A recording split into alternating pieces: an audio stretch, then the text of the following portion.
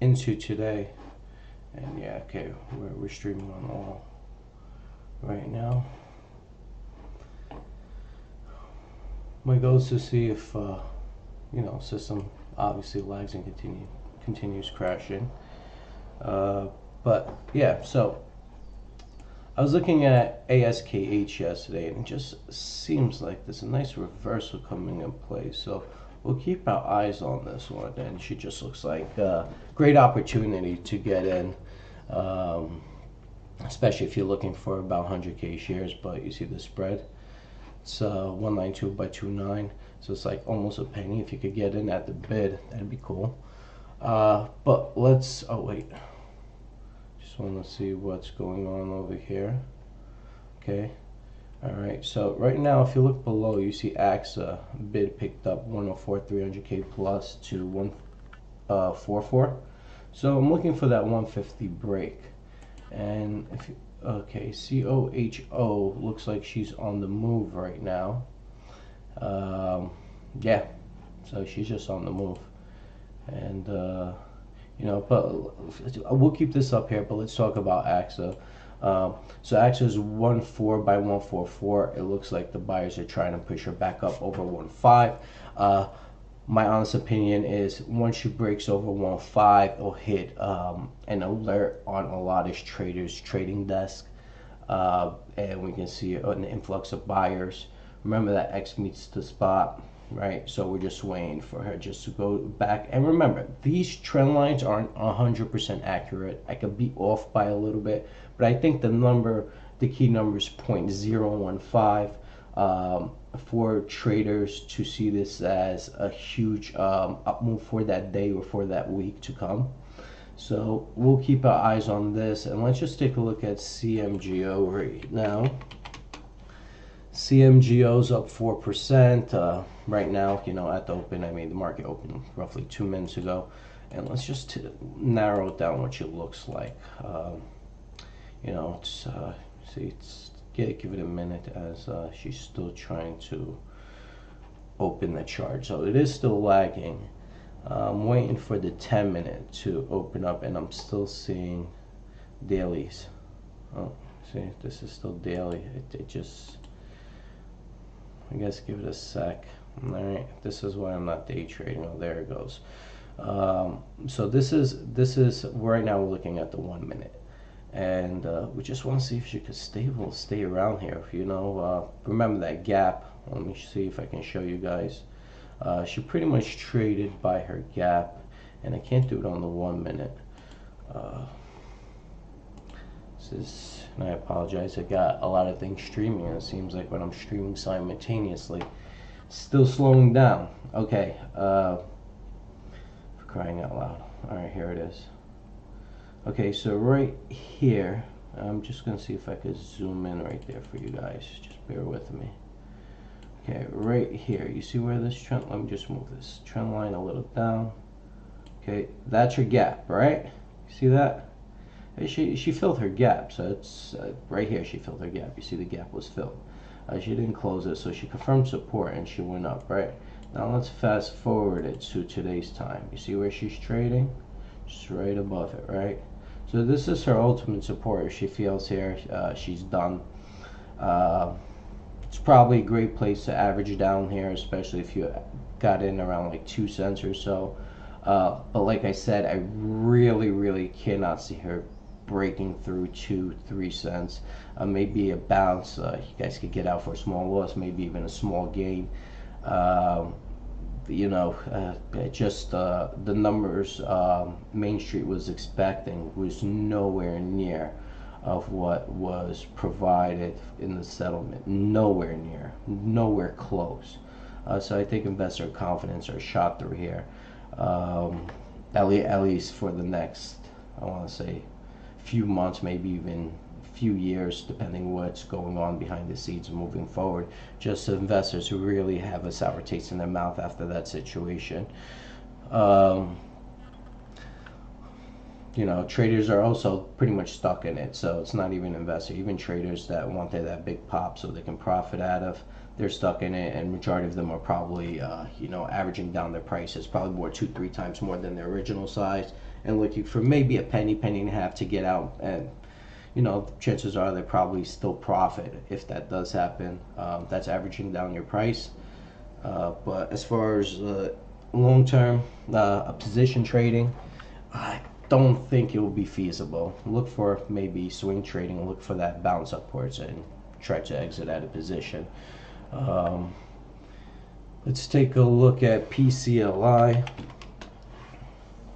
Okay, and there it is. I know I posted this yesterday and said it looks like there's resistance. If you looked at my live stream yesterday at the close, and responded to one of my followers, and I told them, you know, just doesn't, you know, it looks like they're trying to take the profits back here. And it's still, you know, the stock still has, it still has forward-looking statements that shareholders like, but it seems like there's going to be some profit taking to about 2, maybe just above 2.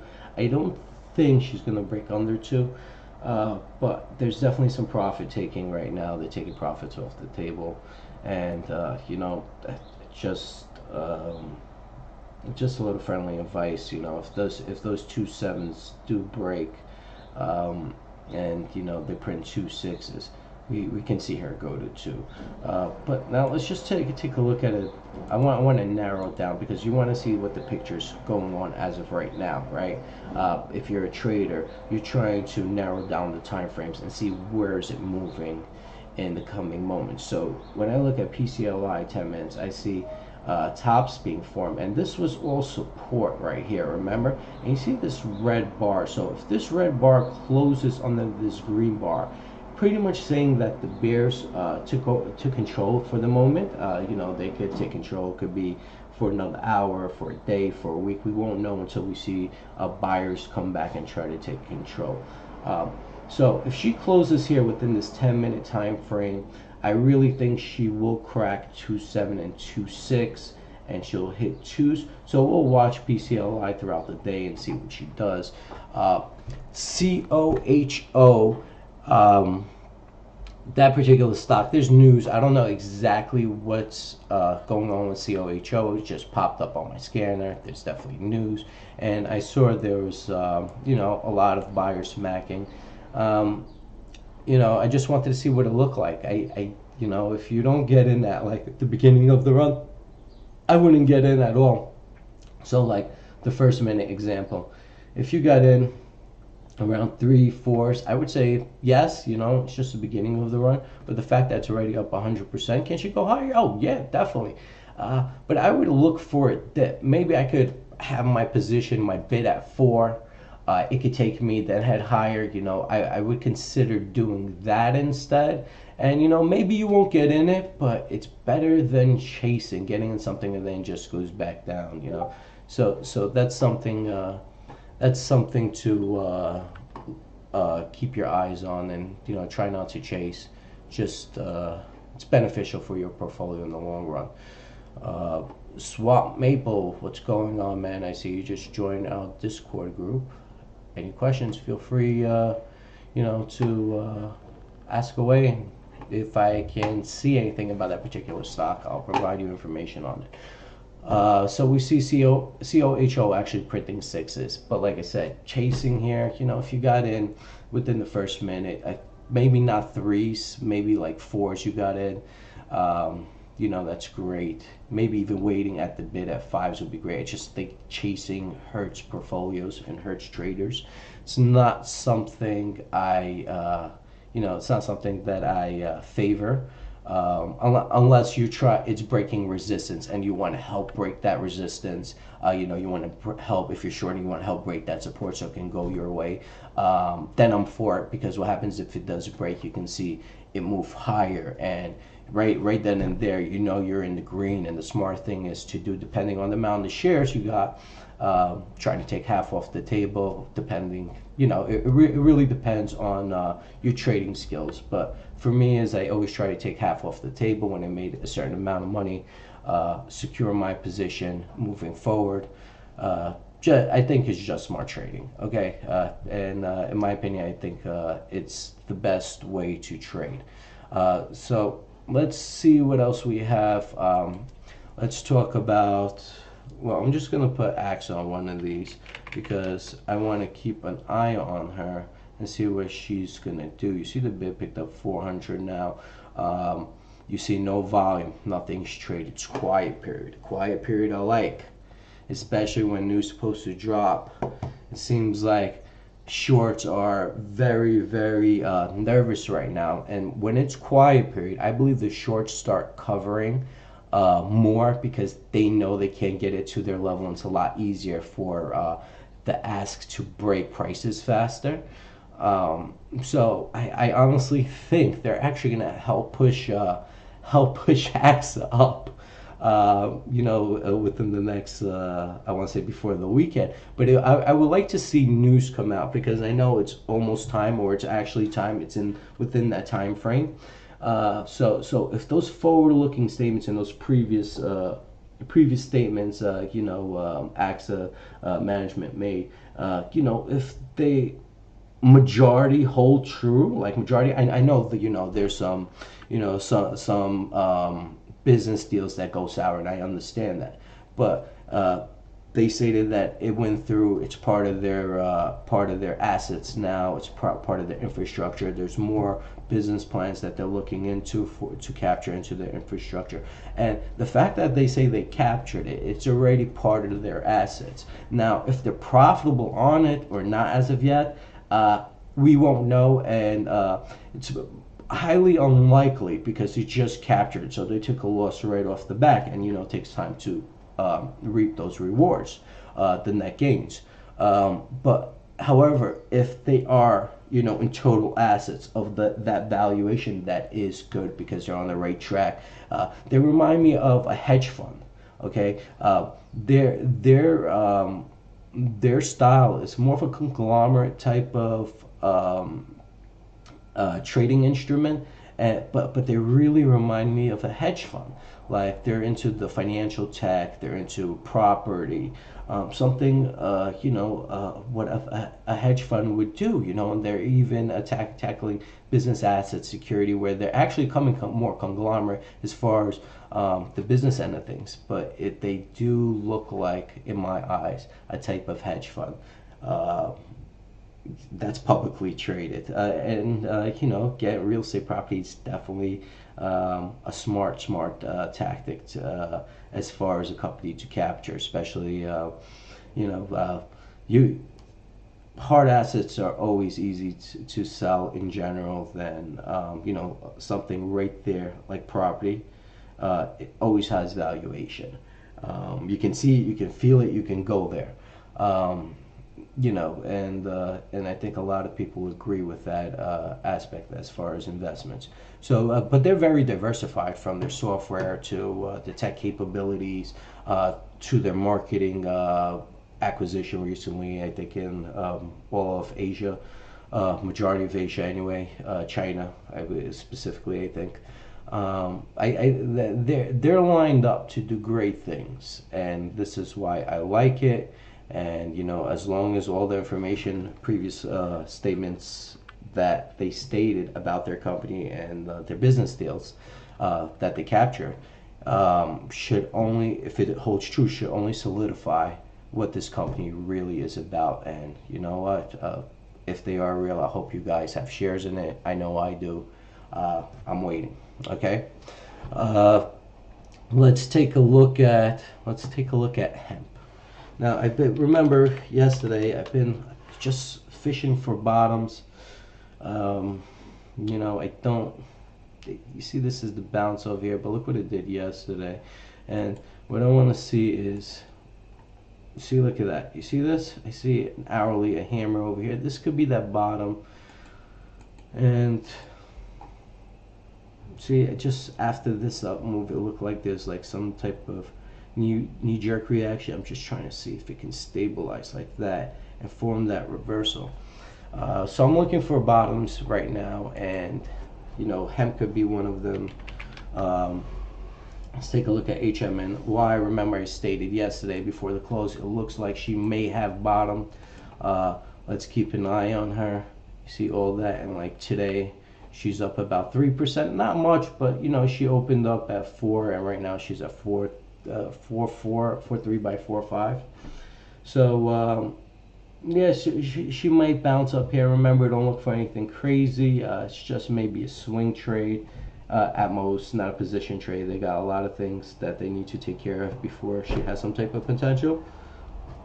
Just give me a sec, guys. I just want to get my cup of coffee. I'm just going to mute it here real quick.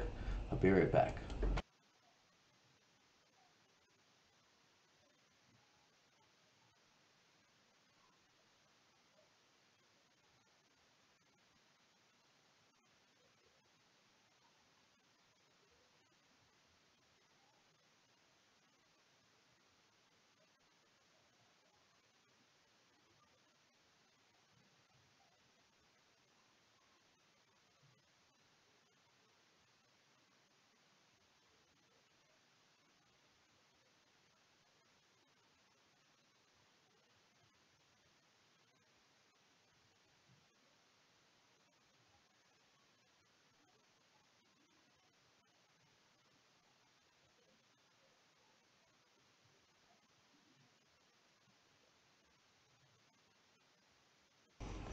All right, guys, back. So, so that's HMNY. We just spoke about. What I'm going to do is now let's take a look at Green Zebra, and I'm just going to go back and forth with different symbols just to see what they're going to do. If you have any questions you want me to look at a stock symbol, feel free to ask me in my Discord group or my Penny Wealth. They're both Penny Wealth chat groups. One on Twitter, which is full. The other one's on Discord. So I'm watching both of them. If you have questions, feel free. I would say go to my Discord group because the Twitter chat group is full. Only could hold up to 50 members.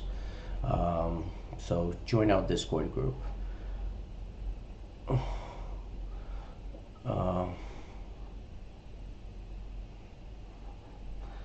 Okay.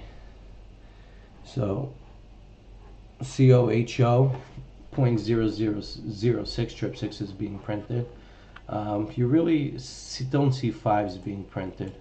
So you know, I didn't even look at the news. I'm not even gonna lie to you. Just went out of the reach, so I didn't even bother. So they filed their financial statements for year ending December 31st, 2018. And they're in the process of canceling a reverse split. So that excited shareholders, definitely, the cancellation of a reverse split.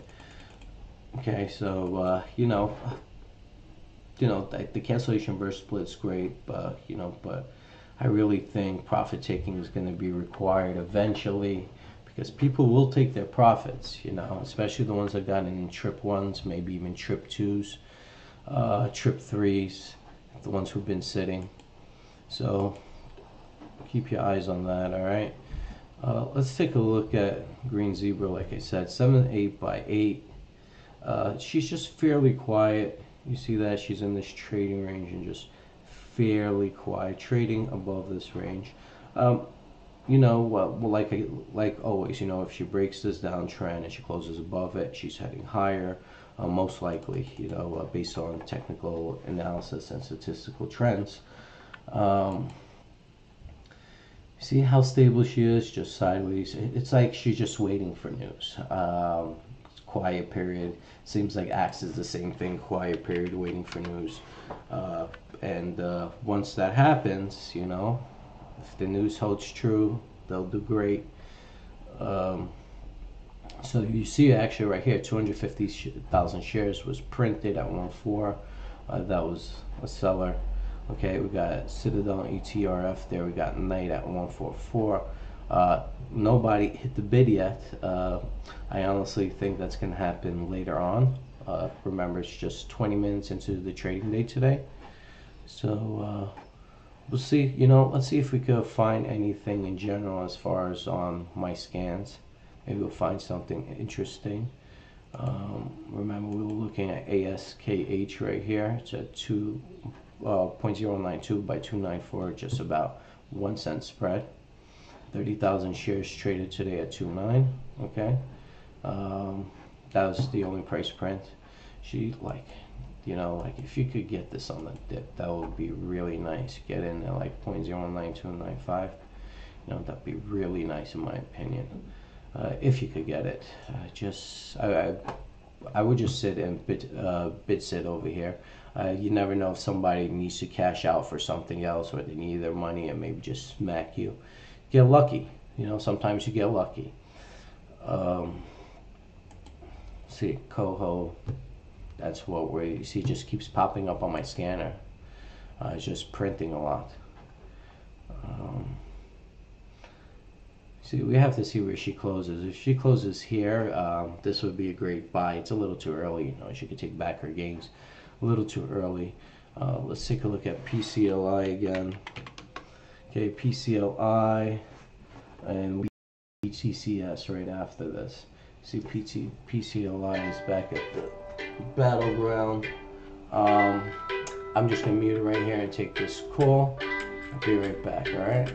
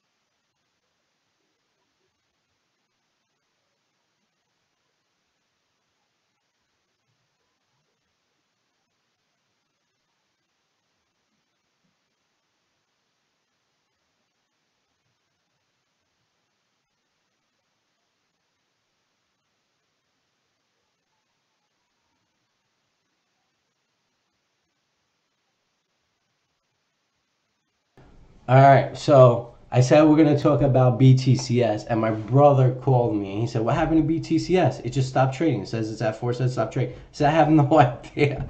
Let's figure it out." So what I'm gonna do is try to do some research. Let's see if anybody has any info on BTCS right now.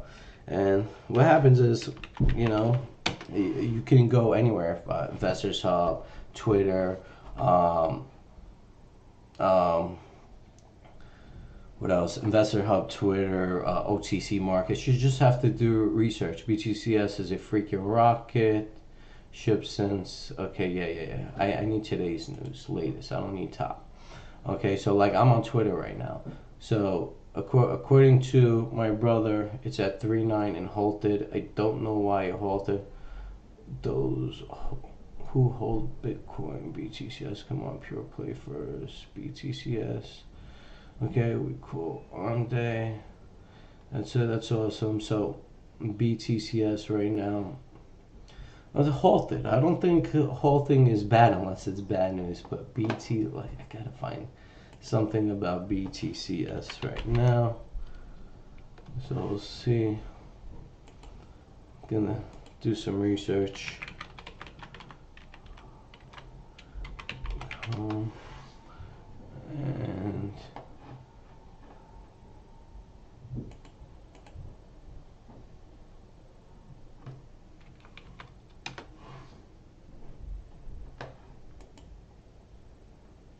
okay, so my computer's lagging right now.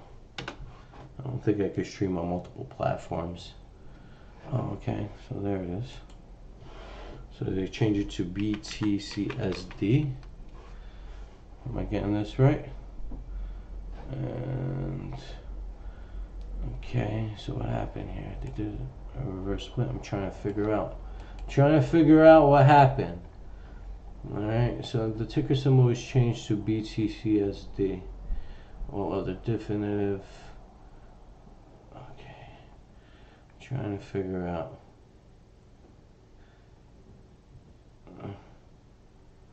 Is this a reverse split? Uh, yeah, this is a reverse split. So for reverse splits, 9 out of 10 times reverse splits are bad. 9 out of 10 times. Some aren't. Okay. Usually the ones who want to be traded in like the Nasdaq small caps. Some aren't bad. 9 out of 10 times they are. So we have BTCSD right now, which did a reverse split.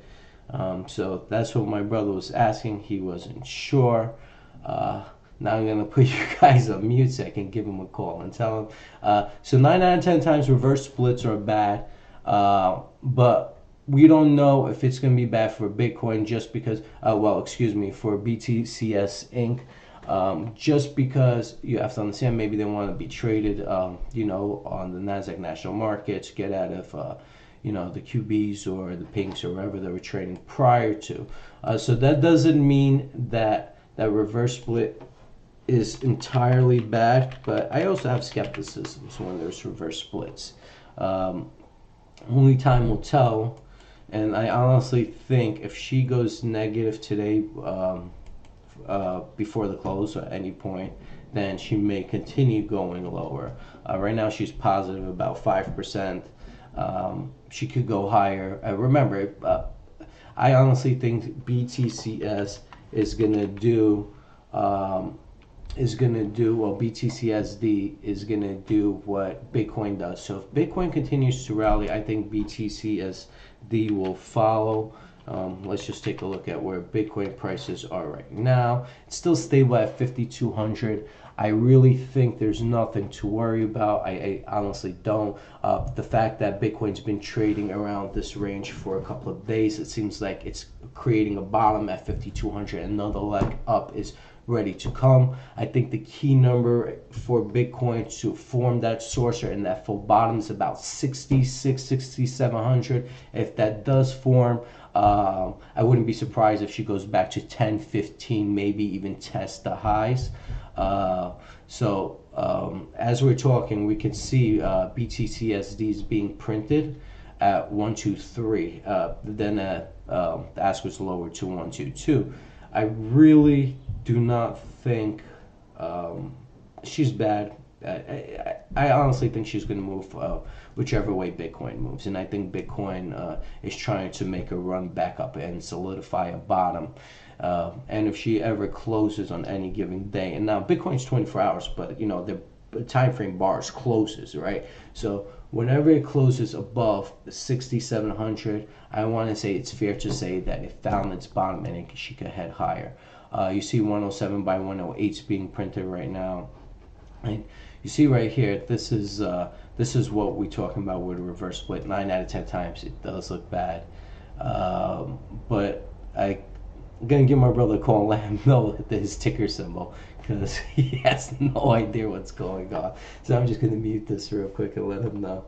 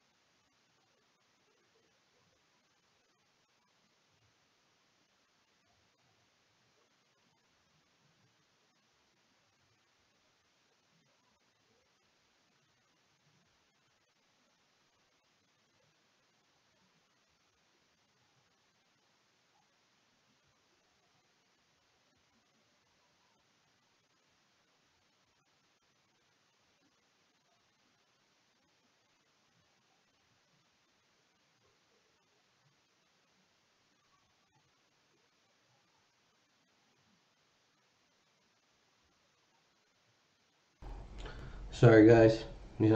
Sometimes conversations are personal when it comes to people's trades and investments. And what's going on here? Okay. And just bear with me. I'm sorry, guys. I just got a lot of things, you know. And let's say while I do this and look at my phone, we see a couple of prints over here, right? We see a 10,000 print here, night showing 10,000. So obviously they have a hidden amount of shares. Nice for you to join us. WVOR. I don't know how, but nice for you to join us. If you have any questions about a stock, feel free to send me a message on Discord and try to give my analysis on it. Just bear with me, guys. I gotta see what's going on. Okay, that's fine. Okay. Alright. Not bad. Okay. Alright, guys. I'm back in action. My apologies. I own a business, so, I get a lot of phone calls a day. It's just only normal. Let's see. You know what? Let's take a look at GIFA. So remember, BTCSD, BTCS is now BTCSD. They did a reverse split. It looked like they did like a 20-to-1 reverse split. I believe they were trading at a nickel, maybe even higher because it's down. I'm not sure exactly. Let's see if I could find the exact reverse split before we BTCS announces, revises. I want to say it's 20-to-1, maybe 22-to-1, based on the numbers. I just can't. There you go. Let me just Google it. I'm pretty sure if I Google it, I'll find the number right away. Reverse split according 26. No. Forum discussion. Here it is, April 9th. So it's trading by 19 by 110, actually back going to 19. Yeah. I honestly think it's not bad for BTCS for their reverse split.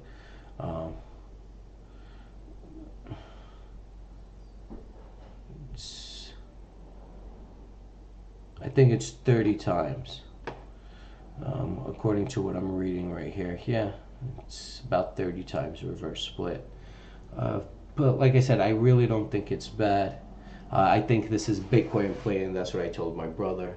Now I'm just gonna even look at Bitcoin just on my website, not my website, excuse me, on my Chrome. And where I go to look at Bitcoin prices, I go to TradingView, and they provide a live streaming chart for free. And all you have to do is pretty much create your account. I don't even do that. All I do is just look at Bitcoin, see where she is. And right now she's pretty much at the highs, testing the highs of yesterday and the day before. For the day on the daily, it's trading at almost 5,300. And let me just see what she looks on the hourly. And yeah, she still looks good. It looks like she's going to try to break out. So I honestly think as Bitcoin rallies, you'll see BTCSD or BTCS. I don't think that these going to be there for long. It's going to be dropped. D stands for delisting, so they'll probably start being uplisted somewhere else after. So I think she's good. I wouldn't sell her. Remember, I stated 9 out of 10 reverse splits are bad. I don't think she will be bad just because she's a Bitcoin play and Bitcoin's on the run. Let's take a look at TTCM. Moolah was praising her. I think we spoke about her 2 days ago or yesterday. Right around here, I think it was 2 days ago, yes. Right around here, I said, oh, she looks like a great buy. If you look at the live stream, I'm pretty sure my live stream was lagging really bad. But anyway, I told it's Trips Moolah on Twitter. Give me a sec, I'll give you his information. He was actually watching it for a while, and he brought it to my attention again. Um, he brought it to my attention again a couple of days ago, and I told him, "Hey, you're right. This does look good right now." Uh, and his Twitter handle is at Mula Mula, and yeah, he brought TTCM to my attention a few times, and right here it looked like a bottom at 6. It's at 1.3 right now, so double, if you got in. Great trade right there. Okay, let's see what else we have going on. See what else. Oh, here, you see they're talking about TTCM as well.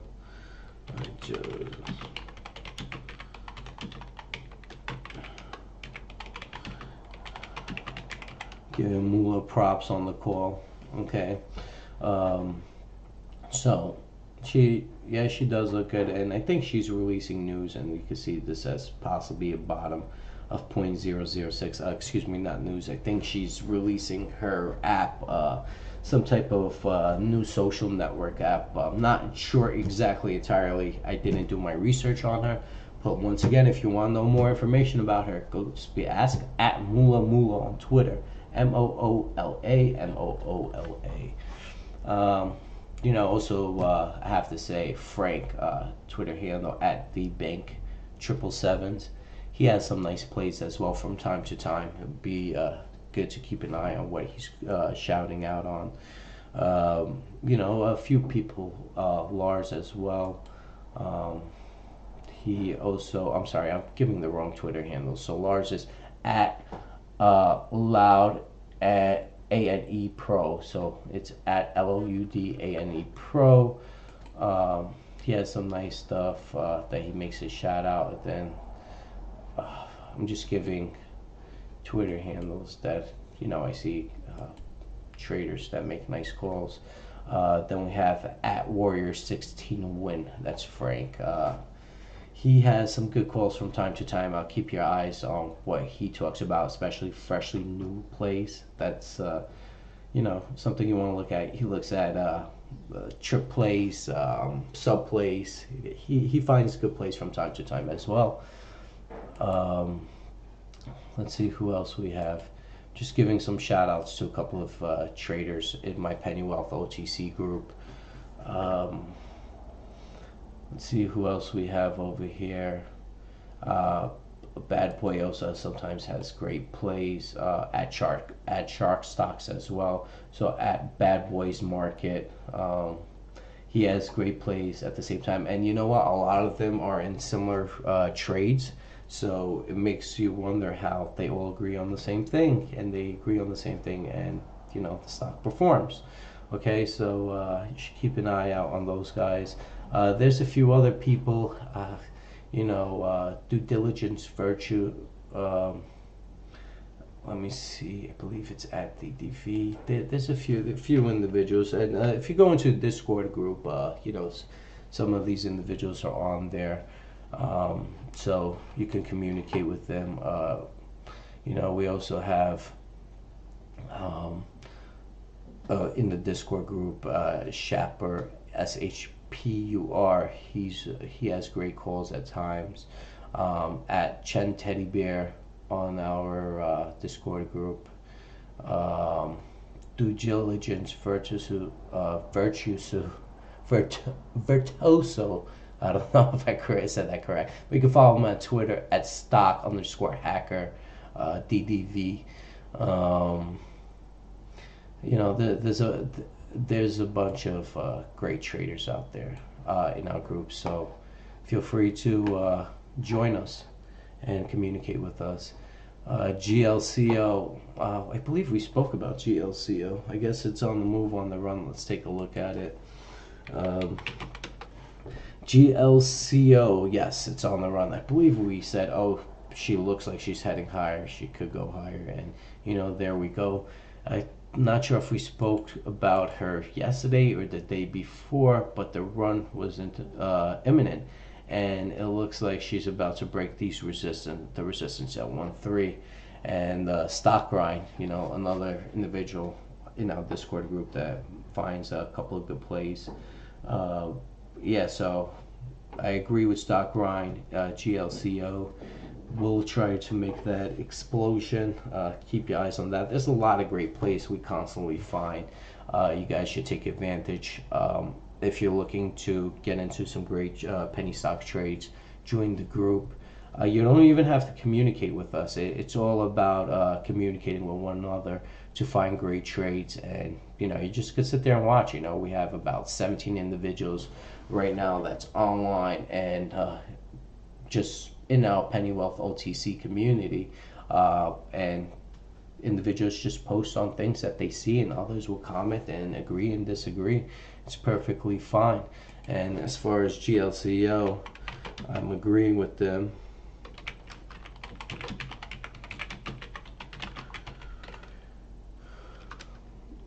So what I'm saying, a boom is coming after 0.010013 breaks. Now, I usually post all this stuff on Twitter as well. It's just I'm trying to figure out how to manage things correctly right now with everything going on. So it's I'm definitely going to post on Twitter. I just want to make sure I'm able trying to make sure I'm able to communicate and look at everything, because trust me, man. Trust me, guys. I have 5 monitors up. I have the 49-inch in front of me.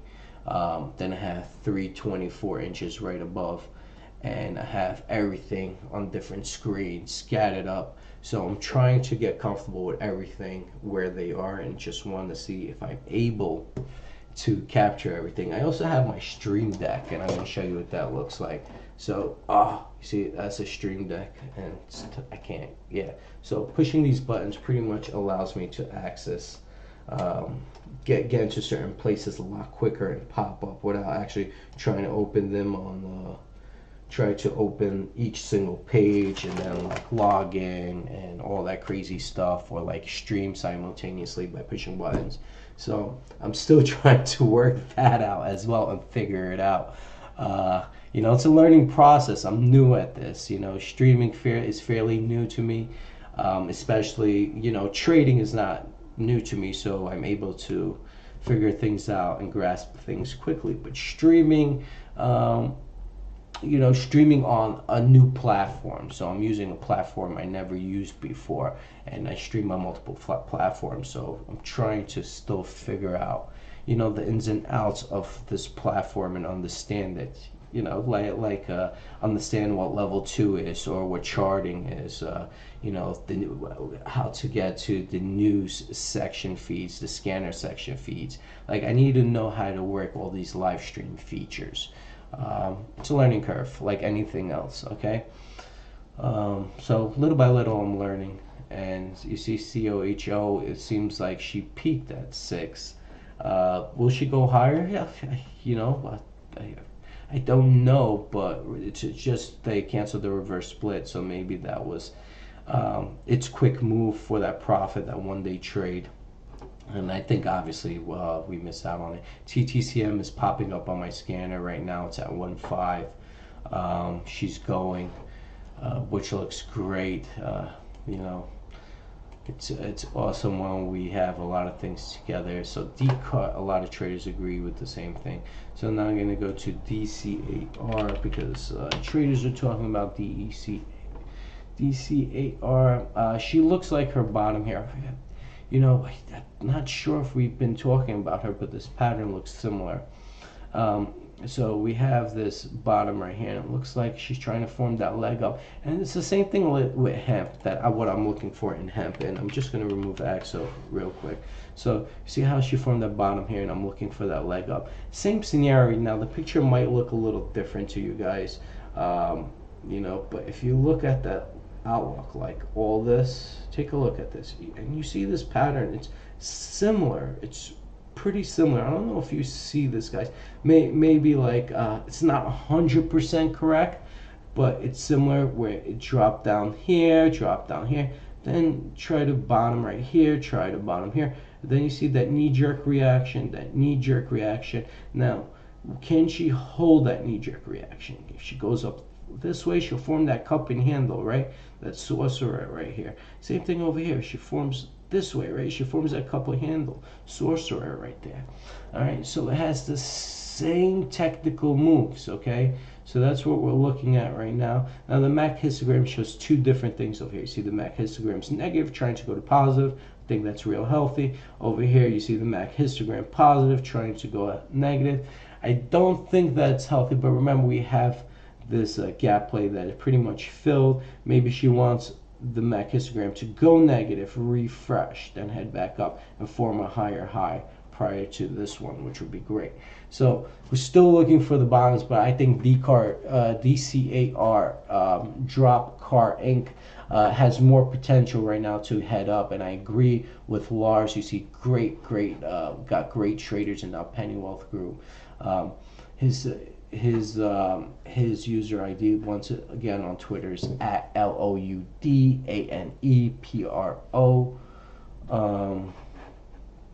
So follow him. He has great calls, and it's just not just him. It's a bunch of individuals, and a lot of individuals agree to the same thing. I have XHUA on my scanner, and I've been watching her before the news over here, and she popped up here. That was great. I didn't get into her, but I was watching her.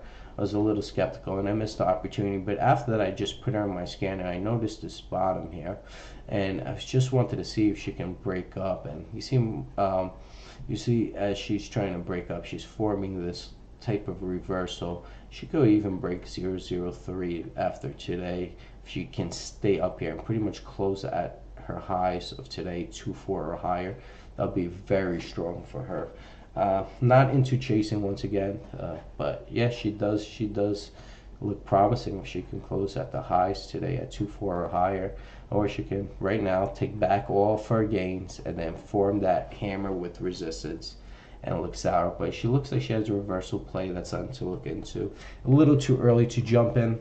Sometimes pay a little more to be more sure that she wants to head that direction. But at the same time, she already went up, so chasing is chasing for me is out of question. And the crazy thing is, as I'm talking about this stream, we got Frank the bank actually talking about it, and Lars is agreeing to not chase, and we're actually talking about this stream.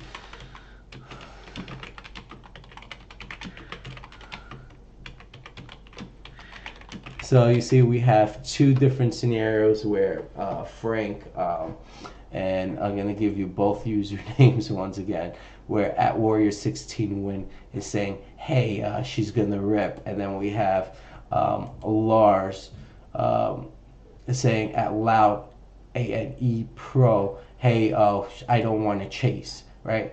I agree with both of them. She does look like she wants to go up, but I think it's a little too early to determine if she does. If she closes at 2-4 or higher, I would agree that she wants to head higher. Same thing, I agree with Lars on the situation. Chasing over here, I don't want to, and I just discussed this, and we're just providing feedback with one another. Doesn't mean one's right, one's wrong. I honestly think in order for XHUA to head higher, she has to close at the highs of the day. I want to say 2-4, maybe even 2-3, but I'll be more comfortable 2-4 or higher. And I would agree with Frank's statement. At the same time, I currently agree with Lars' statement. It just, she already popped, but she could go higher. Just because it popped, it doesn't mean the run has ended. Sometimes, you just have to wait on the sidelines to see if, there's more to come. But I agree with both of their statements. I believe XHUA does at this moment want to go higher, but we want her to close at 2-4 or higher in my eyes. But at the same time, she can just trail back down under 2-1 today. If she closes at like 1-8, I honestly think she might be resistant and then just drop back and fill this gap. So it's a little too early. It's predetermined to make that comment on my end. You see, and here you go, 2 4s.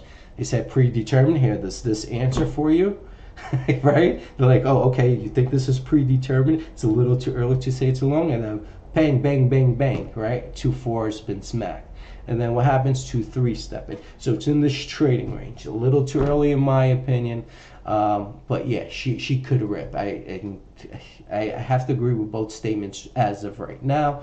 At 4 o'clock, you know what I'm going to do is I'm going to write this down because I talk about a lot of stocks in general throughout the day for a lot of followers. That's until I start trading. Once I start day trading, we're pretty much going to be talking about the stocks that I'm day trading unless I get out of position.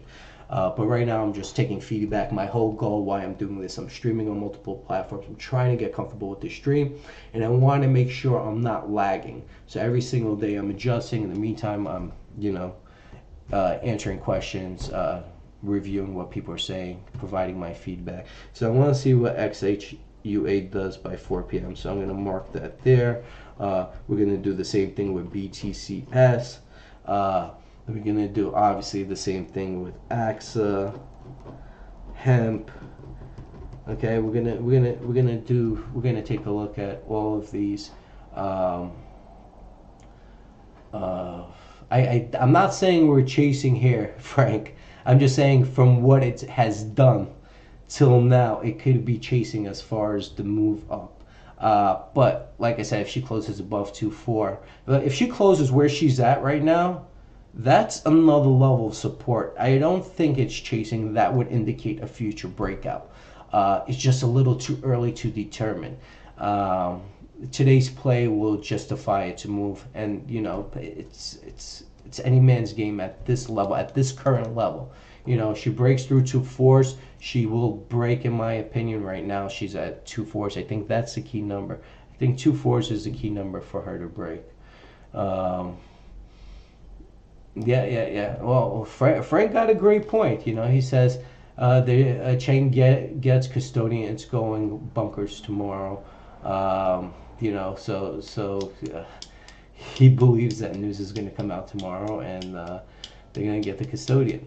If that happens, I agree. And you know what? The setup is lined up. If you look at the setup, it's lined up for that, right? It's lined up. We see that reversal play, and I said, hey, it looked like a reversal. It's any man's game here, okay? And I agree with Frank's statement. Everything looks good, but it does look like chasing because of what it has done. But I agree with Frank's statement as well. So you have to take into consideration his play. I'm just going to mute this right now. Give me a second. I'll get back to you.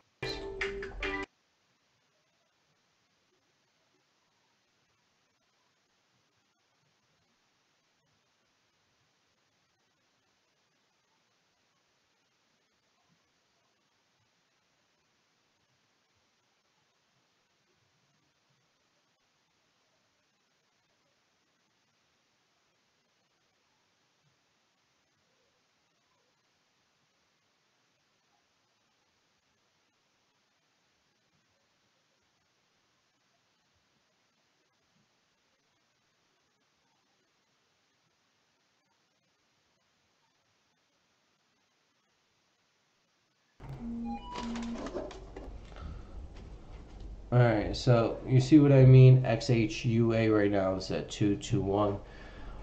It's in this range where it depends where she closes. Or you know what? If news, and Frank, I agree with Frank. If news comes out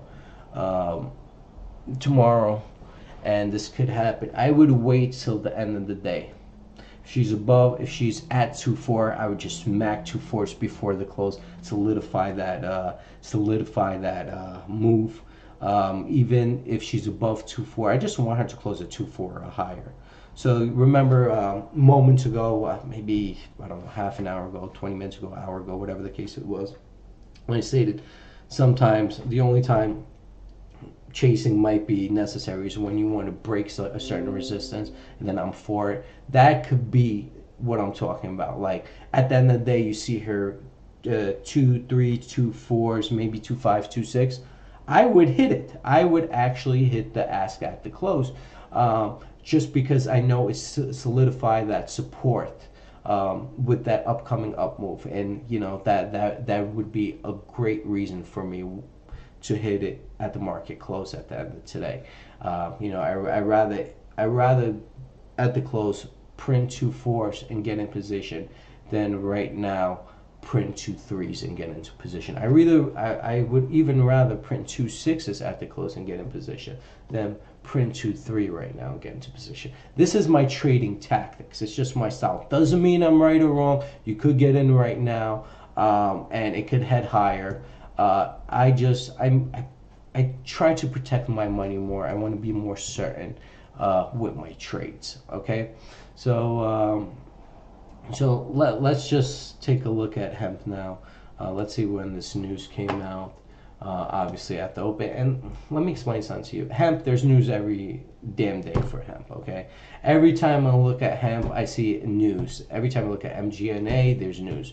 And there's so much news for these companies. No news is news today for these companies. Okay, I think like 3 times a week there's some type of news icon that pops up for hemp, at least 2 times a week. So I'm not surprised, and this is what's out. Hemp University announces second West Coast hemp farming workshop in Ashland, Oregon, and more seminars coming to Arizona. Okay, so that's its news. I think she's going to be a blockbuster eventually. I know she has a lot of shares, but I just think this is one of those companies that you can't. They're pretty much going to be too big to fail in the hemp industry. So I really think that's something to look into as, I want to say, a position trade. This might be an investment, okay? A position trade. The reason why I say this, because it's a new instrument, and it was legalized in in all 50 states. The federal government legalized it for the whole country at the end of 2018, December of 2018, at the end into 2019, prior to 2019. So I think it's gonna happen, but it might take some time after federally being approved. Maybe it'll take 2 quarters to see something decent. But I want to say, if you hold on to her, I honestly think she is like the Microsoft of hemp, or the Philip Morris of hemp. I just think she will be too big to fail in the future unless she's worth more apart than together. And that could be the case, because a lot of companies, they're sometimes worth more separate than together. But it's a little too early to determine. So keep your eyes on hemp. I really like her as a position trade. Just waiting to see if we could see that bottom. See, I'm waiting to see if she can solidify that bottom right here. Okay. So remember, DCAR, similar pattern, right? You can see that. You guys see that? I don't know if you guys see that. From here, look at this. From here and from here. Similar. It's not going to be exact, but similar. You got that knee-jerk reaction. You got the knee-jerk reaction. Just want to see if she can, both of them, try to form that cup and handle. Okay? Let's see. So we got hemp, BTCS. Let's take a look back at PCLI, and see, hemp is trying to do something. AXA, we just got a lot of stocks up right now. So see, 2927, it's still trying to hold here. I just think this right here, spinning top, high volume. It's not higher than the previous volume, but still high volume. And if she holds here, and I'll give you an example. If she closes at 2923, she's solidifying support, and I don't know if that's going to happen. And remember, we're looking at what I'm going to show you right now. We're looking at this. We're looking at its upcoming moves, right? So you see this red bar right here. Look like those resistance. Here's the 2627 area. She's trying to form support, but this looks like a resistance. She's still trying to hold this mark. Remember, 27s is that mark right here. It's 27 by 3. And I honestly think what I see right here looks like she wants to take a dip. Only time will tell, right? But I had individuals that disagreed with me, and you guys are more than entitled to disagree with me. And you see the MAC histogram on the 30-minute. Actually, looks like she's trying to turn around based on the last 30-minute bar move. You see, it looks like she maybe will try to refresh, but right here on the hourly, she's negative. I honestly think today will give you an indication of where she wants to go. I really still think she may break the 2.7s, and you know, if she prints 2.6s, I honestly think she's gonna dip to, you know, she might not even dip to 2. Maybe she'll dip to like 2.2, 2.4. I don't think the dip is gonna be dramatic, but I honestly think there's some profit taking. I don't think they're shorting, it's just profit taking in general. And we'll see, you know, maybe the profit taking has stopped, but this is the key number you want to see. 2.7 being broken, you know, I would say we might see anywhere from 2 to 2.4. That's not a bunch of ticks away, but if you're an individual that got in around this level, you know, around this level, getting a profit at around 3.3, 3.4, it's a great trade, you know. You know, I like to trade, so if you're looking more of a long-term position as a position trader, maybe, but you know, I really think stocks at times need to breathe. Look what she did. I mean, she's at trip once, you know, she was trading at trips 2s, trip 3s, trip 1. You know, look right here, you know, back in September, October of 2018. And she shot up. I mean, she's up, you know, she's up. I would say at least 100%. You know, 10 times right here from trip ones is 1. It's 30 times. She's up 30 times. You know, it's got to be some type of breather. You know, that's my honest opinion. It has to be some type of breather. And you see this gap play right here on daily. Okay, so see, and you know, this could be wrong. Let's just double check. You see this hammer? I like this on the weekly, and I totally do. I do like it. There you go. See how that? See, the charts keep freezing right now because I'm lagging, so sometimes I have to double check. It looked like a gap, but it wasn't. But you see right here, spinning top, and this is what I'm looking at. Because I want to say we could see her bounce over here to around 2. Then maybe trade sideways around 2 for about this amount of range. Then maybe go up. You know, that's what I think. But I think she just moved too much, and she needs a breather. You know, oh, GLCO. See those 1.3s? Those break, it's boom time, okay? So let's take a look at that. And I'm going to write them down because there's so many stock symbols we're talking about. Can't keep my eyes on all of them. GLCO. And if I forget to talk about them at the close today, my apologies. PCLI. Okay, let's see what else we got. And I'm just writing this down for me because I have a lot of stocks on my scanner and I'm not going to remove them or try to adjust it because I have them for my personal needs. HMNY. I'm curious what that looks like right now. Let's take a look. Okay, HMNY is at 4.3 right now.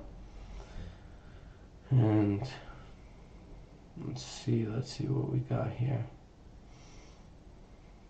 And I think that's it, you know.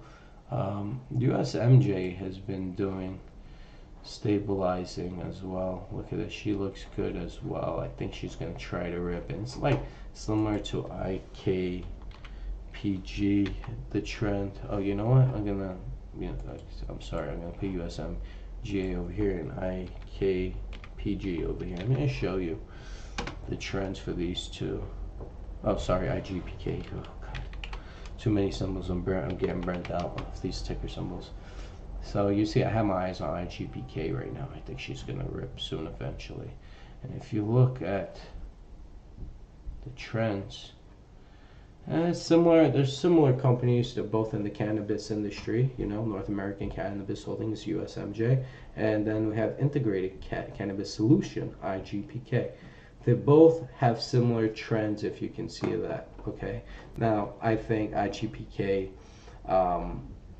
currently based on valuation, is better But if you're looking at the plates, you're talking about trip 6 by trip 7s, 1.5 by almost 0.0168 by 0.017, based on the share structure, more or less the same, I guess, valuation currently. I think they're both going to go.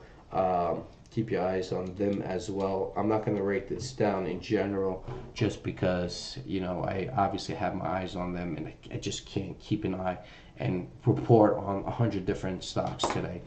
But keep your eyes on them. I really like them. I think the marijuana industry is trying to pull up. I honestly think it's going to happen this year. I really do. It could be in the summertime at the end of the year, but more or less I think it's going to come this year.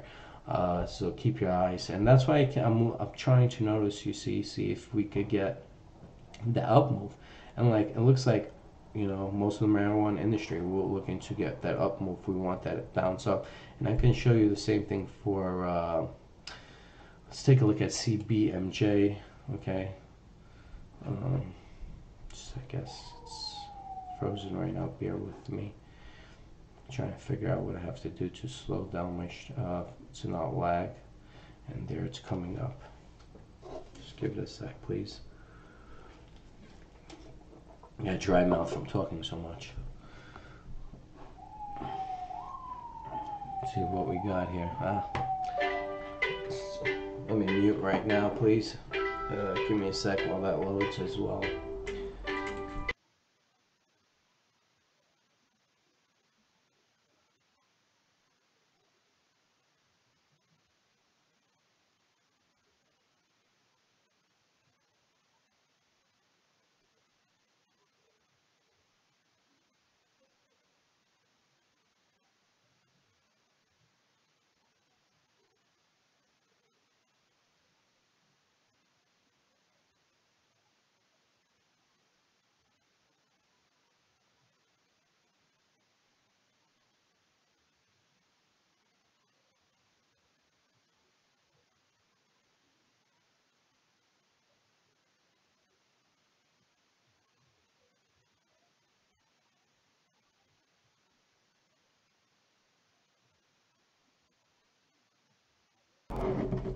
Alright guys, back in action. So, see, I can't even, crying out loud. Oh, there you go. There's BTC USD. Here's this down day, okay? And this is the reverse split, but like I said, I really don't think it's going to affect her. Maybe you'll get this down day or maybe sideways day. I really don't think, maybe she'll be affected for a week. Excuse me, a week maximum. I really don't think. I think Bitcoin is ready to do something. I'm looking at the hourly, and I'm not saying it's gonna happen right now, but I want to say this week I believe she'll break through 53. I think she's gonna nail 55, 56, 5700. I honestly believe that it has a long-term bull flag. Not long-term bull flag, but it created bull flag from April 2nd till now. So you're talking about a little over a week, 8 days of trading, and created that bull flag within that time frame. So I expect her to head higher.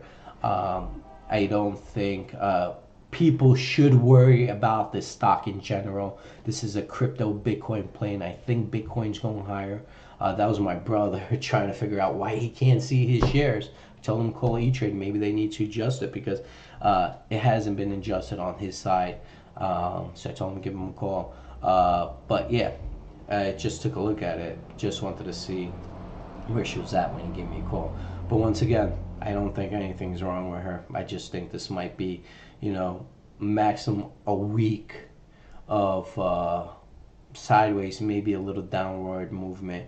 But I think Bitcoin this week is going to be higher. By the end of this week, I think she's going to be trading near 6,000. Or I want to say 5,500 to 6,000. So I really don't think there's anything to worry about BTC SD or any stocks related to Bitcoin. They had been trading down after that Bitcoin drop, but it seems like Bitcoin is stabilizing, and the ones who are getting out now, I honestly think will regret it. Just sit tight. You know, this is like a marijuana play, right? It's a new industry. It takes time for to be regulated properly and for business to be run properly. It's a new industry like any. It takes time. It's not going to happen overnight. I honestly think marijuana, hemp, and cryptocurrency, stocks in general, are holds. It's a buy and hold. I think it's more of a position trade. Just because they're new industries, and I think all new industries eventually tend to soar, especially if you have the correct stocks. You just have to be patient. So I really think you should not exit out of position because she did a reverse split. I think you should pay attention to Bitcoin in general before you pull the trigger. I think Bitcoin's heading higher, at least currently. At least currently for now. If she breaks through 66, 6,700 close, I think that she just solidified the bottom as a whole. And I think she'll test 10, 15,000, somewhere around that range in the beginning. Maybe she can break through her highs of 18, 19. And if she does, you guys see 25, 35, 40. I really don't know after because those numbers was never reached. But she breaks 67, I believe she will test 10 to 15. Okay, so don't jump out yet. And I'm gonna keep BTCS as well. We'll talk about her around the close or after the close. I'll just provide you guys an update of what I see. Let's go back to AXA, please, and let's just see. I'm gonna also, got XHUA there as well. So right now I have XHUA, BTCS, AXA, HEMP, GLCO, PCLI, HMNY for the close. Someone just dropped 4,000 on SRCP. Oh yeah, is this the stock I said if you breathe it'll fly? But yeah, not this. This also looks good. CRCP. I mean, it's very quiet for my taste, but the quiet ones and the volatile ones, when they move hard, right? So we have 142 just was printed out for 125,000. It's now 14 by 144. You can see right here, this is the battleground, and you can see 400,000 has been trading. So there's a little volume today. You see some people smacking the bid right now, but it doesn't look too bad. We want her to trade above this line. Now remember, I could be off by a little bit. She could be already above it. She could be this chart could be down like this, just like that, right? And she could be trading above it. This could be the correct trend line. My trend lines are never 100% exact. They're near.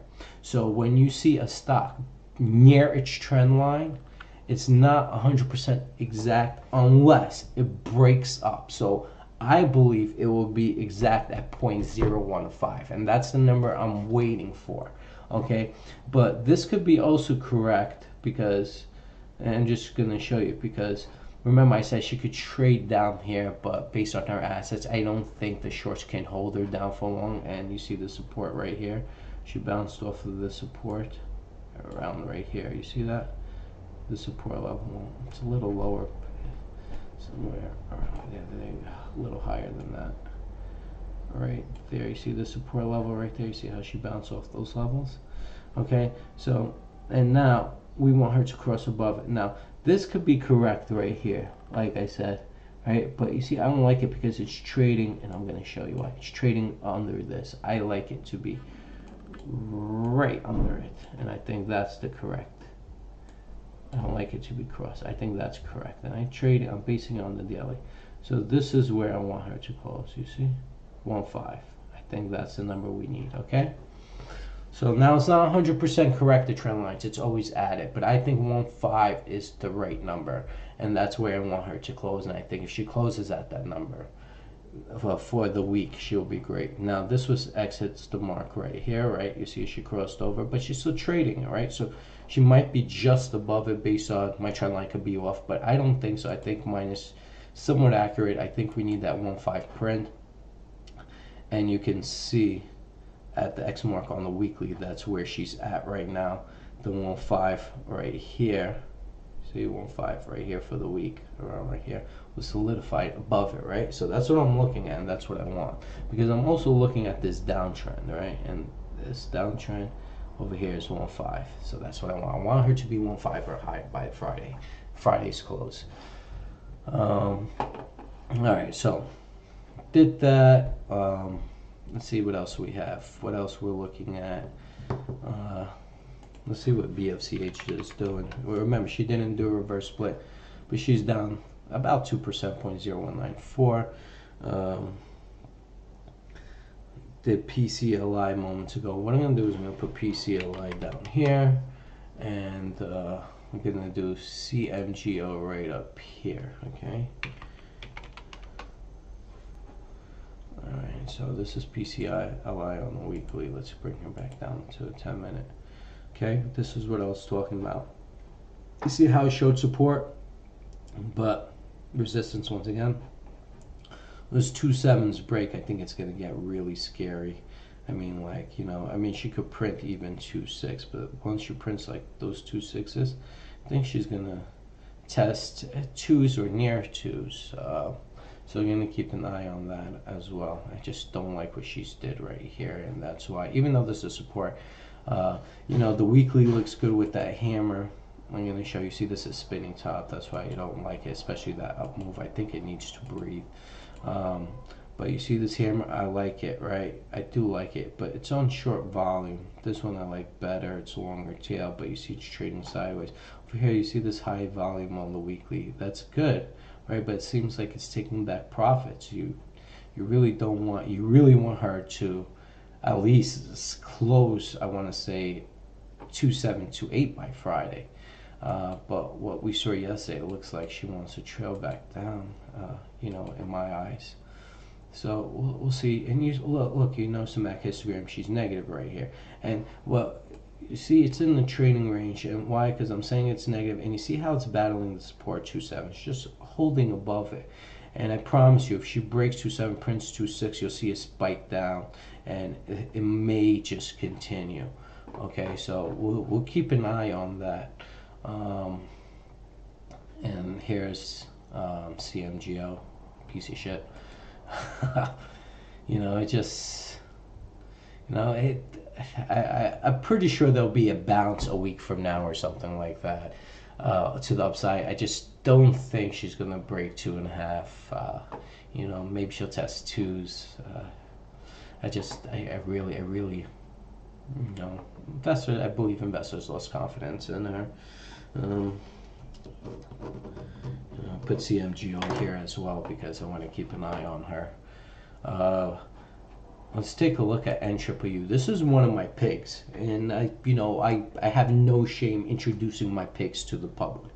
Okay, so this is my pick. I bought at Trip Ones when Trip Ones was at the ask. She went to Trip Fours, and I did not sell one share of this pig. I'm not gonna sell one share of this pig until NUU actually provides updates. Once she provides updates, chances are I'm not going to trade her yet, get out of position. I would wait. You know, once you provide updates, I expect it to provide 3 to 4 updates, one after the other. I'm not going to say same day, but you know, maybe once a week, once every 2 weeks, and just waiting for that. And maybe after the 3rd update, I'll pull the trigger. You know, depends where she's trading then. I won't sell it here. I have it for a year. My taxes are already reduced. I own Trip Ones.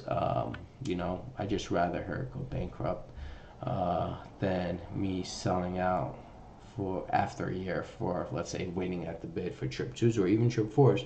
I want subs, you know, or maybe close to subs, depending on the news. I have to do my due diligence and justify my trades when it and if it does happen. Okay, and same thing with my other pick, GNCP, and I have multiple trading accounts, so I don't have GNCP on this one, but obviously I look at it constantly because I have this pig as well. And same thing, got it at trip ones. She's at excuse me, trip twos by trip threes. She sometimes has trip ones, but I honestly think. Based on its previous news cover up their debt being transferred over to a new business company, blah blah blah, this that etc. The rumors, whatever the case may be. This is my other pick. I'll wait. Like I said, if she goes bankrupt, she goes bankrupt. Even if she does a reverse split, that's to me like bankrupt, because she does a reverse split, trust me, it's going to be some ridiculous number and it's just going to drop really hard at the reverse split. I'm willing to take those risks because the rewards, in my opinion, will outfavor the risks. So I'm in them, and for me, it's perfectly fine. I'm not scared to risk money. To make money, obviously, because I'm a trader, and you have to take this into consideration. Like any business owner, if you work a 9 to 5 job, you're out 5 o'clock. But if you're a business owner, you have risks every day. Okay, and I'm going to explain this to you. For example, you own a pizzeria, right? Your employees, you need to hire your staff.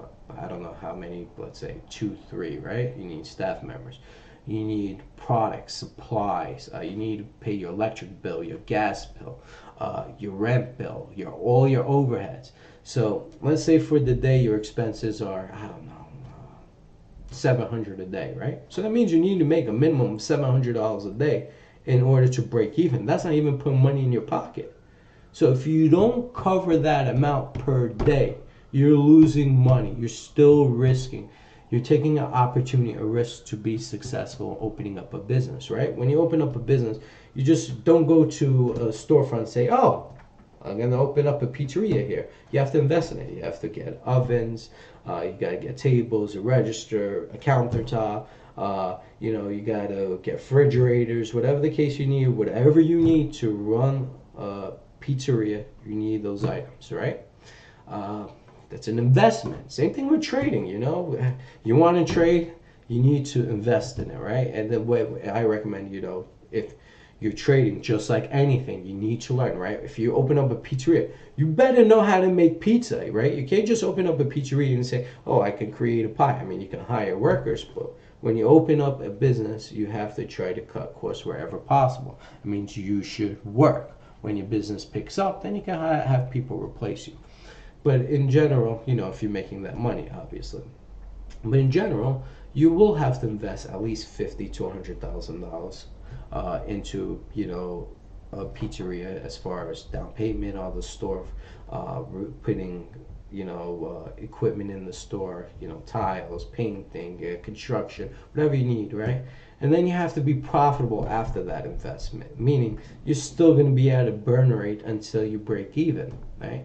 So trading is similar as owning a business, but with trading, you will have to take some type of education. If it's reading books, I mean, you could read books on how to make pizza, right? But like if it's reading books on trading, I personally recommend taking courses. Someone that knows how to trade and who can guide you. Gonna, I believe, hopefully, if I do not need to keep finding new people for my business, which I just got rid of somebody this week, but I had a replacement, which is great. But if you're looking to learn how to trade, I recommend going to a live trading course. And I'm going to actually provide, I believe this, hopefully, if things go my way, this coming 2 months. And I guess my business doesn't drive me crazy. I believe it's going to be June 1st, the trading course. The course is 2 weeks. I teach you guys everything I do and actually trade live in front of you. And I also guide you guys for a year. Okay? You can take the course whenever you want. Again, it's absolutely free for a year. You guys are in the join the Discord group. It's free. The Discord group is free if you take the course or not. Okay? The only difference is you actually learn rather than follow what people are doing, so you could understand why we're doing what we're doing. It's just learn how to trade. It's just a smart thing to do. So I'm having a course, I believe June 3rd. It's my Penny Wealth OTC course. It will include 1 year of me staying on top of you guys. And what I mean by that, every week you send me your results of your trading. I will guide it, and this will happen throughout the weekend. I will review your trades and see where you're messing up. We're going to try to adjust it. Now, I'm not going to find out the first week or two. I have to see your pattern. Then I have to discipline you the right way for you to figure it out and constantly behave in that way. And once you do that, you'll be good. Some people take a month. Some people take 6 months. Some people never learn and they shouldn't trade. I'm just being honest, okay? But if you really want to learn how to trade, I've been doing this for 20 years. I'm not gonna say it's my bread and butter. I mean, I opened up businesses based on my success in trading. My property. My businesses also feed me. I'm not just saying it's all trading, but my trading helped me expand as far as opening up businesses. And I really hate my business. I'm not even gonna lie to you guys. I hate it with a passion. I think you're enslaved to your business. I really do think you're enslaved to a business. I like trading because I can trade, and you know what? I could walk away right now. I could go play golf. I could actually go to the Bahamas and trade there. I could go to Aruba. I could go anywhere around the world. All I need is my phone, and I could trade. Now, I'm not saying I'm going to day trade with my phone, but I might nibble with my laptop, yes. I prefer, obviously, my system when I day trade. But yes, I will trade with my laptop. Not necessarily with my phone unless I'm trying to get out of position. It's just the way I am. You look at HIX. See, and this was also a trip play. This was a pig. I had her, I even remember I had her over here, trip ones. I sold her, I believe, at trip 8s or trip 9s. I don't remember exactly. Sold her around right here, and I said, hey, you know what, this might be a great buy opportunity over here, trip 2s. And it took some time, right? After drop, it took some time, but look where she's at. It's newer high than this one. Once again, I don't even look at the news, but chances are I would sell right here. That's just me. I take my money. If I would have got in, let's say, at trip 3s, right? 3, 6, 9, 12, 4 times my money, I'm out. Okay. I don't care if she goes to 2 or 3. I will care if she goes back to trip 5s. It will bother me. It won't bother me if I capture my profits and she goes to trip 2s. Goes to 0.002, like 0.2 of a penny, or even 0.3 of a penny. But it will bother me if she goes to 0.0005 again. I'd rather take my profits and find something else. All right. Chances are 9 out of 10 times, or I want to say 95 out of 100 times, she will head back down. Penny stocks, OTC, pink sheets, they will head back down. So try to take your profits when you can, okay? Don't kick yourself at the end and then wait another here. Perfect example, I got out around here, right? I would have had to wait practically a year to get out right now at these levels, right? I could have just got out, bought back right here, waited about, 6 to 9 months, got out. Maybe she'll drop back right here, 6 to 9 months, got out. You guys get it? All right. Not saying that will happen, but chances are it's likely. And then there's also penny stocks that after they go up, they never reach those levels again. They'll just even file for chapter 7, first 11, then 7, then go to shit. So just be smart when you trade, guys. Be smart. XTRM, this looks like a possible buying opportunity right here. It's only 32,000 shares, but yeah, look at the spread. You can see she's volatile. See, personally, if she's so volatile, I don't even want to get in her because I can't even capture, for example, 100,000 shares at 0.0015 right now. Can't. Unless Kent is hiding 100,000 shares at 0.0015. If I capture 10,000 shares, right, and she goes up double, I really don't make money. I need her to go up maybe 5 times to do something. Maybe to buy myself lunch or dinner for 2. But to make money, I would like to capture I would say at least, it's 0.0015. I would say at least 300,000 shares. Um, so for sometimes it doesn't even pay, even though they look like they're going up to get in position, because volatility, you can't even add the amount of shares you want. And if you don't understand what I'm talking about, you should take my course. It's definitely, I think, gonna be beneficial to you guys. Okay, and if you want to take my course, it's the site's thetradingteacher.com, and go to the Penny Wealth OTC course. Okay, and I also trade stocks outside of penny stocks. I just like penny stocks, and I'll tell you why. Penny stocks, they move faster for your money. I could, if you're trading $3,000 a day, you can make $700 to $1,000 average if you're in the right trades. For me to make $700 to $1,000 on a Nasdaq National Market, I need to be trading $50,000, $30,000 every single day. So for me, I like penny stocks just for that. But don't get me wrong, if I see opportunities to short or long stocks that's trading well over $5, $10, $20, $50, I will.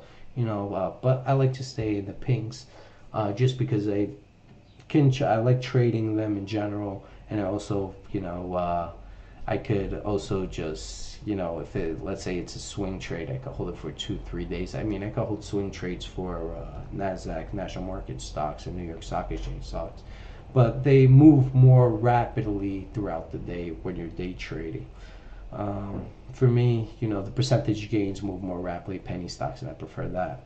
Where I could buy, let's say, 500,000 shares of a stock at 0.001, right?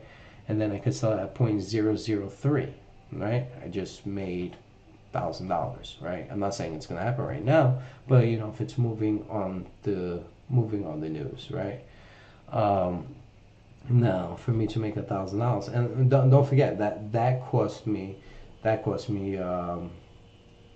about $600, 500,000 shares at 0.001, right? $500, right? But for me to make that somewhere else, on the higher stock, I would have to probably invest or spend about 15 to 25 times, I want to say, low end. So it really, you just have to justify on what you have to trade. No wrong ways trading if you know how to make money. Okay.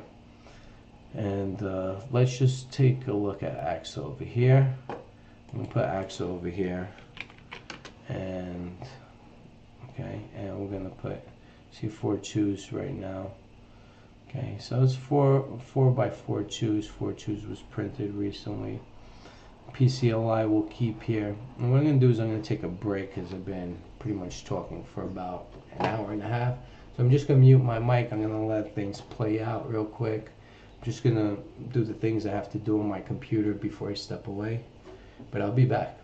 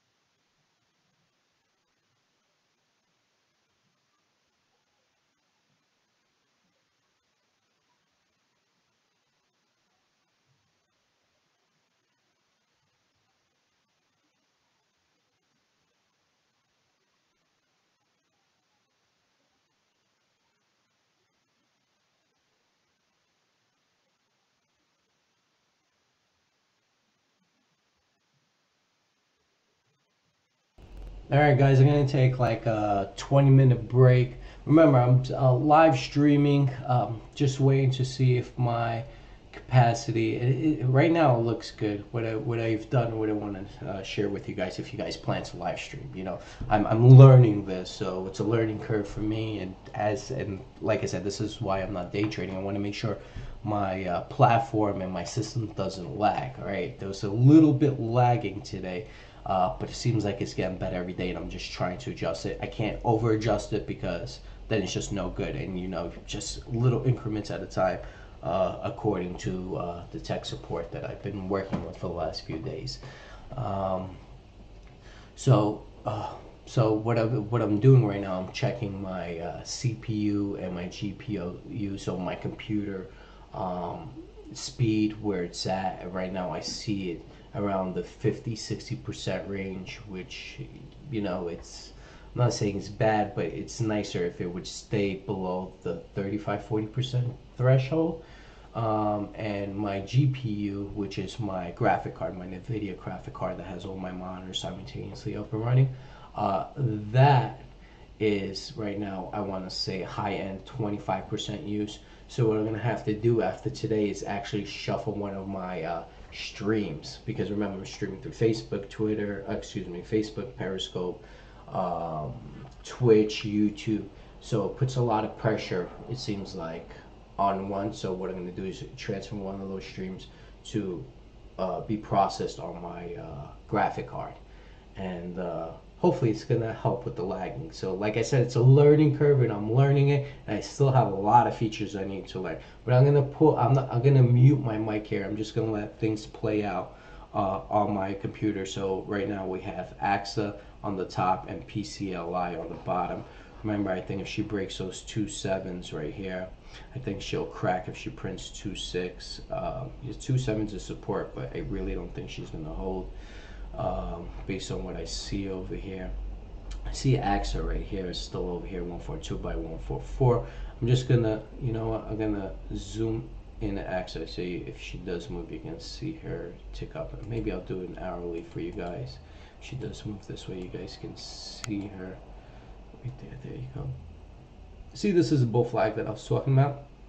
Seems like they're trying to create a reversal on the 60-minute now. Okay, see that? It's like a WH. It looks healthy for us. But what I'm going to do is I'm going to mute my mic. I'm going to take a break, about, I want to say, 20 minutes or so. I just want to step away from the computer. These screens at times make me dizzy. Everybody, if you're trading, you need to learn how to take a break. You can't look at the computer every single day for 7+ hours. What's going to happen is you're going to start seeing purple blotches, and that does happen to me from time to time. And then you can't trade all day, because every time you look at the screen, you'll just see a purple blotch. So try to take a break. And I even have my 49-inch QLED screen on the bottom, so it has better picture quality for my eyes, where my above screens are just HDMI 1080. The quality isn't as great, so that's why I have my 24-inch screens on top. So this way, I just glimpse at them when I'm talking to individuals, or to check my live stream is running appropriately. But when I'm trading, I'm looking down right here on my big screen. And this is my whole platform, this 49-inch screen. It's like 2 monitors. In general, I think you only need 2 monitors to trade. I have multiple monitors, but that's only for my streaming capabilities. I actually just bought this screen in general before I was using my 3 monitors when I was day trading. But I figured, since I need to live stream and everything, I need more monitors. If you're live streaming and you're doing what I'm doing, day trading and live streaming, you definitely need multiple monitors. You need one for your streaming, your live streaming platform. You need one for your community, like your Discord, your Twitter, your social networks. You need one for your research. So you need screens there for particular purposes. Just take a break. I'm telling you, take 10-minute, 20-minute, 30-minute break. Go get some lunch. Walk away from the computer. Take a breather. If you have a pool in your backyard and it's nice where you're located, go Take a swim for an hour. Remember, you're trading. You don't need to sit in front of the computer. You don't. If you enter your position, if you're trading a stock well over $1, you enter your position and it has volume. Place a stop order. Go take a walk. If you have a dog, go walk your dog. Go enjoy the fresh air. That's what trading is about. Trading allows you to do the things you want when you want. Okay, that's why you should become a trader if you want to become a trader. Gives you the opportunity of really truly having freedom. Owning a business, you're enslaved to it. Trading is really one of the one of the things you can do as a profession where it actually provides you real freedom in life. I'm gonna mute my mic here and give me about 20-30 minutes. I'll be back.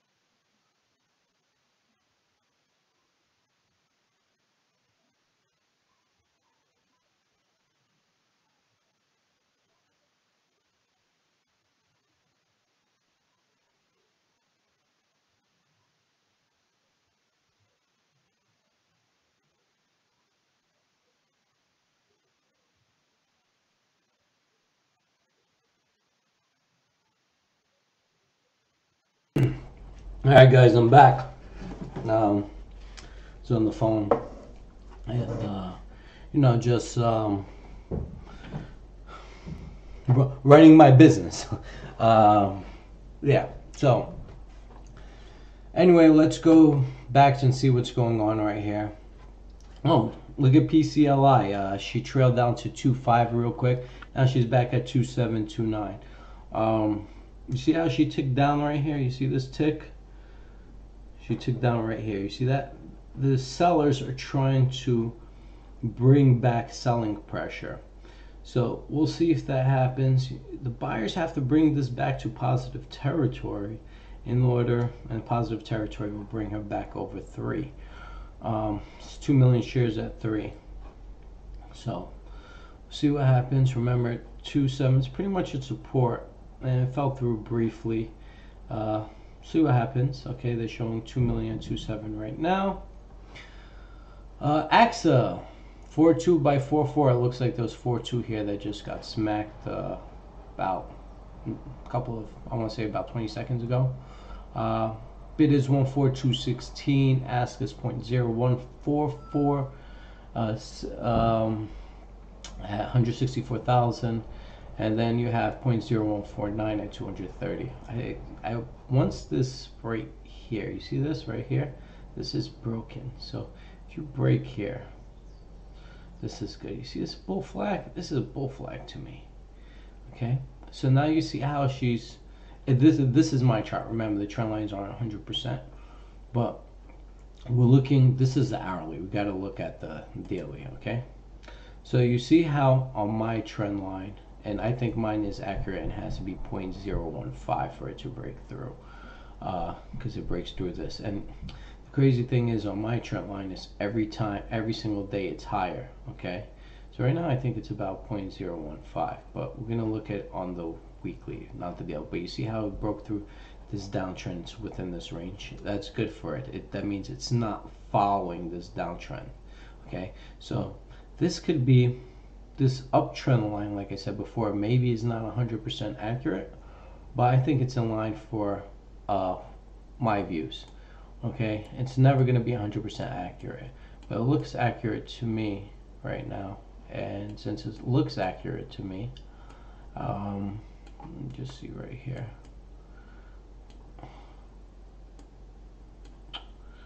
Crying out loud. Can't even bring this. It looks accurate. Maybe I could take this one thing down. No. Oh, you see that's over.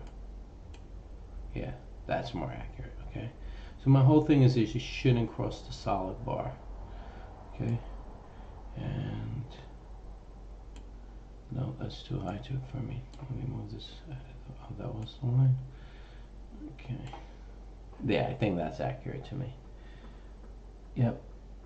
Yeah, that's more accurate. All right. So, see where she's at right now? I think that's my accurate line. Could be a little lower, but based on my line, I think that's accurate. Somebody can tell me, well, it formed a new support, and this is her support level. All right. That's not correct. I'm not saying that's incorrect. That is also new level support, but I have my. I'm going to show you why I have it like this. Okay, but I have this right here as my support, right? Right here. Okay, this is my support right here. Okay, I'm not changing that. That's my support. Both of them hold true. This is also support right here. Okay, both of them hold true as support, and they're both accurate. But I'm looking at it this way. Just because I know she closes above that 0.15, we're in great shape. And I'm pretty sure mine is more accurate as far as the pop than this one. This is more accurate as far as support, not the pop, okay?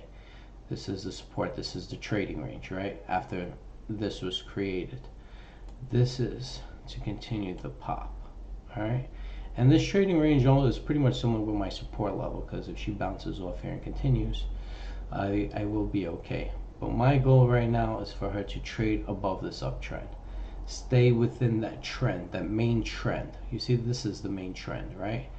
This briefly broke the main trend, and this is could be a W wedge as well if you look at it on the daily. See lower, higher, and this could be a W wedge as well. All right, so that's for AXA right now, and let's just zoom in and let's take a look at some of the stocks. Well, we got PCLI 27 by 28 right now, almost 3 million at the bid. Okay, and let's take a look at XHUA.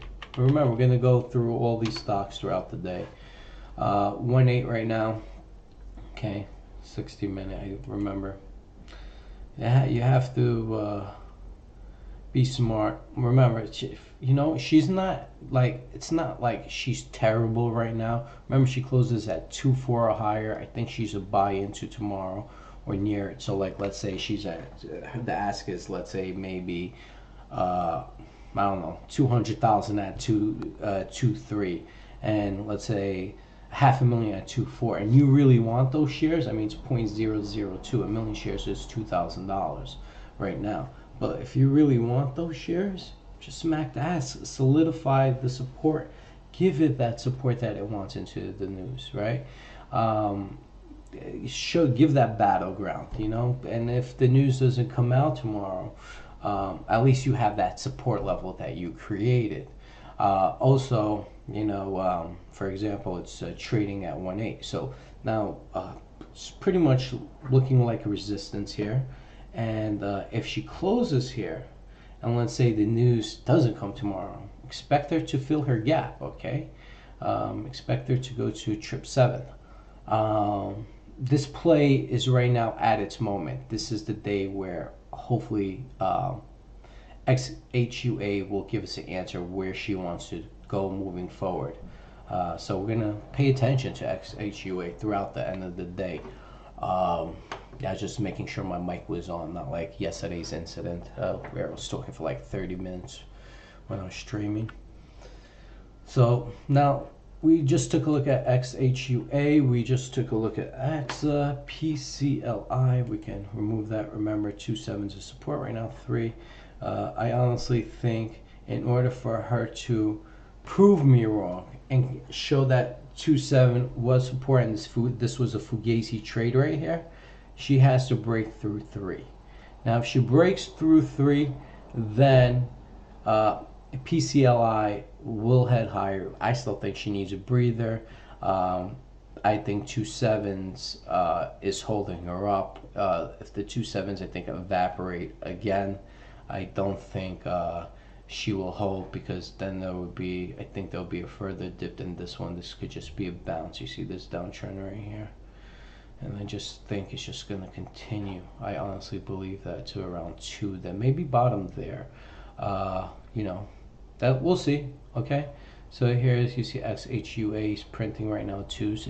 It's in the middle of its play. This is where I believe the ultimate decision of where she wants to head will, give us that info by the end of today. Let's take a look at BTCSD right now, because that's Bitcoin's new symbol, and it's trading at 117, like form support right here. Tell you, this is a Bitcoin play. The fact that she did a reverse split, I don't think this reverse split will affect her. If it does, I think it just will affect her for a week.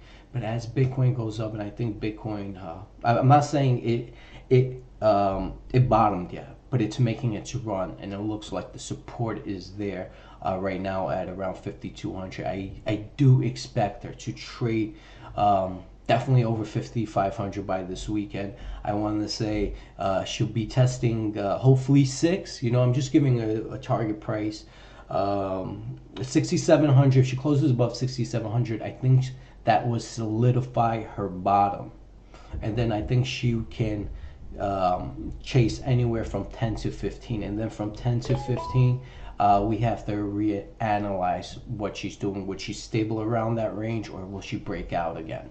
We're talking about Bitcoin specifically, and BTCSD is a crypto stock, so I think they're related right now.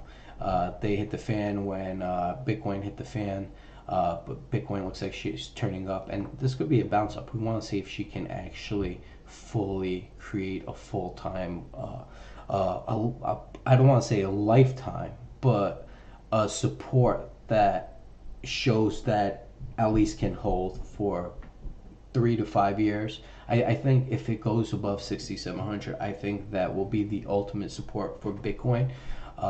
Once she closes any day, now I know she trades 24 hours, but by the end of that trading time frame, when the new day opens, if she's above 6,700, I honestly think Bitcoin has completely bottomed. And what I want to do, I just want to check. This fucking thing. Excuse me. I just want to check for you guys. Right now I'm looking at the hourly, and she looks like she can go. Maybe even tonight she can head up Bitcoin. So don't be fooled. Okay. So the right number, yes, it's 6,650. Let's say 6,700. Okay. I want to be comfortable. I'll give it a little bit more. So if she closes if she closes 6,700. At any given day, and it's not supposed to take 2 years from now. It has to happen soon. Okay, this move, if it does happen, it should happen, I want to say within the next 2 weeks. And if it does happen within the next 2 weeks, this could be her bottom. Now she could trade sideways from 6,000 to 10,000. Maybe it'll take another, I think, 6 months to a year. But I think based on this chart, and if she does close above 6,600, I think she's going to be testing all-time highs. I want to say 2, maybe 3 years tops. Definitely within 5 years. So this is something not to, I would say this is more of a position trade. Okay,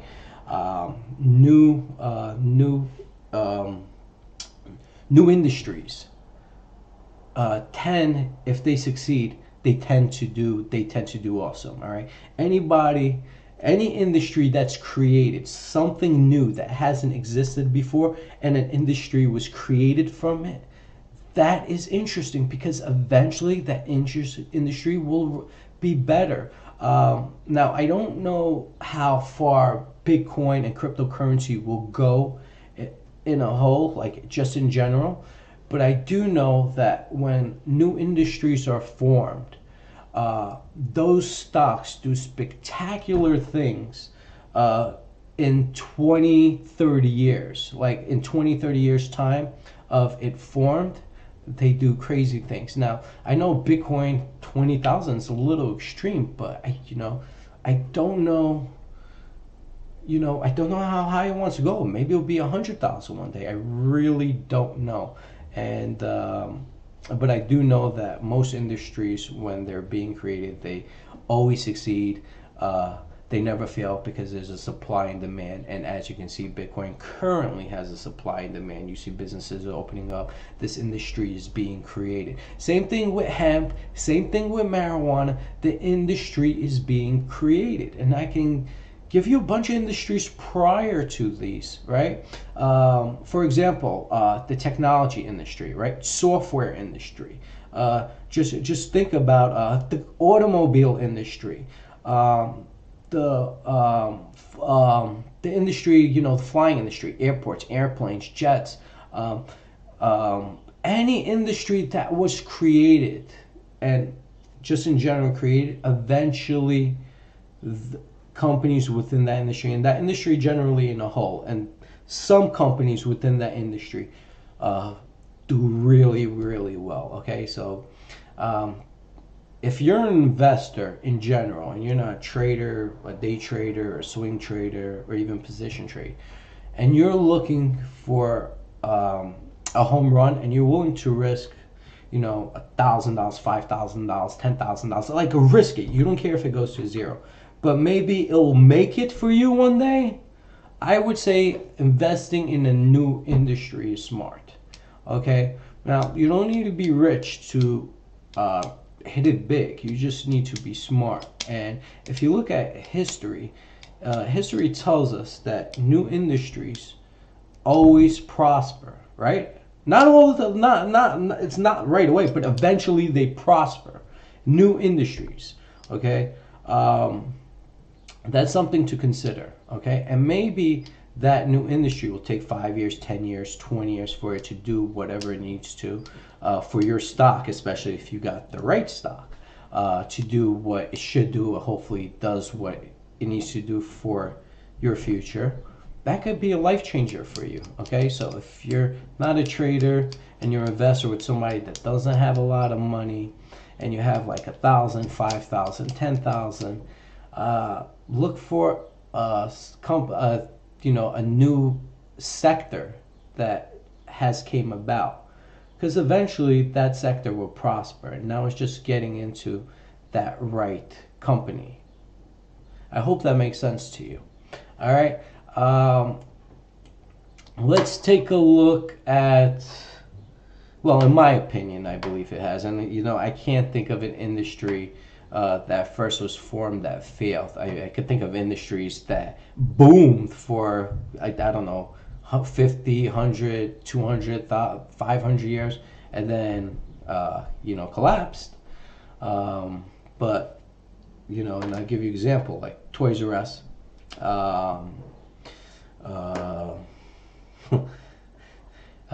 The financial district, Salomon, Smith Barney. I don't think they're still alive. No, I think Salomon Smith Barney is alive. There's a few companies I can't even remember. Let's see, but there's a lot of companies that failed in general. Best Buy, not Best Buy. Nobody Beats the Wiz.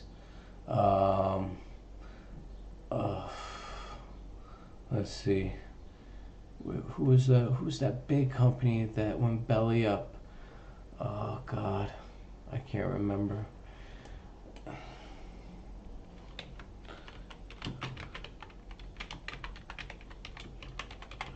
Oh, remember Too Big to Fail, AIG.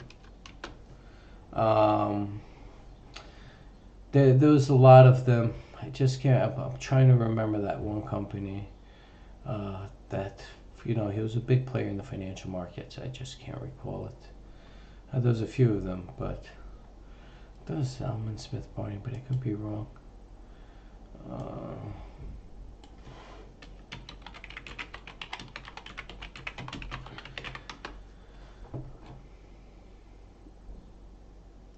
Okay. Well, I can't find them right now. I'm pretty sure I'll remember them eventually, and I'll probably give you guys an update. Which financial, they're big players too. But anyway, like this is what I mean. Companies will could flourish for X amount of time after that industry becomes successful, right? It's only a matter of time before either a company does terrible or that industry dies out. And what I mean about industry dying out is, let's use, I guess, like the old railroad scenarios where, remember the railroads that used to be like on the streets in the city? In New York City, we don't have that, right? We just have trains now, and their own lines. They don't interfere with vehicles on the roads. But we updated our industry where now we have like our trains are like tunnels, or they're overhead. They don't interfere with the roads like they have done. It was an industry adjustment. And that's what's gonna happen eventually with a lot of companies. Like today, like think of the Jetsons, right? Today we have cars. Tomorrow we could have flying cars. I mean, I don't think that's going to be out of the question. I mean, maybe not in our lifetimes, but I'm pretty sure, 100, 300, 500 years, I think so with technology. Just think about it. We're in the information stage right now, and we're grasping knowledge, and we're able to capture knowledge a lot faster today than any time in the world known to mankind. Can you imagine? Just think about where we are now, and think about where we were 50 years ago. Can you imagine what another 50 years brings us? I mean, everybody can't live without technology right now. Your phone is your lifeline, right? Like, God forbid you don't have internet today. Oh my God. So that's what I mean about technology. Not technology, but new industries surge in the beginning, and eventually they could die out. You know, it's. I'm not gonna say oil and gas industry is dying out, but they have a lot more competitor now. You have solar energy, wind energy, water energy. There's different forms of energy now. It's we're not only dependent on oil and gas like we used to be, right? And now we also are drilling our own oil and gas. We're less independent with OPEC than ever before. So some industries die out. Do they make a run back? Eventually, yes. Eventually those industries do tend to make a run back, especially if it's a commodity like oil and gas. But it could happen 20 years, 40 years, 100 years, 2 years, whatever the case may be. But everything eventually makes a run back. But the companies who fail, the companies who has failed. And new industries always flourish within, I want to say, in my opinion, 20 years. It just takes time. So, especially if it's regulated and approved, but on the federal level, like hemp.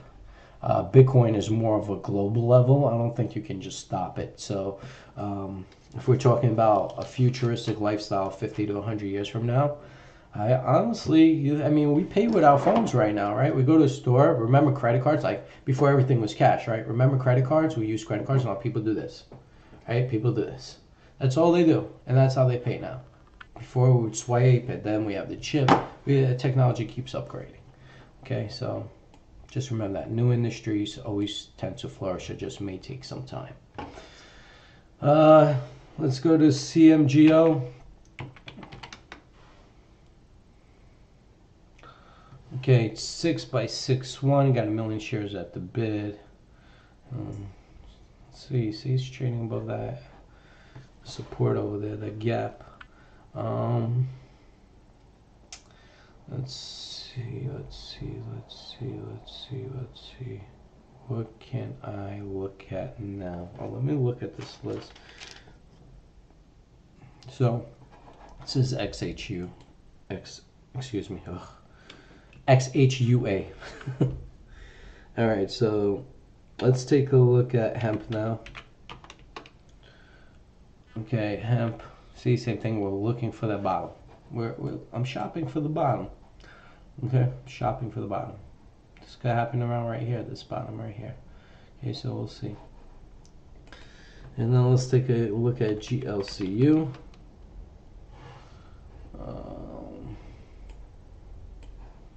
Yeah, you see? Trying to see. Oh, it did break 1-3. Still fighting. Still looks good though. Alright? Takes longer sometimes. Alright, so we'll see what happens here. And I still think she's strong. She's heading up. It's just slower, It's, the lower the price of the stock, the slower it moves. News releases, obviously, depending on the news, that it goes that way, very rapid. Okay, so let's look at hemp. Oh no, we just did hemp. I'm sorry. Let's look at what PCLI we have. We just looked at, but let's bring it up again.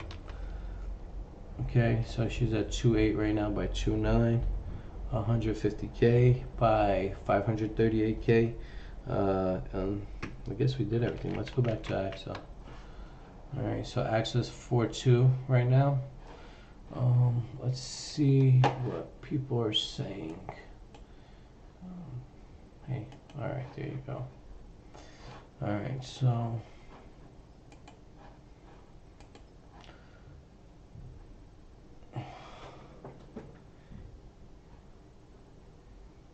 EDXC. What is that? EDXC. This is what Ken is talking about. Let's take a look. Is that the right symbol? Yes, it is. Okay, 5160. Oh, this is just like a ladder. Whew. It's a nice move. All right, see when stock moves like this, you gotta look on the within like early time frames. It's just, I mean, it does look good, but it also, had moved a whole lot.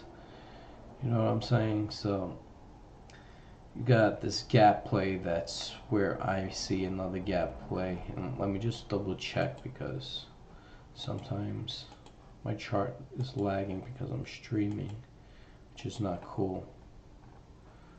Okay, yeah, that's great.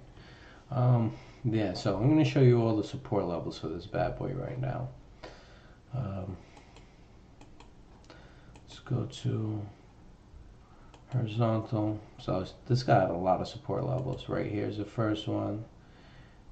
Here's the second one. This is the ultimate one.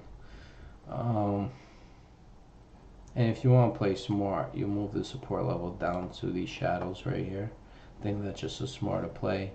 Then you got support level here, support level here. That's good right now. If I was trying to get in this position, I'm not all about chasing. Yeah, pretty sure you guys know this.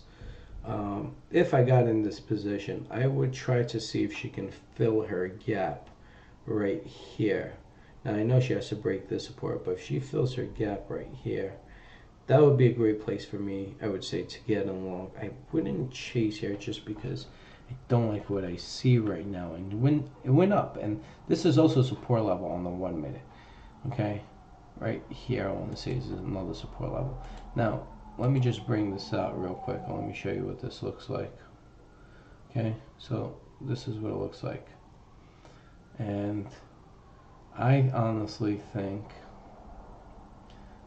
this stock,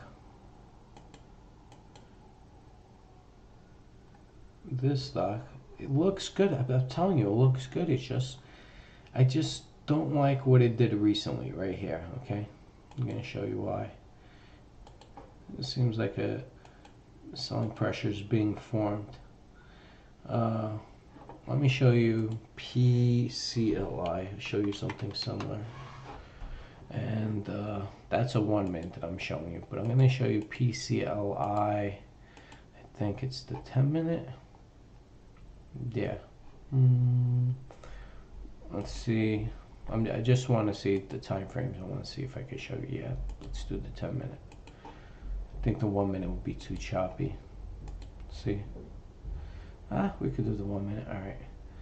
So they're both 1 minute, right? I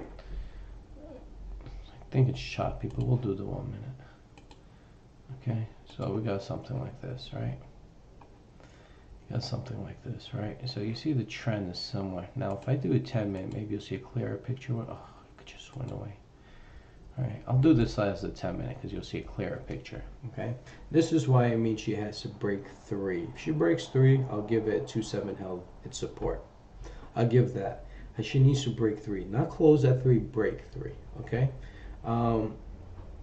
But I still think it's bearish right now, short term. They're both bearish short term. Now the difference with EDXC and PCLI, PCLI moves more. Each tick, the percentage is more rapid. Okay, so right now every tick it goes down, she's going down about 3.5%. Every tick, I guess, for example, every 100th of a penny for PCLI, it's down about 3.5%. Okay, so every penny for EDXC is down. I think I want to say up or down 4%, or give or take, something of that nature, and that's just for the day. But the movements of both can see. So this can drop to let's say right, so let's say 45 cents. Let's just say 45 cents, theoretically speaking, right? PCLI could, let's just say, drop to 0.002, theoretically speaking. And then, in theory, the price range, the percentages, I want to say, going to be about similar, all right? But the investment will most likely be more on the EDXC to make the same type of profits. on the trade because you're spending more per share. Okay. So another thing, for example, is in order for me to, let's say, double my money, right? I need 0.0029 to double and go to 0.0058, right? Where EDXCs, I need her to go to over $1. All right. So now people could say, oh, it's a lot harder for one for the other. Yeah, but you're spending more money. So, for example, I would spend 2,900 for a million shares on this to double, but over here I would have to spend 5,100 for it to go to double, for it to go 102 for me to make double my money. That's why I like pinks, OTCs. I mean, I also like stocks under $1.50, but I'm just showing you the trade that you have to put into to see the return difference. Okay, but right now this is support right here on EDXC, but we got this downtrend, and you see PCLI, and I don't know why I keep losing my trend line every time I create one. All right, so we got this over here, and we'll see if she'll hold. We'll see if they both hold, right? I think she'll dip just because this dip happened, so it's just a little like minor bounce. And this could be supported. I think this is a little bit more different. I don't know. I just don't like. I wouldn't jump into this because it's too far out of my way. And every time I do get into something that already did something crazy, it never does go in my favor. Well, most of the time. So it's better to stay away. Little statistics I'm giving you guys. Let's take a look at Green Zebra real quick. Okay, so Green Zebra, quietly waiting for news, just quietly. I think it's a great long opportunity under a penny over here. I own shares, but like for individuals that don't have any and these levels, I just think it's great. I think news will just take her out of the park. Okay. Let's see what else we got. We're on one. There you go. It's down about 5% today. Yeah, see, just choppy sideways trading within that triangle range. Let's go back to XHUA real quick. Okay, 1/9/2. See, this is what I mean by being patient. Sometimes jumping the gun can hurt you. Okay, I'm not saying it's still not still not bad, but it's not where I would like for it to be for me even to consider jumping in. 2-4 or higher, right? She could be 2-3 and light, but if I plan to get in, I'll smack 2-3s and 2-4s to get in before the close. Try to hope she her last print is 2-4. And this is why being a retail trader is better than being a trader that trades over institutional trader, because you got to follow all those rules and regulations where they can't buy 15 minutes before the before the market close. So like from 3:45 on, they get questioned. But for retail traders, it's not like that, right? Because we're not licensed. We don't know the rules and regulations. And plus, institutional traders may have enough power to force it up, form some type of manipulation because of their buying power capabilities. But they have rules and regulations to follow as institutions. As retail traders, those rules don't apply to you. What else?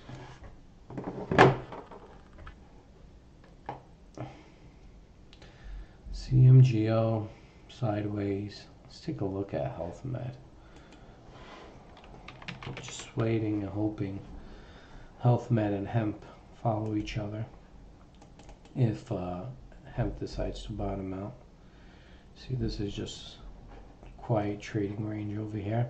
I really think people just trying to get out for no apparent reason because it dropped to the twos. I don't think she's going lower than these levels. I just think people are going to chip away at twos little by little. Yeah, you'll see somebody print 1-4, and I think you're just going to see somebody print twos right again. And it's going to stay, I think, above twos, even 2-2s, print 2-2s constantly. You know, I think it's going to stay above the support line. Then when time comes, I think she'll erupt.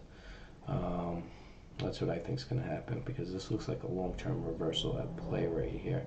So just quietly trade this way, quietly stay above twos, X meets the mark, that reversal is in full effect, and boom. Okay, and it's time frame, so we'll see what happens there. Okay, think I over talked myself. I'm fucking exhausted. Excuse my language. Let's take a look at GIFA. Yeah, you see I got all this stuff over here. You see it's all support level. Look at this huge support level, base. I don't know what's taking them so long. I think it's way too long. I think this like, you know, it's way too long. GIFA management, I think news should commence already. I still got something. I mean, not like before, you know, but don't put all your eggs in one basket. But if they hold true and you have it, you have it. Yeah, I own it. I just sitting and waiting. I don't have it in an extreme amount, but you know, I'm gonna make sure at least I have something if it does happen. You know, if they go to hit the fans, I'm not gonna get hurt really. At least I don't think it'll affect me in any way. But I want to have something in case. You know, I think it's just taking way too long. I'm happy that sixes keep prevailing and holding up, but you know, it's, you know, sooner or later you have to report something. I mean, people are eventually going to get tired. The gap is filled right here. I see that. Okay, so let's take a look. Let's take a look at RMRK real quick, because I think eventually she's going to explode. She had this reversal. She popped up over here at 1617. Then she came back down, but the neckline is already broken, right? So if you guys don't know what the neckline is, okay, so that's broken. So that means she should have another run up, right? Hopefully break through. Yeah. You know, me and Frank always disagree about this stock. I think eventually she's going to run. The reversal will happen. I think I was talking about her about 0.001. She went to 1.7. I thought she was going to break through, so I held. I didn't even sell half, and there, you know, lesson be learned, sell half. And she took back down, and I got out, I think, at 1.3. I got in, I think, at 1 or 1.1, or so. I think I averaged, my average price was, I think, in between 1 and 1.1. So I made a little something on it, and I just got out, wanted to see the support level, see if she can support out here for about this time frame. And then maybe I'll get back in. Expect that breakout to happen, because it looks like the reversal is in full effect. It just takes time, you know, and you got to keep your eyes on it. So in my watch list as well, you know, stocks that I have in my watch list, I pretty much done or understand about the company and behind the scenes. So if they pop up in my scanner, I'm already comfortable executing that order instantly based on what the chart looks like or the news in general, just because I already know about that company. All traders, if you're a trader, I'm not talking about if you trade once a month, every 6 months, or you know, whenever it suits you. I don't think that's trading. I think that's more like investing. But if you're a trader, especially pink sheets traders, all pink sheets traders, all penny stock traders should know the companies beforehand. It might take you some time to understand these companies, and you'll find companies along the way. And maybe you'll get into position once it took you a day or two to know about them, and you think it's a great place to get in. That's fine, and then you trade it and get out, and it's still on your watch list because you know about it, because you think it's going to come back down. Then it pops up on your scanner. You already know about the company. You already know its history. You already know its forward-looking statements, right? Use that as a tool for your success to become successful in the future. It's I think the smartest way to trade penny stocks. Know what's going on about that company prior to, and you'll have a list. Like I have a list of, for example, 50. And eventually, yeah, I remove them. I'm like, this is garbage. It's done. That's it. It's never. It's done. And there's a couple of companies like that. Then 3 years later, I see it does something spectacular, but it's done for me. I'm not waiting 3 years. I'm not gonna have it on my watch list for 3 years. I'm gonna look at a certain amount of stocks, right, and pay attention to a certain amount. But let's see what's going on my radar right now. Seems like this is something that's trying to capture attention right now. BSTN, you see right there? Look at that. This looks like she's gonna try to rip right here. You have people smacking her right now. 490,000. I just want to see where all this volume came in. Is it instant just now, like recently? You see the volume just recently, so this could possibly entice buyers right now. Let's watch her. And I'm just showing you how I traded. This is some strategies and based on what I know, what I'm looking at. It's just not my scanner that I'm looking at. Trust me, there's a lot of garbage in the scanner as well. You just have to know what you're looking for. It's a learning curve. It's a type of education. Look at this BEMG. It's a learning curve. Oh, wow. Yeah. This looks nice also. But it's a learning curve. It's a type of education that you need to understand. It's a language, You go to school to be whatever you want, the dentist, the doctor. I don't care. That is a particular language you're learning in school, okay?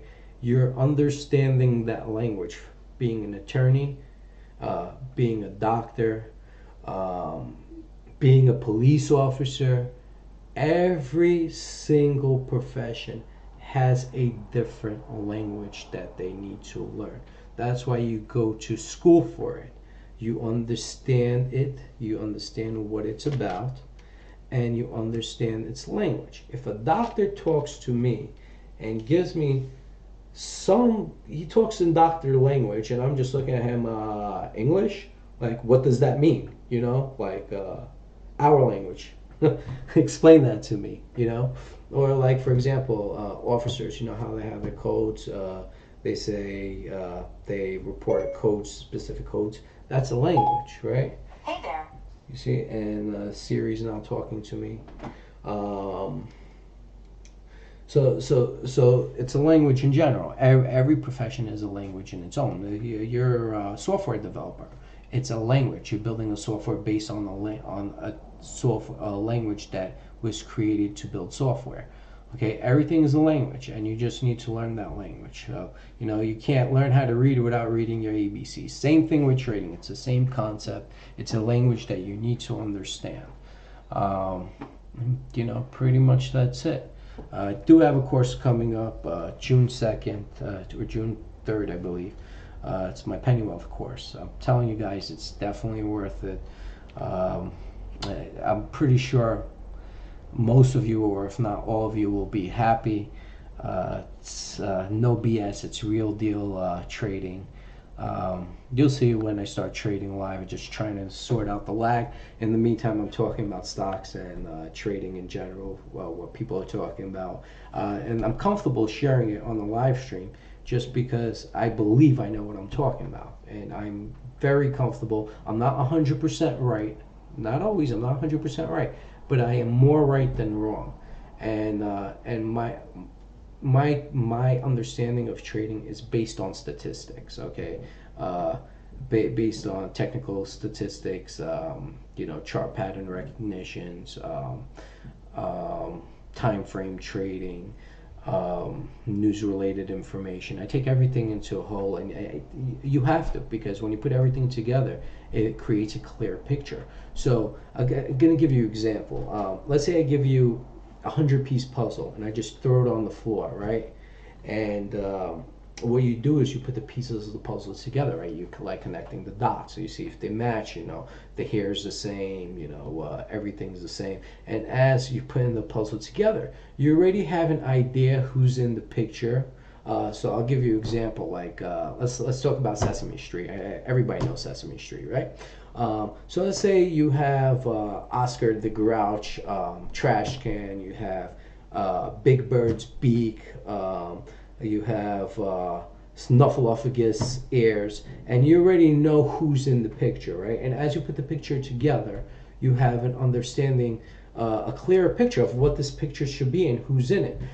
Same thing about, it's similar to trading, where you use the text, the technical indicators, the chart patterns, the forward-looking statements, the share structure, pretty much everything in a whole.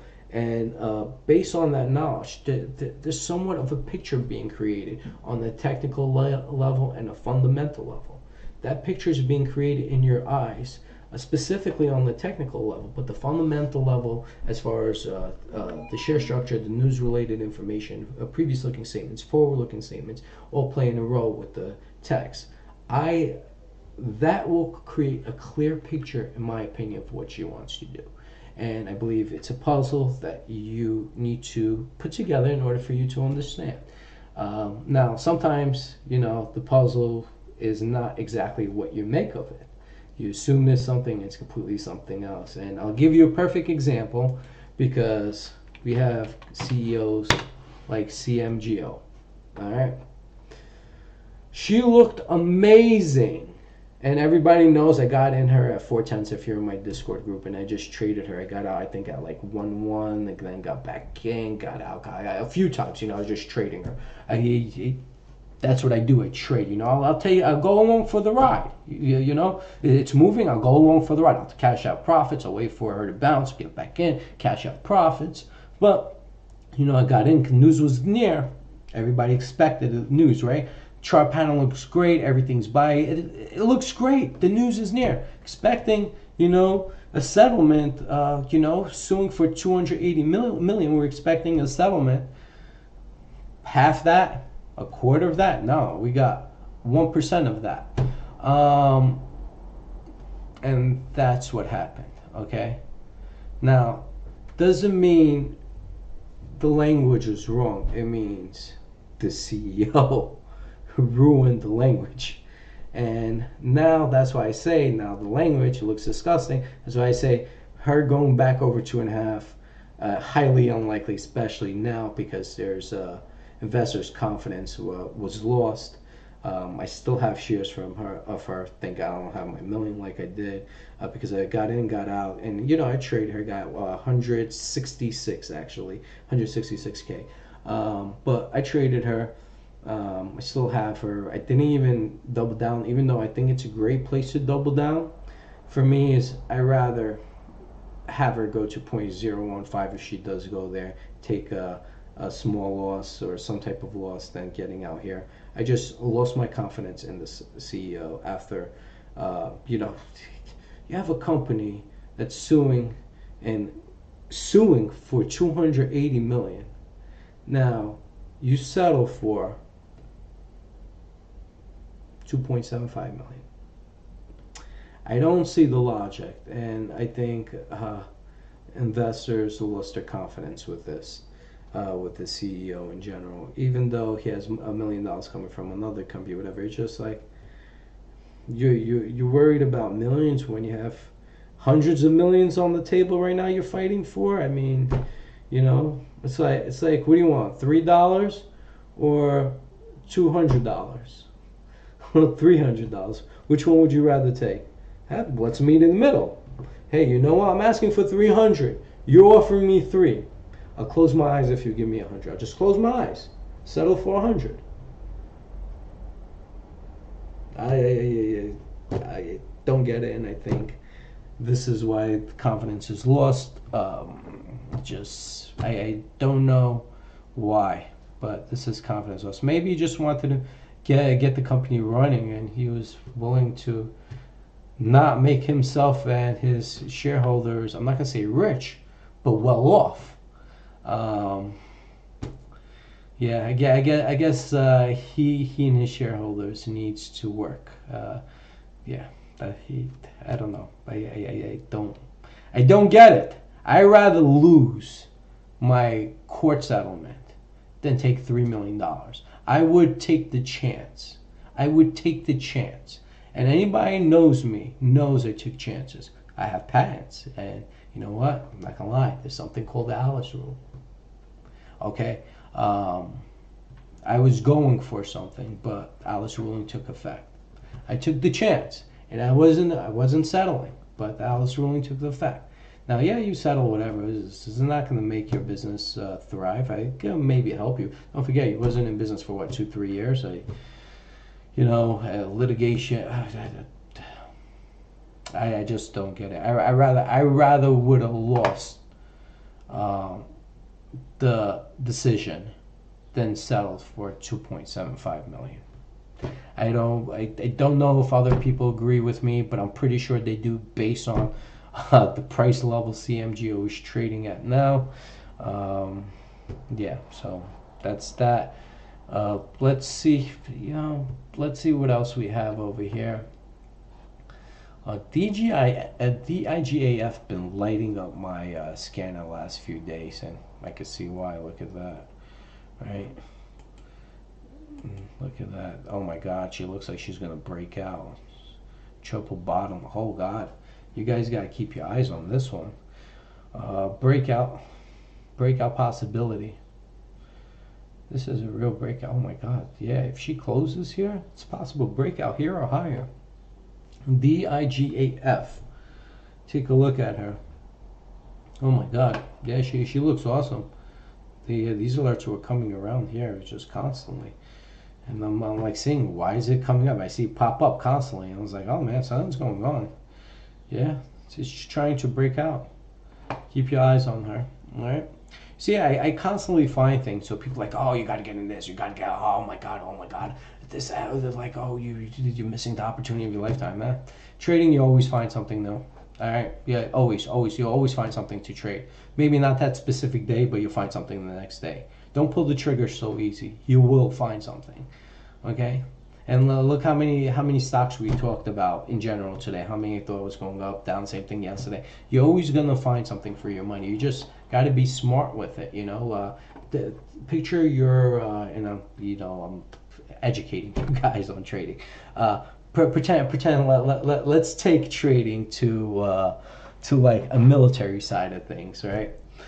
Pretend your dollars are your army. All right, it's a soldier. Every single dollar is a soldier, right? You're starting off with, and listen. I'm not telling you start off with millions of dollars. So you have to go with what you have without going broke.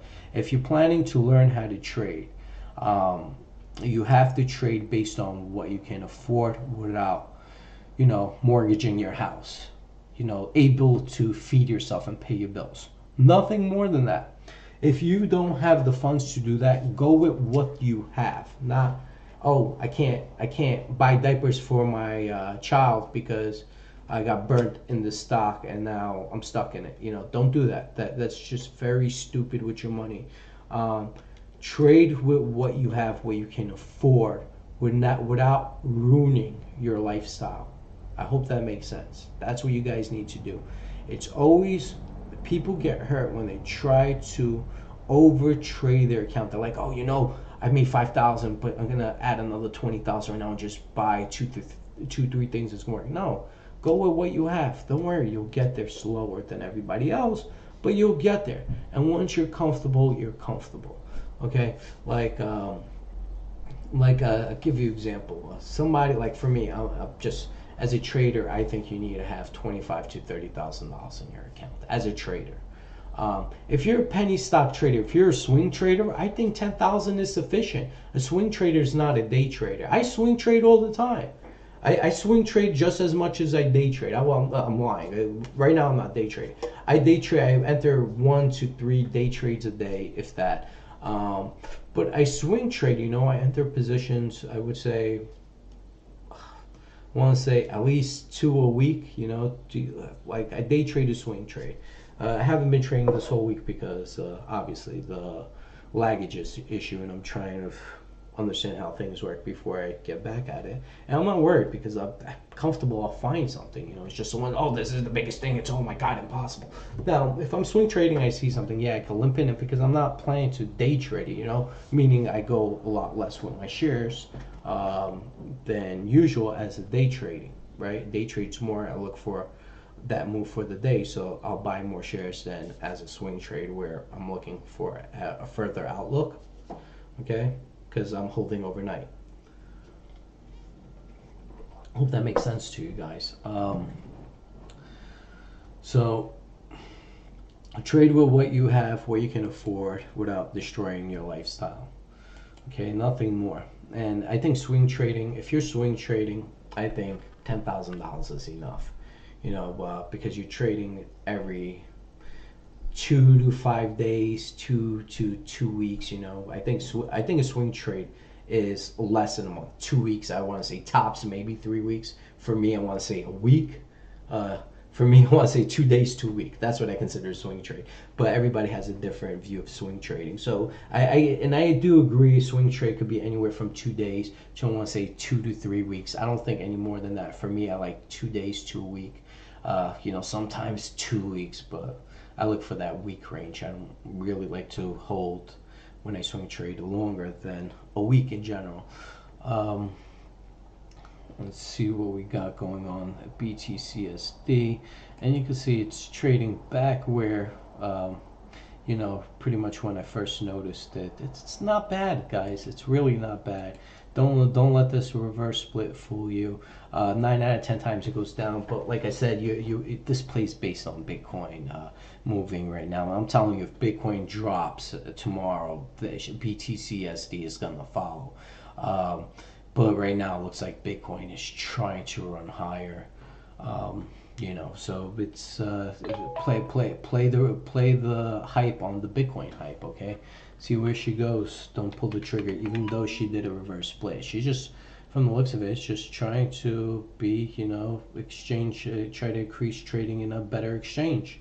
You know, better companies trade in exchange, and that could make sense. Listen, they did a reverse split, right? They did it now. Look where Bitcoin is now than where it was 2 weeks ago, right?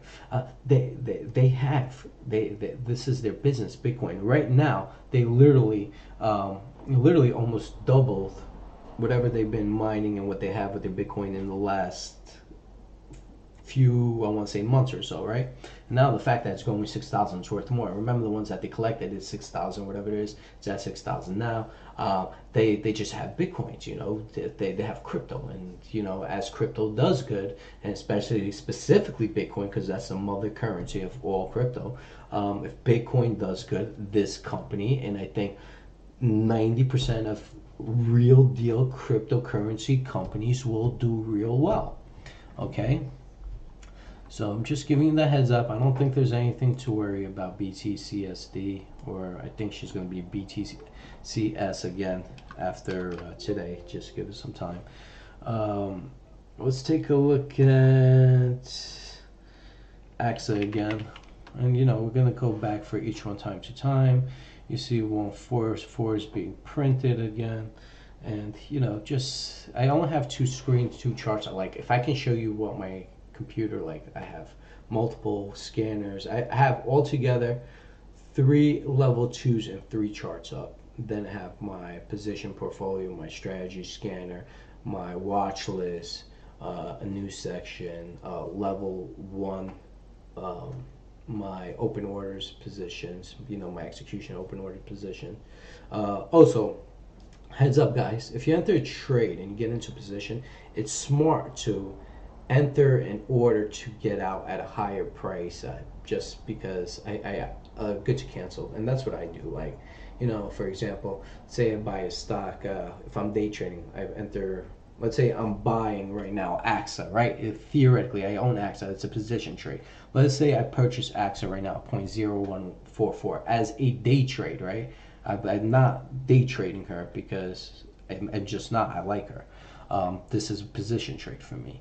So if I purchase AXA as a day trade right now, 0.0144, I would have, depending on my shares, depending on the share amount and how much I traded and what my profit is, and based on technical analysis of what I think she's going to do for that day, and let's say I believe she was going to pop, I probably would have a sell order at 0.0175 as a day trader, meaning I'm not holding position overnight, right? If I believe that she was going to explode today, that's what I would do as a day trader. And from the looks of it, it looks like she's going to explode today or tomorrow, whatever. So as a swing trader, if I was swing trading, and this is probably a great swing trade for people because I think news is coming and she's going to release some pop soon.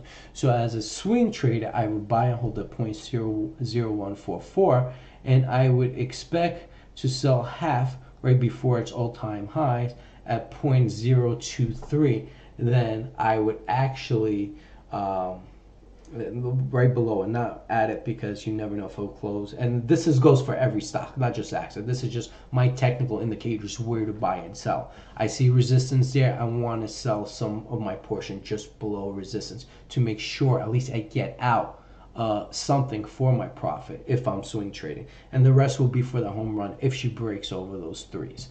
Okay, this is just my trading tactics for trading, not for AXA because I want to hold her, and I'm greedy with certain stocks. AXA is one of them. Okay, but my position trades, I'm greedy. Swing trades, I'm not greedy. Position trades, I'm greedy. I'm greedy where I feel I need to be. Day trading, never be greedy. Get what you can get.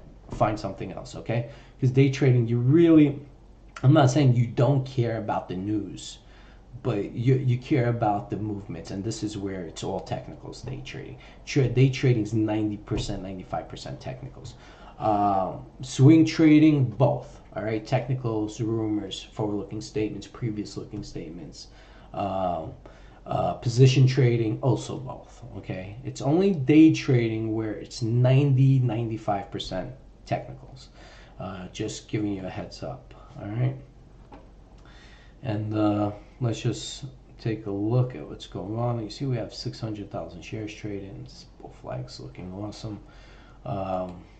Let's take a look at GLCU again. I'm just bouncing through back and forth. I'm about to take another break just because I need to rest my eyes. And 1-1s by 1-2s, you see, I think she looks good. I really do. Okay, so that's not to worry about. It's gonna take its time, but I really think she looks good. Let's take a look at XHU. Oh, yeah, there it is. Okay, and yeah, see, so still gotta wait it out. Let's take a look at CMGO. Oh, whoops, wrong one. CMGO. There we go. It's at 6466. All right, so you see that support where it was, where the gap. Okay, 10. Look at that. All right, so you see how she's trading. Look, like I said, I'd rather get out 1.5 and take my losses. I won't even double down on this. I mean, I personally, it's a great bet if you guys double down. It's a great bet. I just don't have confidence in the CEO. I'd rather get out for a small loss than even give the opportunity for the CEO to get more of my money. I'm not saying he's terrible. Well, fuck it. Yeah, he's terrible when it comes to settlements. Okay, that terrible. It seems like he makes deals a little too fast. I mean, it's 2 years, but the deal was a little too fast. It's a little too fast. So you know what? Fuck it. Wait 1 more year. Try to get 50 million. Like you guys get it? Like I'm just telling you. I understand whatever, but long story short, it's a great bet because it's trading at her gap, right? It's trading at her gap, and I showed this to you guys. It's a great bet if you would get 2 times more than what you did. So if you picked up 200,000 more shares, I don't know your share structure, but if you got 2 times more than what you originally purchased at these levels, at under 6 or whatever it is, and she goes to 1.5, you made money. You should have made money. Okay, so it's a great bet, but for me, bad taste in my mouth. I don't like the way that should. It just, it's a smart bet, but I rather walk away taking a small loss moving forward if she goes to 1.5 than make money. I just don't want to give the CEO my money anymore. Will she go? Will she pop? Yeah, maybe not 1.5, maybe 1.21. Maybe she'll make a run to 2. I don't know, but I definitely don't think she's going to break 2.5. I definitely don't think that. She might test her gap right here, this whole gap, give it another, shot somewhere around this range. And this somewhere around this range should be your exit point if it happens. And you can see she's trying, right? Somewhere around this range, out. Unless all of a sudden there's a press release saying that decimal point shouldn't be there and it's 275 million, then just cancel those limit orders wherever they are and buy. But I don't know. I don't think that's the case. Okay, so it is what it is. I expect her to go up, but I'm not going to average down my shares at this level. I just don't want to. I'm not saying it's a bad thing to do here. I think it's a smart thing to do. I just don't like the way the CEO.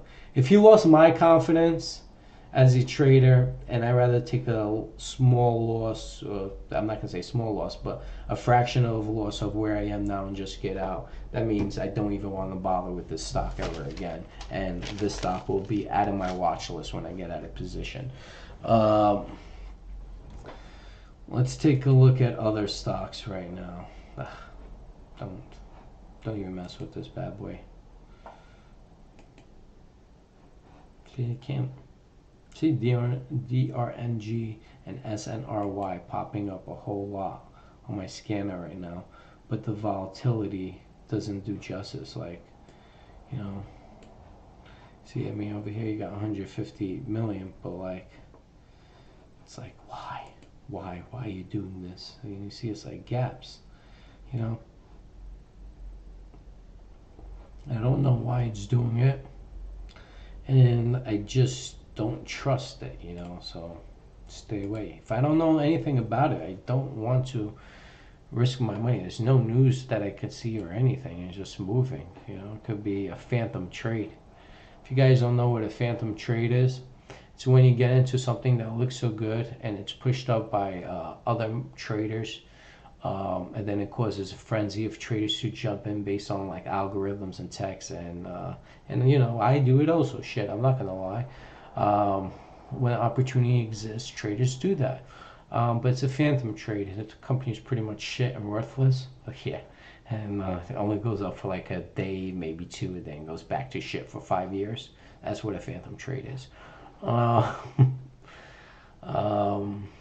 Yeah, so that's that. Okay, just give me a heads up. Let's see what this pig is doing right now. NUU. Okay, so look at this pig. You see, 7 million shares. Look, NUU, 3.5 million. Okay. All right, so this pig is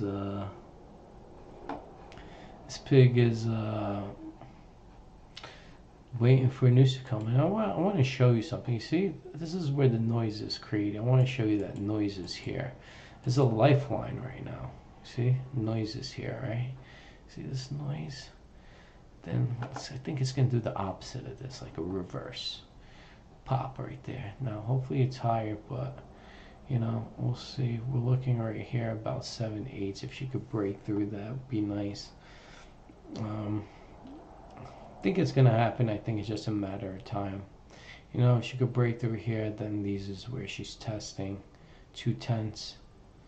I'll probably get out anywhere from here to here if that happens. I first would like to see if she can break through that area, but look anywhere from here to here. Okay. That's for NUU. And once again, getting far ahead of ourselves. It all depends on them dropping filings and news and everything like that. If it happens, remember, I'm willing for it to go take all my money. I'm willing to take that risk. Let's take a look at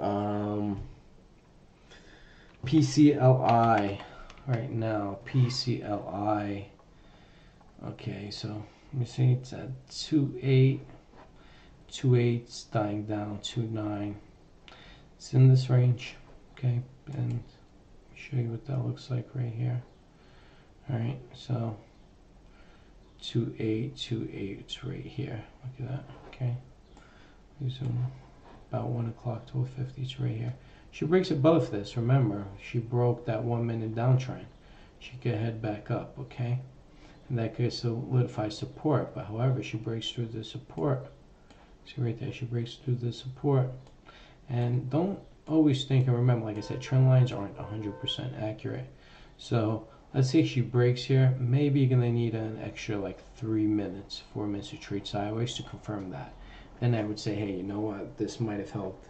It could be a buy here, okay? But watch this downtrend. Same thing for the other stock, EDXC. Let me see if I could get that over here. EDXC. Okay. See, same thing for this stock. Okay. Now I think this actually might have broken through, right? Let's take a look. Remember we did on the 1 minute and 10 minute. See, this stock actually broken through. See, filled its gap, held it. This could be a buy. You know, it still could be a buy. And if you're day trading this one, what I would do is I would buy here and place. And if she goes under 50, I'll just smack out. So you got like a 2 cents risk right there. And that would be a great trade. Or you can take it right here, you know, right here, 50. Look at that, boom. Under 49 cents, it's a very strong support level. She'll break, she'll dip. So what she did here, this could be a great buying opportunity. And remember, she did so much, right? So it made me worry free, but she helped me solidify the support by filling this gap. So longing her, placing a stop order on this one seems like very well. Not don't place a stop order. Let me refresh that because it's volatile. 2.5 million shares. If you see her break 50, smack and get out. All right. But what she did, it looks like she's trying to hold, fill the gap. You see how she's staying above the downtrend right now. This was before, and this is where it's at right now, right? So she looks good, staying above it, nice and strong. This is a buy right now on the 1 minute. Okay. Now we'll see if the same thing PCLI would do. Remember, I stated that I believe she's going down. Now she can disrupt the tech because we're basing it right now on tech. If she can disrupt it, by all means, let her disrupt it. But right now, it's still in play, okay? It's still in play. This one just disrupted. You see 51.5. Now this is a long. I would say, hey, this looks like a great buy, okay? Yeah, I know. DDV, CMGO headed back up.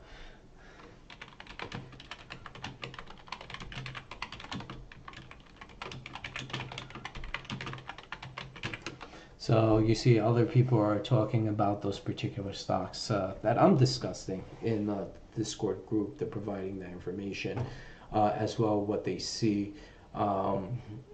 So right now we'll keep EDXC up over here, and we'll remove PCLI, and we'll just go back to CMGO just because right now she's running, okay? And I want you guys to watch her run. All right, so remember right here, oh whoops, I'm just pointing out resistance for you guys where we want her to break so she can head higher. Giving you guys a heads up on CMGO. I want to say right here, let me just remove this. Let's see if I got this correctly. So it's all about being technical right now. Okay, let me see right there. Okay, 7.7. Where's that right now? 7.2. All right, that's right. Okay, I'm just checking to see if it's in line with everywhere else. All right, there you go. She needs to break that point. You see the resistance? She needs to break that point. She can head higher. All right, guys. Now letting them know CMGO. breaks 0.0077, she will rip again. Okay, so now you guys see where her next resistance level is. And you know, I didn't even look at the numbers where she was. What I was looking for is resistance and see if she broke through or not to indicate if she was heading higher. And what I did was I just pulled it up and you see that she traded right below resistance, okay? So she traded right below resistance. She's bouncing. Now, it doesn't mean she's out. That means that, yes, that is resistance. Can the buyers push her out of the way? If they push that resistance up and break through 7.7, 7.7 will turn into support and she should rip higher, but only time will tell. Okay, so I got this up for you. We got EDXC up, and this is from Ken. Ken brought EDXC to my attention, and you know, I just don't like chasing in general, but if we're going to look at this as a day trade, it's perfectly fine as a day trade. Remember, I'm not fond of holding something that exploded overnight this far. This would be, let's say, just a day trade. She broke through that trend on the 1 minute. Now I believe EDXC is going to head higher. I believe a long, so 51 and a half. If you smack the bid, there's 26K, so you definitely could get it at 51 and a half. Well, I guess not anymore. Somebody just pretty much wiped her out and put a stop, not a stop, but just keep an eye. If she breaks 50, just smack the bid and get out. Otherwise, trade her. So you're right now taking about a 1.5 cents risk on this trade. Maybe 2 cents if she breaks 50 and you need to get out at 49 and a half. All right, so let's say 2 cents risk, give or take. But right now, I would say, you know, we still, it's 1 o'clock. There's another 3 hours. I want to say if this does happen, you know, you look for, I want to say 55, 57. You're taking a 2 cents risk, right? So if you're taking, let's say, 2 cents risk, you want to make 5 cents, right? So 5 cents is your alternative. So let's say you got it at 51 and a half. You're looking to get out at 56 and a half, okay? That, and you know, sometimes the crazy thing is you won't get 56 as a day trade. You won't get 56 and a half. Maybe you'll get 53 and a half because there's 3 hours left and you need to get out. Get out. If you're day trading, chances are it will hit 56 and a half tomorrow, the following day if you're swing trading. But like I said, the stock went up so fast, so rapidly, where I would day trade her for based on its movements. I won't swing trade her or hold her overnight. In general, just in general, you know, because of its movements. But if, for example, if I had EDXC, I would say around this area, maybe like right after here, this breakout, I would have held her just because this breakout right here would indicate, and remember, I did these trend lines without even looking at this breakout. This breakout would solidify that she's going higher, so I would actually smack the ask, and then I would have actually traded her. I'm not saying I would have got out of her up here, but I probably would have saw like some type of resistance around this area, and I probably would have got out right there. You know, and obviously she formed support and bounced back up. But we're talking about based on what I would have done if that would have happened in my situation scenario. Would I get back in? Chances are no. Maybe as a day trade, but I wouldn't hold overnight. I would find something fresh to hold overnight. But I probably pick at it as far as day trading it. Okay. So, well, what I'm going to do is mute my mic once again, and remember CMGO. This is where she needs to break 7.7 to head higher. I'm gonna mute it. Gonna take about 10-15 minute break. I'll come back. Remember, they're live, these streams, so even if I'm not here, you'll see the market performing based on what it should do. And I just gave you these outlooks, so then we'll follow up when I get back on pretty much everything or most of the things we spoke about today. All right, I'm just gonna mute it right now.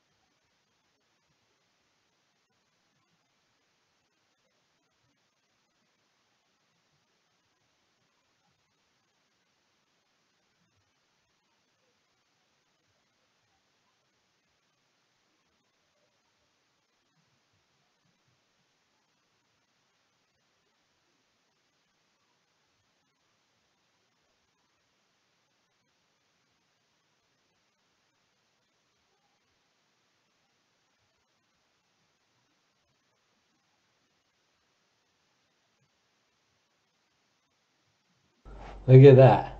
I just stepped away. Literally, just stepped away. And DXC, EDXC. See? Just stepped away. Alright. Yeah, that's a bad day trade. It's broke. Look, 49s. Right? See now if she trail down. Alright? See if she'll trail down now. I just don't. Yeah, that's why I didn't like her with that. That was a nice little fake they had for me. CMGO. See, she breaks those 7-7. She's gonna rip. All right. So I'm gonna take. I just saw this, so I wanted to come back.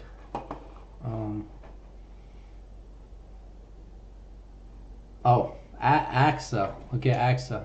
I'm just gonna step away over here on the EDXC. You already saw it broke, right? So we'll see where she goes afterwards. But what I'm gonna do is I'm gonna put on AXA right now because the ask is higher than what it was. It broke through those 144s. All right, so it's at 148 right now. And just because I'm Zellman,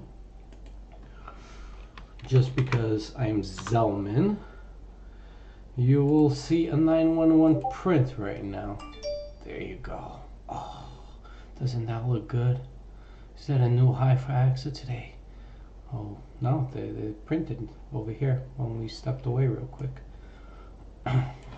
from AXA, but there's that 911 print I just created, okay? And yeah, that's me, my friends. I don't give a shit. I print 911s when I need to. You can say, oh, you're just throwing his money away. It costs him $5-6 per trade. Yeah, so? Like, you know how many shares I had behind that 911 shares that I just purchased? Time frame trading. Okay, this is what I mean. Technical indicators. My goal is to make sure those particular technical patterns that I want formed to be formed. If I have to print 911s, I will print 911s. You know, it's my goal. My goal is to make money, right? If I feel that this technical indicator is being created and I want it to be formed on the based on my statistics, knowing that it's going to do what it should do, I will give it a little push. You know, I'll give it a little blow, see what happens. Maybe that's all it needs, a little push for it to for it to start floating and flying. You know, sometimes you need to push a car in order for it to start. The old school cars, where you put it in neutral and just back in the days, I think like the 80s and 90s. Same concept, okay? So. All right, so let me just step away. I saw what happened. EDXC and CMGO. I want to put one of them up, but I just want to leave AXA there right now.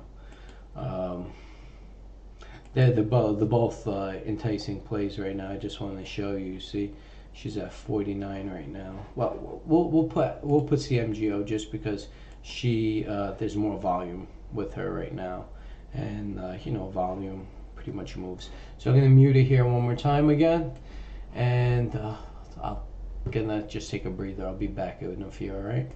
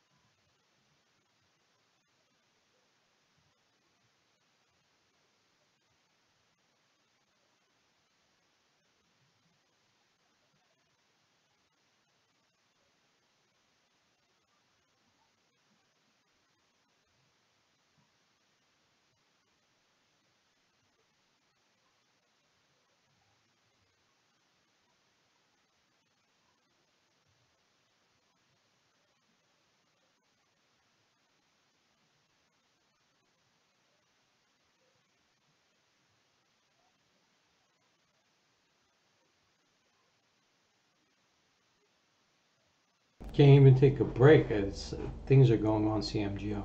So you see how second time he tried but couldn't make it, and now maybe he'll try again. See? So that is the true resistance right now for CMGO, as you can see.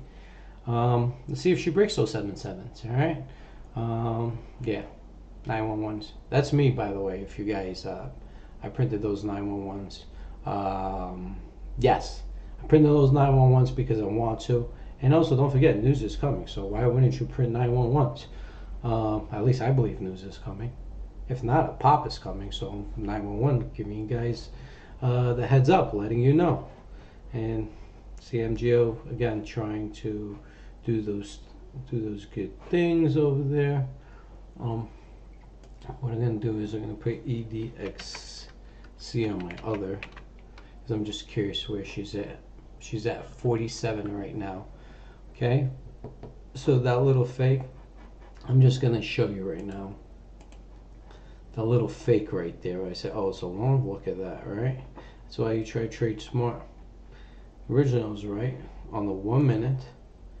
See, on the 10-minute, dropped, right? That's it. Broke on the 50s. Right away, you see her print 50, under 50, get out. See 49, 47 now. All right, so that's smart trading. Even though you took a loss right there, you took a minor loss, and she didn't go your way. Remember, next support level is right here, but if she doesn't break through here, she might need to breathe, you know, and you know, she could trail back down here, or maybe even here, or maybe even here. You first have to find support. But right now, this is her next support level. If she breaks through here, she needs, it looks like she's going to pull back for a breather. How far? Well, we have to see. We have to see. You know, it could be right here. We have to see where she gains traction again. But next support level after this one would be right here, in my opinion. Yeah, and if I can show you, I'm gonna show you one trend line, and we'll just go back to, don't worry, we're gonna switch back and forth with these. And you see, I own CMGO, and I'm down, and I'm not staring at it like, you know, I'm not worried. You know, if she goes, she goes. So, you know, I'm already down. It's not like I'm gonna get all my money back right now. You know, so just try and do this trend line right here. So her true support would be following this uptrend right now, but she can gain traction any one of these trend lines. You know, so she's right now at 47. The next support is here. If she breaks through, the next support is here. Then I think this will be the final support. Yeah, so that's for EDXC. We'll double check and see what she does moving, you know, by the end of today. All right. So that technically is a day trade. It wasn't a bad day trade because you had a plan, right? The plan was, if this does happen, it happens, right? And it did happen, and it happens. Now let's see where she will play out through the end of the day. Let's go back to CMGO over here. Let's see. Okay, so this is CMGO. Remember the 7's right there. Okay. See, look at that. Can she break that? She breaks that, I'm telling you guys, she's going to head higher. All right. In my honest opinion, based on my understanding on trading and everything, she breaks that number, she's going to head higher. If she doesn't break that number, you know, it's resistance. But I'm telling you, the resistance is broken. She's headed higher. She's gonna test this gap, right? It's this gap she's trying to test right now. So if she breaks that, she's gonna try to test it. Remember, break 7/7. You know, we'll see if she chases a penny. I definitely think it'll be it's definitely doable if she breaks 7/7 to test a penny. She could even test 1.5. 2.5 cents once again? I don't think so, and I'm gonna keep saying it. All right, investors' confidence is shot. You know, but if you double down here, yeah, try to at least break even, maybe small loss or profit. Like, I'm just waiting to see where she peaks, and I'm gonna get out. I don't even want to give him, you know. It's it's unfortunate, but it is what it is. Okay, so let's take a look. I'm just gonna do one more run with everything, and then I'm gonna take my break because I need to do something, and it's not time for it yet. Okay, BTCS. You see, she's still trading fairly fine. As she's about even 1% after the reverse split today. AXA. Okay, well, I'll have AXA up there, but yeah, you get the idea where we're at with that. Hemp. See, still trying to see if they could find that bottom. All right. So remember, hemp support, I want to say, is around right here. Oh.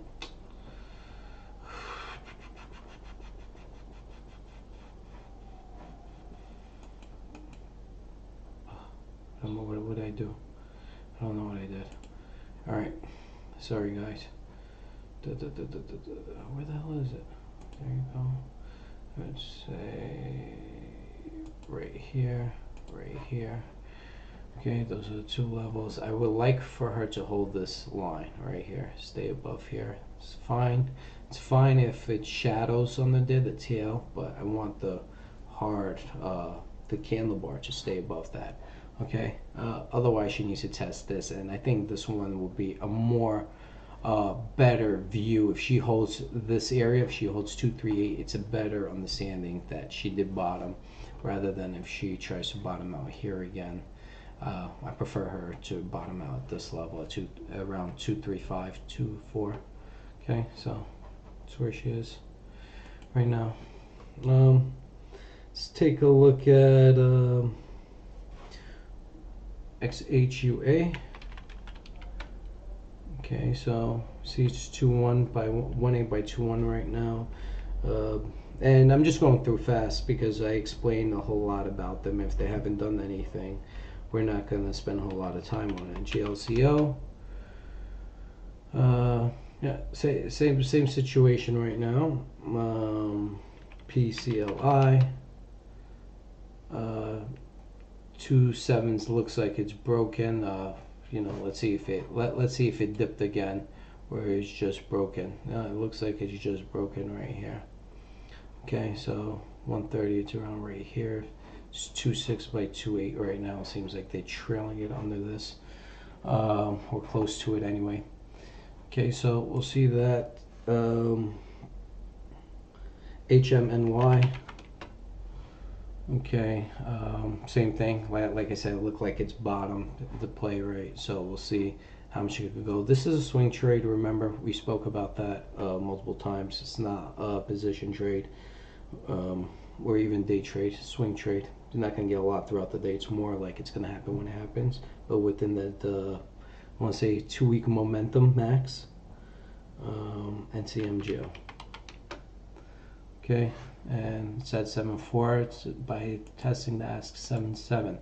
So remember, testing 7.7. We wanted to break through. Okay, so I'm gonna take another break. We have both CMGO and AXA up. I'm gonna mute my mic one more time. I'll be back. I just didn't take my break. I keep bouncing back every few minutes, taking a look at what it's doing. I see interest, so I come back. I'm just gonna mute it once again.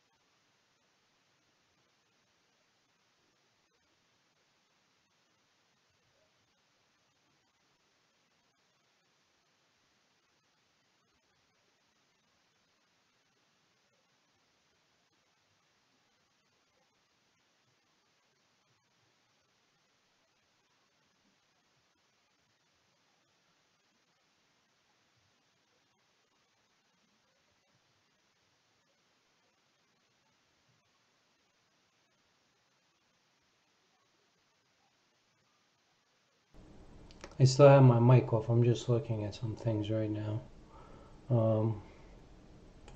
So bear with me, guys.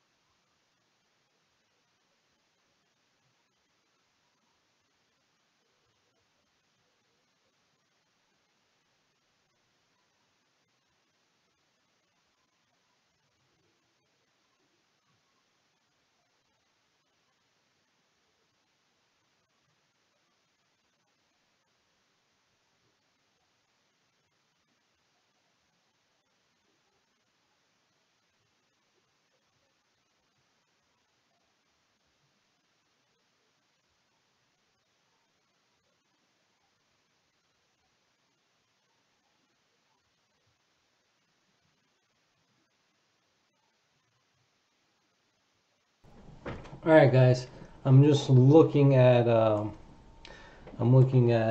CMGO right here, and this is what we call bull flag as well. I want to see if I could show it to you on a better time frame. No, you're not going to see it like that. Dang, 10 minutes. It still hasn't been formed yet, but let's say can't see if I can see it in a different time frame for you guys. Hold on. Alright, yeah, I think this is better. So this is what I think a bull flag is, right? So you see how it's going up here. So I'm going to show you this trend line right now. Line. If you don't understand what I'm talking about, you might as well just take one of my courses. June 3rd, I believe my first Penny Wealth OTC course is going to start. TheTradingTeacher.com for more info. So right here, this is her trend, right? Now, if she breaks below this uptrend right here, chances are this is the resistance. She won't be able to break through those 7/7s. But if she can trend up with this trend and break through 7/7s, the 7/7s will confirm that it will be now support, and she should just, I want to say, 9 out of 10 times it explodes after breaking that particular number as far as resistance. So right now it seems like we're going to find out real soon what CMGO is all about after yesterday's terrible news. And you can see maybe a long-term reversal right now is being affected. Well, not a long-term, but on the 1 minute time frame from this morning. So you can see some type of a long-term reversal taking effect. Maybe she can trade up like this based on this trend line. Then maybe tomorrow at the open she can rip for a bit before she trails down. So we'll see. All right, so we just want to see if she can stay above this uptrend and break through those 7/7s right now. If she can't do that, those 7/7s are resistance. And pay attention to the MAC histogram. If you don't understand the MAC histogram, you know, I actually teach it in my course. So right now the MAC histogram is negative, but she's pretty much trading above this uptrend, which is great. And as the MAC histogram tries to turn over and go positive, it may look like, based on the 1 minute, that she will try to break through those 7/7s if the MAC histogram could slightly start turning upwards again. So we'll see. Okay, now I'm going to mute it once again. Every time I try to take a break, I just look at something. So because I wanted to analyze and give you information of what I see as far as trading throughout the day, just, you know, in general. So you guys have an idea of my trading tactics, my styles, my theories, and obviously, I also know the history about CMGO as well. So just giving an indication of how I trade. Um, so we'll see what happens moving here. I'm going to mute again. I'll take a look. I just wanted to, since I noticed that was being developed, I wanted to come back on to the stream and let you guys know that I see this pattern that is trying to form. So keep an eye on pretty much what I just stated, the MAC histogram. You see how it's green right here? She can stay positive, stay above this trend, break through those 7/7s, get into positive territory. She can rip again, okay? So that's what we're going to look at right now. I'm gonna mute it here again, and I'll come back in like 5-10 minutes. Just trying to stay away. Just looking at my computer screens is too much for my eyes right now. Okay.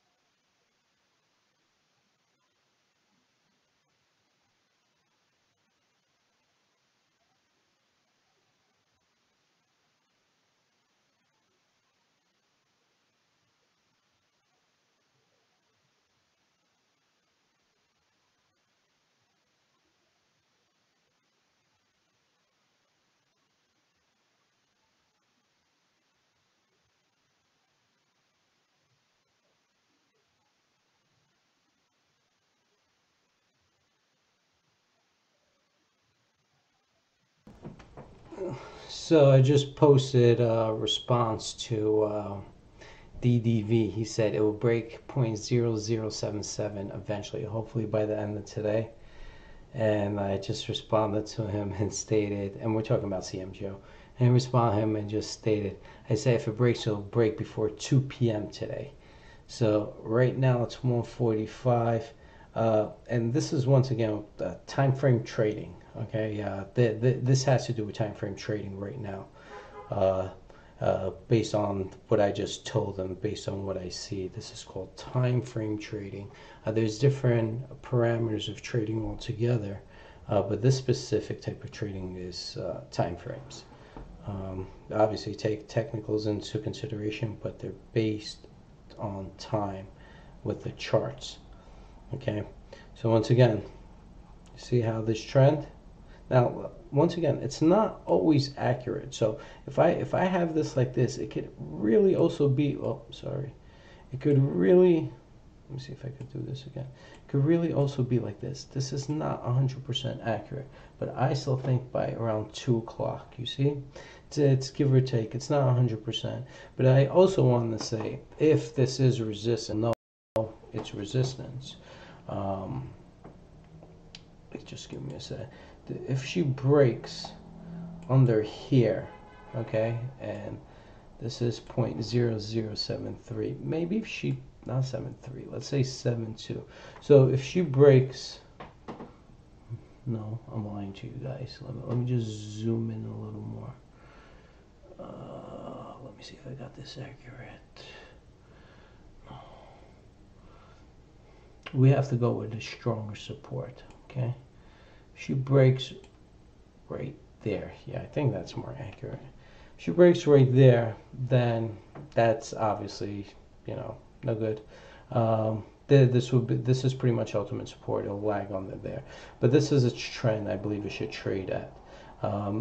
First one was 100% perfect. Here you go. You see, that's what it's gonna do. Now let's see if she bounces off the support level. If she doesn't bounce off the support level and hold, her breaking over 0.077 is pretty much done. Okay, at least for now. There could be another run, but not right now. So we'll see. Right now it's 6/8 by 7. Okay, and you see this pattern just was broken right here. Now this is the next support level right here, where this line that I just created. So we're going to see if she can bounce off these levels, and if she breaks, it's most likely going to trade sideways here a couple of maybe days or two, a couple days, maybe till next week, and then we'll try to test this number again, the 7/7s. All right, so now this is pretty much see if she could bounce off these levels. If she could bounce off these levels, it's okay. If she can't bounce off these levels, it's it's not okay. And remember, this is a 1 minute, so this is a short-term view. This is what a 10-minute looks like. Okay, so you see how on the 10-minute the resistance somewhat holds true, but based on this time frame, we're saying if in the next 3 minutes CMGO goes back to 0.0074 or higher, based on this is time frame trading, 0.0074 or higher, chances are she can hold this level and into this and hold this level to head higher. And remember, she has to close at 0.074 or higher to stay within this range, and this is called time frame trading. Now we're basing this trade on the 10-minute time frame. Okay, I was before basing it on a 1 minute time frame, now 10 minutes, and now I'll just do 60 minutes. Okay, so in the 60-minute time frame, it says that 0.006 is the strongest support, right around here, 0.0059. So that's on the hourly time frame. Okay, so the further you go back on time frames, the stronger you can see if it's a stronger support level or resistance level. It gives you indication. So this is where it is right here. You see supports right here with this gap that I showed you right there. So that's support. You see that? Oh shit, I just think I removed that line somewhere. It really does make a difference. What is this line gonna do? It's not like it's headed there right now. So and resistance is right here. So you see support and resistance. This is its trading range. So if she breaks through that 7 mark, well, this 7-7 mark, she's going to explode. I honestly believe if she does break, it's going to be within before 2 o'clock today, or otherwise she might need to take some more time to get there. On the 10-minute, you want her to close at 7-4 or higher. Remember that. There's another 1 minute remaining. This is beginning to look bearish on the 10-minute. You see how it's on positive, the MAC histogram, and now it's going to negative territory. So we'll see. I mean, they're printing 7s. They have about a minute left to push it. Don't know if it'll happen. Sometimes it happens, sometimes it doesn't, you know. It's another 30 seconds. I don't think it's going to happen. I think they're holding her down within this time frame. Okay, so we'll just wait and see what happens, and if not, see, this is what would be if it closes here. This is a bearish engulfing pattern right now, and from the looks of it, as a day trader, it will bounce lower. And remember, it was testing resistance. Couldn't seems like she couldn't break through her. Okay, and the ask is picking up to 322 right now. Hey, what happened to AXA? AXA, there's some prints going on. It's at 1.4 right now. They actually removed 1.4. Okay, so now it's within that range again. Okay, but it still doesn't look too bad. I like to see those 1.4s removed right now. Let that range play out. It's not. I definitely want to see. If we see 0.015, man, that's it. That's all she wrote. Yeah. So now this time frame already ended. So now it looks bearish. It just in general. Okay. So now CMGO on the 10-minute time frame looks bearish. She couldn't break those 7-7s. She might bounce around here again. You know, it's within this range right now. She's just within this range. Maybe it's going to take her another day or 2 or 4 days. Try the one that's live now.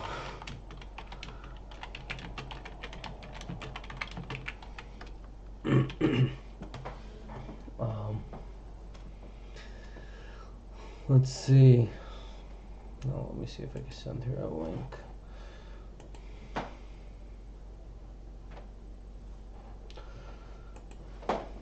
Just got a few things going on. Alright.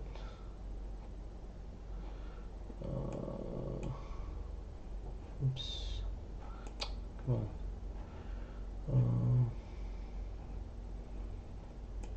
You know, I noticed something. Depending on which device you use, Twitter works differently. Like certain features. It's really annoying. So, there you go, TLC. Oh, did I send it? Sending message. Oh, wow. Really? Alright, so we'll see. And I'm pretty sure this live stream mic is working. I really hope so. Otherwise, I'm just live streaming for the hell of it. You know, I should actually check my own live stream right now.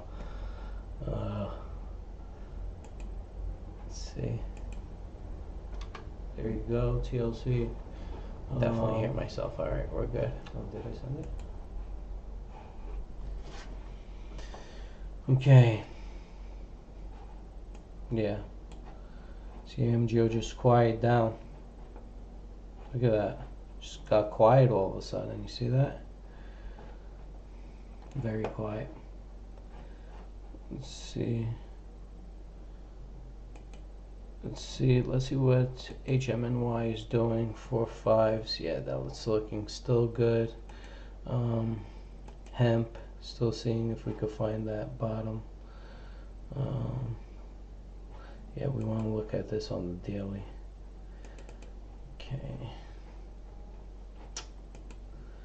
Alright, so yeah, still looking like we're it's trying to create it. Doesn't mean it created it, you know. That's why we're keeping our eyes on her, right? XHUA. Yeah, it's 1/8. Alright, I don't like what she's looking like right now. But remember, the day's not over, right? BTCSD at 119 right now. You know, actually we have over there, it's at 1.4 right now. Hemp. Oh, we just did hemp. I'm sorry, guys. GLCO. Yeah, it still looks good. I just would like for it to break 1.3. You know, if it closes at 1.3, just as good, because it's showing that uptrend is continuing. But breaking 1.3 and closing above it. So, for example, if it closes at 0.0014, you know, that's more likely the outcome of one shield rip. But look, even the MAC histogram, you see, this is what I mean about refreshing. It goes negative and then starts going back positive. Okay, that's a MAC buy side refresh. Okay, so we try to see that. And this is on the daily. So I think we tried to see that in CMGO just now, right? Was it CMGO? Oh, it wasn't CMGO. Who was it? I can't remember. We're looking at so many stocks, but yeah. So you see, AXA right now is negative. Look. Let's pay attention to AXA's 10-minute. See how it's positive and we're right here, and now it just went back negative because somebody printed right here. So you see how it's negative? You see, this is right here, like quiet period, which way she wants to go. It seems like the buyers are trying to take control from the sellers right here. That's what it looks like. And it's just quiet. It's a little movement here, but still quiet. Buyers come back. You see, it's just quiet. All right. It's just quiet period for AXA. So which side takes over the momentum of the MAC? That's the way AXA should head, and I still think it's upside. Look at this, because you got higher support levels, 1, 2, 3 right now. Okay, then that's on the 10-minute. It's just like a bull flag, WH, depending on what time frame you look at. That upside pattern looks like it's there. It shows that the bottom has been made. We just want her to close at 0.015 because it's not out of the woods, in my opinion. AXA is not out of the woods unless she closes above 0.015. If she does that, we're looking great. There's CMGO once again. Let me just go back here. See, they finally printed, right? So this is what she looks like right now on the women, but let's go to the 10-minute. All right, so this looks like a bearish flag right now. Okay, so we'll see what happens moving down. That resistance held to be true at 7.7 right now. She couldn't break it. Remember that time frame chart that I'm sorry, apologize guys. Let me just go back to the line. Remember that uptrend chart that I showed you guys? I said, hey, listen, you know, it's like that, but it's not 100% exact. But this bearish pattern pretty much pulled it through right there and just pretty much told us, hey, she's not breaking this resistance right now. All right, so now we're going to see what she does. It's 7 by 7.1. If buyers could come back up and bring her back to 7.4 within this 10 minutes time frame, I'm sorry, 7.5 within this 10-minute time frame, then, you know, buyers are trying to take control right now. And most likely we'll probably try to refresh here. See how the MAC histogram is positive, heading negative territory. If the MAC histogram refreshes that's what will happen. Right now, I don't think that's going to happen. Maybe needs another couple of days to trade in this range to figure out where she wants to go. But yeah, they just got to wait for those 7.7s to break. Let's look at some others for now. We did that. I think we did GLCO. Let me just double check. GLCO down. I have to go further back if I don't see what's going on. Oh, this is a possible breakout still waiting to happen. That's right. 1.3 closes, or if she closes above 1.4, that'd be nice. PCLI. Oops. See where PCLI is at. That's where we're up to. 2.6 by 2.9 right now. You can see it's like pretty much trading within that downtrend range. Okay, she's right here right now.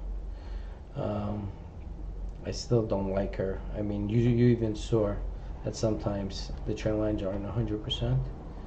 Okay, so see. Oh, what the hell did I just do? All right, there you go. Okay, so we'll see what happens. And I don't like the fact that it dipped here briefly. And if she does go up, I mean, she needs to break this level. Okay, she definitely needs to break this level if she wants to head higher. Let me remove this for now. All right, so that's that. And remember, as trading continues throughout the day, you know, time frames and patterns as a day trader, it tends to change. So you have to keep your eyes constantly, because the language constantly changes and moves as a day trader. As a swing trader, it moves more on the daily rather than on the 10 minute time frame. And the reason why I say this, because you could be long at the open. I'm sorry, you could be long at the open, just like a swing trader getting into position. But then in 45 minutes it'll peak, right? As a day trader, you'll see a peak, you'll get out. Then it could you could go short, or you can think you could pick it up at just about a higher level than where you purchased it from, because it's going to dip. You try to get into that position again, where a swing trader will just hold it for 3-4 days. So your goal as a day trader just pretty much to be in and out wherever you think it peaks, so you can capture your profits throughout the trading day. All right, it's two different trading views as far as how you plan to trade it. Each structure, it's different. You know, you like, for example, if you're a swing trader, I believe you have more time on your hands throughout the day. If you're a day trader, you're more in front of the computer until 4 p.m. Swing traders can enter their trades, come back, look in 4 or 5 hours if they want. Come back, look after the close. You know, they can look at their stock 2-3 times a day, and they'll be okay. And they can look at it on their phone. Day traders, you need to be in front of a computer, a desktop, at any given time. You know, you could take a 10-minute, 10-minute, 30-minute break, especially if you have your stop orders. But pretty much that's it. Day trader, you're in front of your computer. Swing traders and position traders, you have more freedom. And I like both. You know, I like to day trade. I like to swing. Well, all three. I like to swing trade and position trade. AXA is a position trade for me.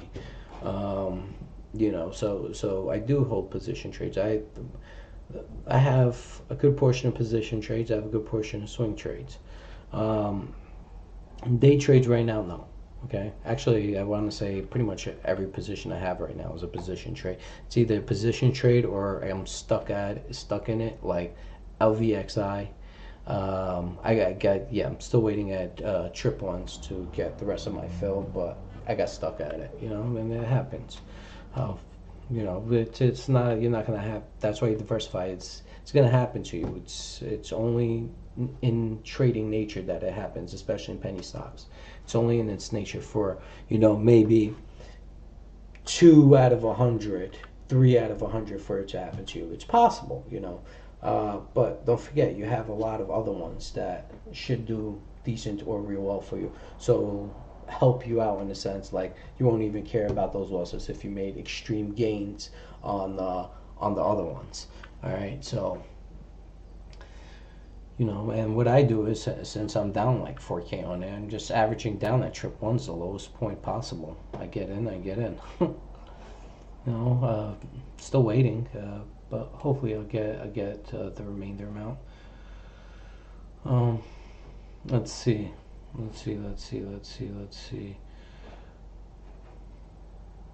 Okay. All right. So you got CSTI showing 300 over there. Not cool, CSTI. So not cool. You're interfering with my trade. Alright, so let's go back to, let's see what HMNY is doing. We see 4-5 still steadily heading up. And let's see.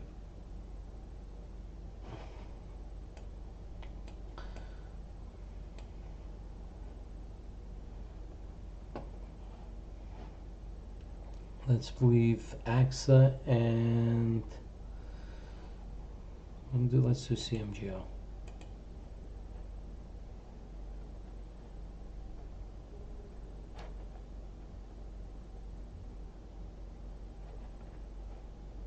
Okay, so that's the resistance, and I'll show you what the 10-minute looks like. Okay, remember, you want her to close above this, not even that right now. You want her to close above 7.6. She closes above 7.6, you'll get your 7.7s now. The reason why I say this, because like I said, time frames based on the pattern and what it does, things change throughout that time frame, that particular time. This is time frame trading now. Okay, so this is time frame trading is more day trading than anything.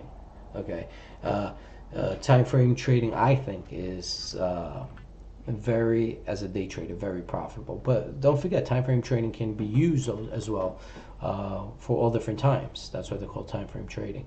So based on this time frame trading, I'm letting you guys know, well, if she can't pass 7.6 now, she doesn't even need to pass 7.7. She needs to pass 7.6 right now. In order for her to go higher, she needs to pass 7.6. However, if she can't pass 7.6 now, so it's decreased, right? She's heading lower. And the reason why I'm doing this because I notice how the pattern is developing, and I don't want her to touch 7.6. I want her to pass 7.6 and close on the 10-minute time frame. She could go to 7.9, but if she drops that back down before that 10-minute within any time frame is up, that's no good. That's considered a failure. That's what time frame trading is. Okay, so now we're gonna see what's moving forward. I want to say if she can close at 7.6 within this time frame, that it has its chance. But if she can't, and it could be throughout the trading day. Right now, the bears are in control. What happened here? The bears are in control. This signifies a bearish engulfing pattern, and the bears are in control right now. Okay, so we'll see what happens on her. And remember, if she closes above 7, I want to say 7.6, not even 7.5. One sec. 7.5 is good, but if she closes at 7.6 at any time frame, that's a great indication that she's going to head higher. But remember, the MAC histogram is also positive. It looks like she's trying to go negative. If she does go positive and she does close right now at 7.6, the MAC histogram will refresh. Okay, and that's what I mean. Time frame trading, they all pretty much correlate to one another. The MAC histogram, the time frames, the chart patterns within that time frame. So that's that pretty much is what time frame trading is all about. Okay, what I'm gonna do is I'm gonna mute it right now. Like, I keep coming back every 2 minutes, but I'm just gonna mute it right now, and I'll come back whenever I think I need to. All right.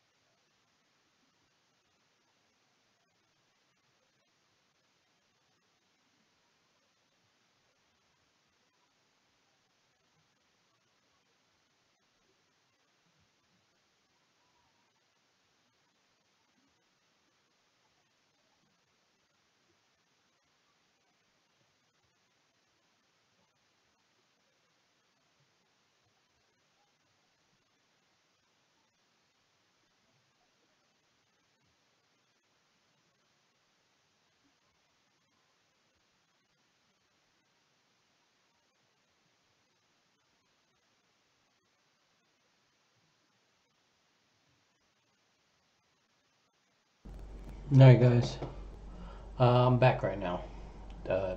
Just stepped away. Let's see what we got going on CMGO. Yeah, that's see that bear flag? Well, the bull flag failed, but you see that resistance held right there. And now you can see her choppy. Seems like she's trading downwards. You see the MAC histogram. It's getting out of positive territory right now. Yeah, if she refreshes, it's okay. It's just going to take her a lot. It's not going to take her only today. It'll probably take her into tomorrow. But we can see this is the resistance, right? So let's remove that from the picture. Let me actually bring this chair down a little bit. This table. See? All right, good.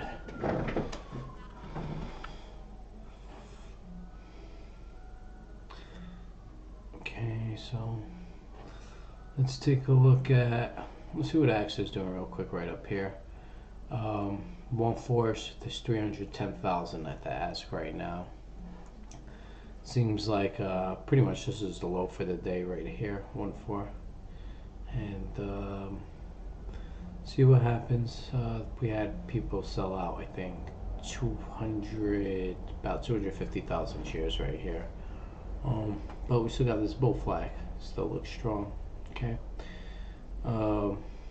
Let's take a look at XHUA right now. See what she's doing right now.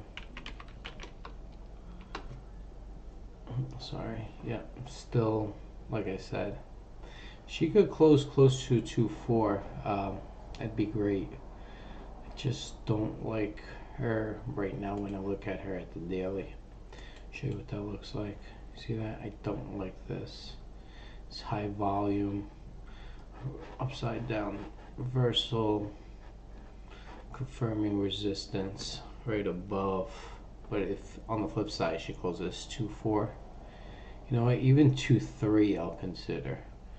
2.3 still look good. You know, just break through 2.1s, print 2.3s, and this can happen at the end of the day. It's not like you know, it's hard to push you know, these shares. I mean, there's, you know, 721,000 shares at 0.0021, so it's just under 2 grand.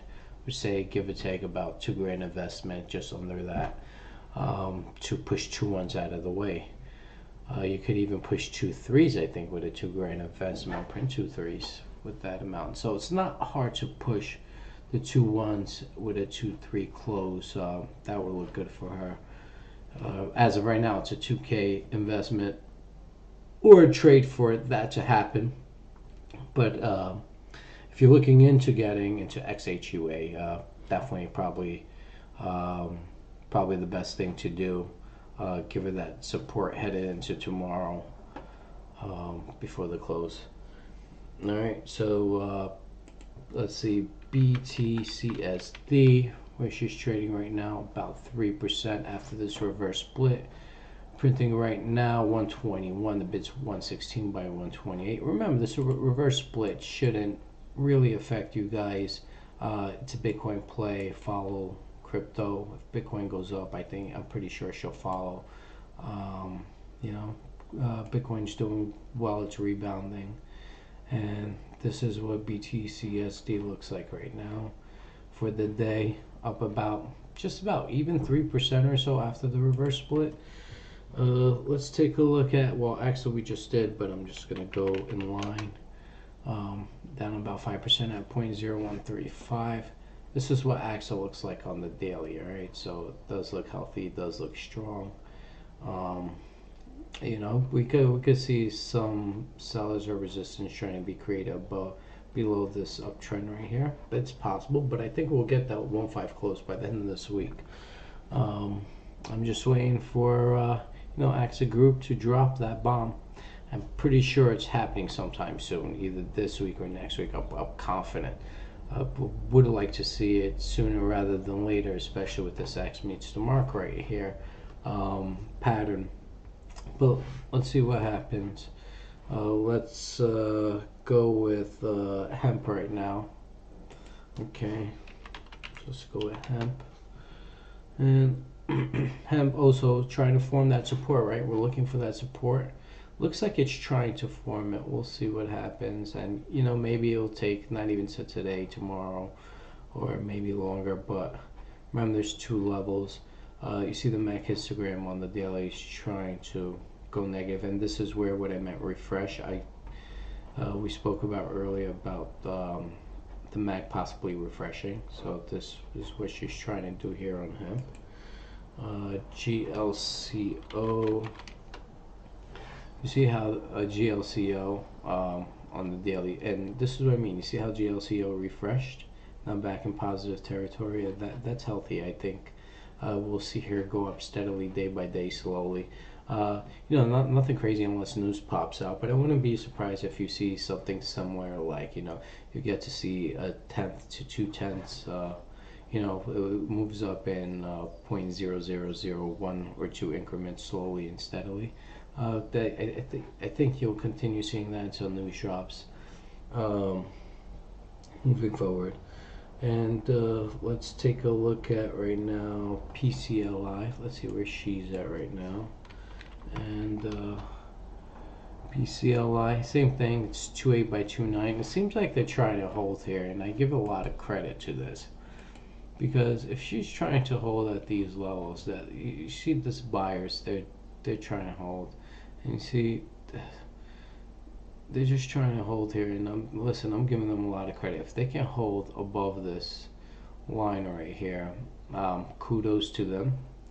A form support. Remember the resistance area. Just want to backtrack for you guys. You see 2-9 prints. See the resistance area is right here, and right now this is also resistance. I'll even drag this. This is a shorter resistance. If she can break those 3 ones, like I said earlier, then she'll head higher. So that's something to look at right now. Okay, I still think she's short in my eyes, but they're still holding her up. So if they can hold her up by the end of today, pretty sure chances are they can fight those 3 ones, but we'll see. It's still early to be determined. Still looks like a sell to me. Think people are selling right there. CMGO seems like selling pressure is continuing again. Once it peaked at its resistance at around 7.7, the original resistance was right here. I'm sorry guys, let me go back around right here. Something right, she was testing but never broke through. But she could bounce around here, okay? So we have support right here right now at 0.006, and she could create support anywhere. And like I said, she could take, if she failed now, maybe she'll take another day, 2, 3, for her to break that resistance. It's possible it'll happen. People who average down their price per share here. I don't think it's a terrible move, but like I said earlier, I just wait for her to pop and I'll cut my losses short. That don't like the strategy that the CEO pulled with yesterday's news. So not feeding into this scenario. Let's take a look at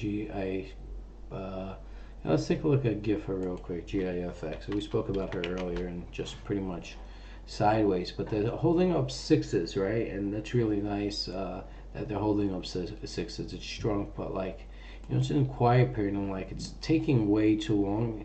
And I like the fact that the 6s are at the bottom and it's showing that, but eventually, 6s can't hold forever. And I think they're pressing their luck right now, GIFX, and I have shares of her, nothing crazy. I'm not sure if I said that before, but just want to make sure I had something in case scenario. Let's see what else we have. Let's do HMNY. I think I'm missing one. What were we talking about? HMNY, still, you see how slowly, and remember this is a swing trade, don't look at it as a position trade. I will look for, I think, 6.5s to 8.5s as my target price. She could even trade somewhere around 1, but around the penny or near a penny, but I would say 0.007 is probably a great exit strategy as a swing trade for this stock. They have a lot to do before I can even say, oh, she'll do well. It's the stock, this company really took a huge pitfall, and just need some time to show a better picture. But this is a great swing trade still in my eyes. Okay, let's see what else we got. I know there's one that we're missing that we spoke about. Oh, EDXC. Let's take a look at EDXC right below here. I'm sorry, EDXC. It's about 50 right now. Remember I said if it hits 50, pretty much a smack and get out. So, well, let me try to see if I can zoom in. Hold on. It's lagging, guys. Oh, there it goes. Oh, still lagging. Alright. So, I said if it hits 50 just to get out, it looks like a failure. So, we'll see what happens here. Remember, it went up so far so high. I don't even want to trade this, swing trade this, or just would be a day trade. I don't think people should, in general, hold a position overnight that did real well. I think eventually, I mean, this is my personal opinion. Don't get me wrong, she could go to $2 and then crash. But I'm more skeptical when I'm chasing something, getting into position. And give me a sec, my computer's lagging again. Waiting for this chart to change. So any day now, guys, come on. Okay. True. Alright, so there you go. So now I'm trying to go back to the daily. Oh. Come on, Brad. Alright, there we go. So what it could form here on the daily, if it forms this hammer, this reversal hammer, and I spoke about it a few times, so pay attention to this stream. If it creates this reversal hammer over here, she will create some type of resistance, especially to high volume. Now, I'm not saying it has happened yet, and remember I said, hey, this looks like a long here, and it showed after that trend that it broke that it was, but it seemed like it faked me out right here and just dropped on the support level. So I said, oh, okay, this could be probably its turning point. Okay, so I said if it breaks under 50, just to get out if you're trading this. All right, so now it's trading here, and now ultimately, we'll see if this is its top at the end of the day. There's another hour and 20 minutes. It creates that hammer. It could be its top. Same thing, PCLI right here is still at the battlegrounds, and you can see she's at 2.5. She ticked at 2.5 for a split second, and then just ticked back up, trying to create some type of base for PCLI, which is great. Like, if she wants to go higher, she needs to break over 3.1. But she's trying to form some support, and you even see the MAC histogram. The MAC histogram is actually agreeing with that. But this is for the day. But when you take a closer picture right here, it shows something different. Remember, the day's not over, so if it would close over there, that's what it would be. The fact that there's another hour and 20 minutes. Let's see what she does. I really think a 2.6 close is just showing that she may want to go to 2.10s. So keep your eyes on that for now. And remember, we'll reassess by the market close. So before I stop the stream, hopefully. And we'll reassess everything we spoke about today, and just to make sure we got everything there. I think EXDC wasn't there here, so that's why I haven't looked at her for a little bit. Okay, so I have all this, and we'll just reassess throughout the day by the close today. Okay, so I did all of them. What I'm going to do is I'm going to take this back to AXA. And I'm gonna take. Okay, great, great, great, great, great, great, great, great. Okay, 128 by 135, and I'm gonna show you what the daily looks like, even though you can't see the picture. All right, so this is the daily. It still looks good. All right. Okay, nice support over there, and over here we could put. Let's do CMGO, just because there's a lot of volume in her. Um, you can see this rebound. Hopefully, eventually, you see you have one bottom over here, create another bottom. She could create a bottom right here, which is great.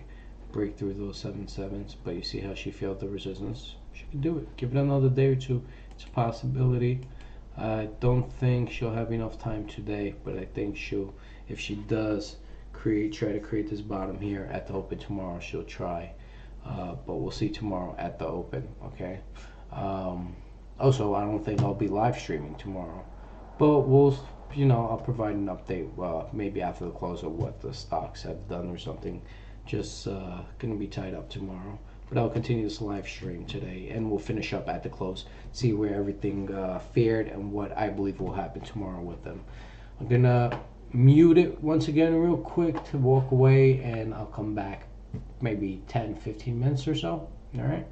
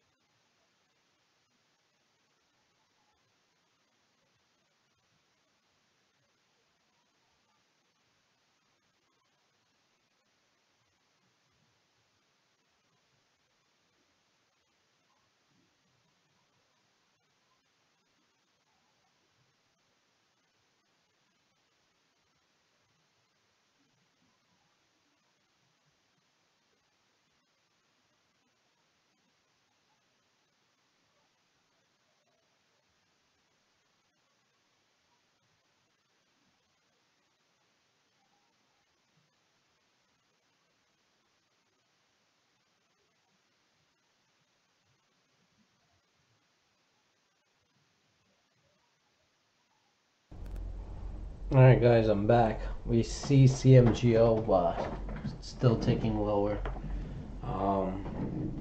Let's take a look at some other stuff right now. We see AXA.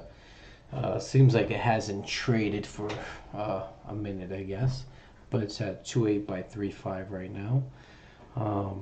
CMGO ticking down ever since tested those 7.7s.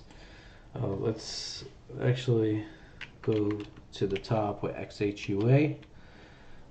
See 2-1 right now, 1.8 by 2-1. Same story. We'll see where she goes. Doesn't, I'll tell you, she really doesn't look bad here. But like I said, we want to see where she closes. At the end of the day, we'd like to see at least a 2-3 close. I don't even think that's out of the question, that it's not able to happen. But you know, chasing is chasing. I don't like chasing. She does look like a reversal play. She's trying to be approached. Let's see, BTCSD. Let's do that again. Let's see where she's at. Oh, she's up 16% right now at 137. You see, like I said, reverse splits really don't. I'm not gonna say reverse splits 9 out of 10 times they're no good. BTCSD. Remember, like I said, it's a Bitcoin play.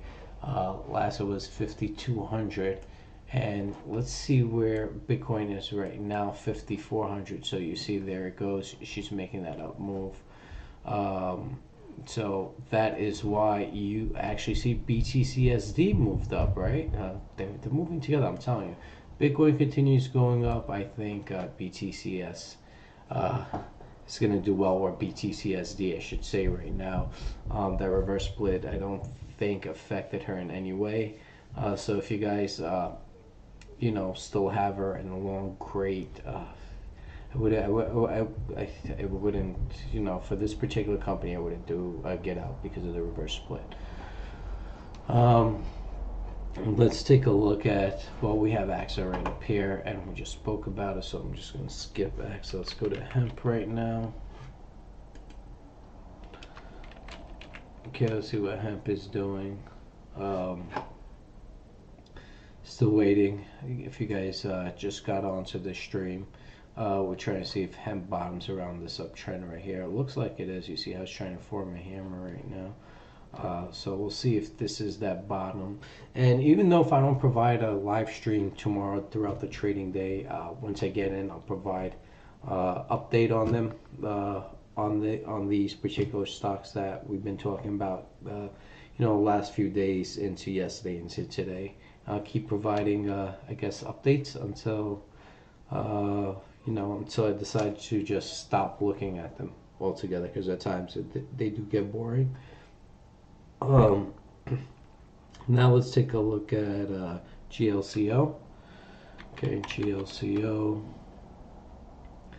All right, so what you see, it's at 1213 right now. If she closes at 13, it's good. Like I said, I wouldn't be surprised if there's no news that she'll constantly go up, you know, like 100th of a penny, or maybe, you know, 200th of a penny every single day, like small increments of, you know, 0.0001 by 0.0002. And once the news comes out, I think you'll see that rip coming in. It looks like it's lined up for one. Okay, so that's GLCO. Now PCLI, it's 2.9 still, 2.6 by 2.9. There's 3 million at 2.6. Well, excuse me, 2.6 by 2.8. It's 3 million by 300,000. 2.6 obviously big bid right there. Okay, so we'll see what happens. And you know, it still looks like it's in this trading range. Remember, 3.1 is where you want her to break so she could head higher. But it, to me, in my eyes, it still looks bearish. We'll see. We have about 53 minutes left before the market closes. Let's take a look at HMNY right now. See what they're doing. Okay, same thing, you know, see how it's trading sideways. I mean, it was last trade's 4.3, but it's 4.4 by 4.5.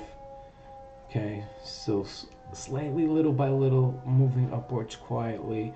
That you can see on the 1 minute and even 10 minute, just quietly little, increments of trip ones. It looks like trip twos. CMGO, what the hell is going on? Sounds like a bunch of fire trucks around my neighborhood right now. 6.4 by 6.6 for CMGO, a million plus, showing at 6.4. We'll see if this is the bottom around here somewhere. So the resistance to tick down. And remember, this is its trading range. I'm just going to remove this. We don't need that. But this is her trading range right here. From the lows to the highs ever since CMGO got to this level yesterday, okay? And it's in this trading range. We expect her to break through. If she breaks through 7.7, expect her to head higher, okay? Now let's take a look at EXDC. And this is EXDC. Sorry, yeah. I thought I had it wrong because nothing's coming up. But again, some lag. So bear with me.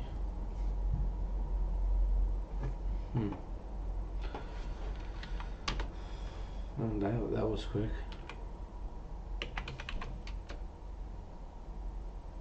Oh, I guess I got the symbol wrong. Let's see.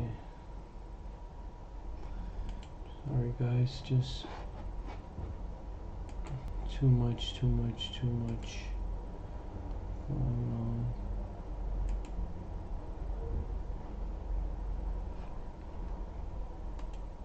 Sorry, it's EDXC. Sorry guys, had a typo here. No, it wasn't. It's at 52. Look at this. It's ridiculous. Ken, I don't know. It's a great call, Ken. I just can't. I really can't see myself swing trading this. He's right. It just keeps giving. All right. So it's at its pretty much highs. And I guess there's right now. You see? Oh, let me see if I could go back there. Let me go back. I think 60-minute was. Yeah. Alright, so you see how she pretty much tried to create a bullish engulfing pattern. Not yet, because it didn't close right at the previous.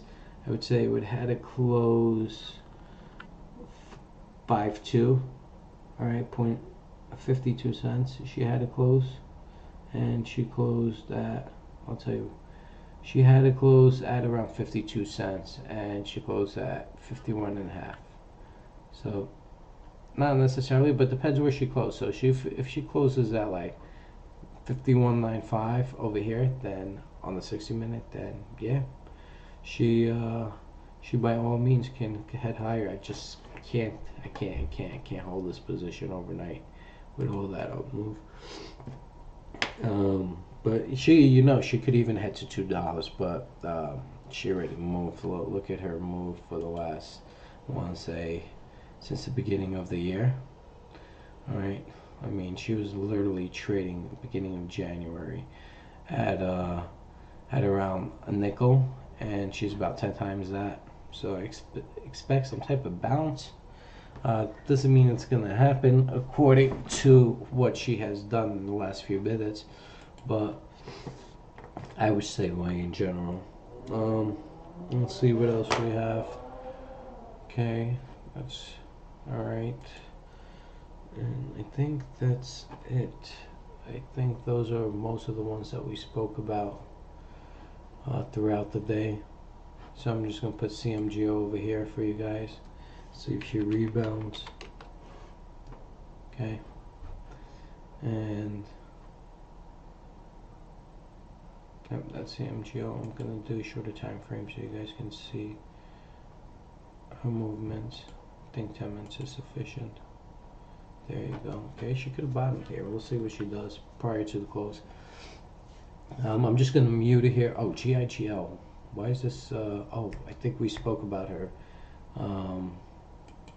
Was it 2 days ago? Giggles Inc. Giggles and Hugs. Remember, this was like a nursery for like birthday party nursery. There's 2 locations in Cali, trading at 2 cents. But you see, she's she's just pretty much choppy. I mean, she's, yes, on to the upside right here. You see that? It could be a breakout just for my money and the share structure, there's I think other stocks that are more worth purchasing.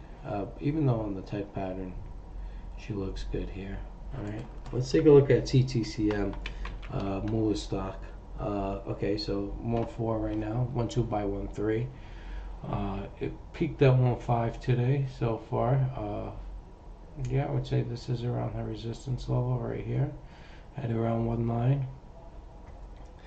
So she peaked over here, and let's see what she looks short term. 1 minute still showing support, doesn't look too bad. Let's see what the 10-minute looks like. There it goes. Yeah, so even 10-minute looks good. It's a little too early to determine if she wants to head lower, but I mean, aside from the .012 bid at 35,000, the 1-1 and the 1 bid seems pretty solid. Just trading sideways around here.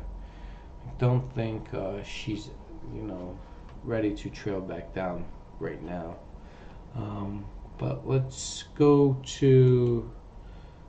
back to well, XHUA just popped up on my scanner not so long ago, about a minute ago. See, that 2-1 printed 2 1s, but there's 2 right now. It's a battle right here. It's definitely a battle, but it does look good. It does look good. Just have to see where she wants to close for the day. It's getting there. Oh, you see, 1-8 was. I don't even see a print out here, but showing 1-8. I this one I just saw 2-1. There was a print definitely. Guess my chart is still lagging because I don't see a print here, unless it was under 100 shares. But it still should have appeared here. Yeah. So see, seems like 1-7 by 2 right now. Let's go back to AXA. I want to see AXA before the close, just because I think this is most important time for AXA to be watching AXA. No, it's at 128, and AXA's quiet, so you can't look at her at the 1 minute right now. Then daily for her should be fine, even maybe the 60-minute. Let's see, 60 minutes, not choppy. I guess it's a little choppy, but I think it's good enough. That's it for now, I guess. I'm gonna mute it again. It's 3:16. I'll definitely try to come on before the close, maybe 3:50, 3:55. But I'm gonna mute it right now. Do some stuff on my computer. I'll just let things play out.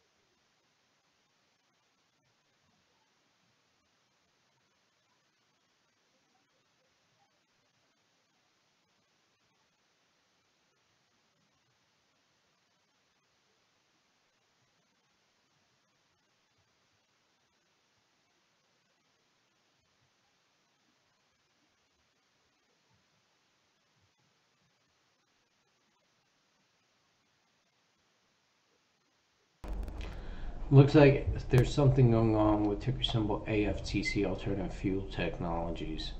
Um, yeah, so it looks like she's trying to rip. Okay, so we're gonna see what she does here. I'm gonna actually add her to the list as well. So we just got one more, okay? Because I like what I see here. I just would like to see if she closes at these levels, which I think she will, because the 1-3 bid came out of nowhere. Yeah, she looks good right here. Now, what I would like to see is, bring this over here for me. Let me just see what individuals are saying. Yes, that was earlier today, homie. Frank, yes. Symbol is BTCD, still good, pure Bitcoin.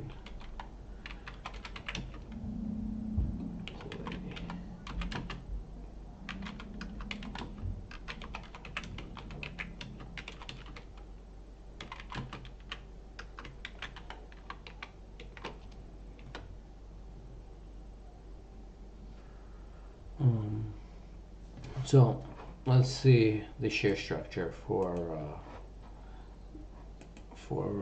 AFTC.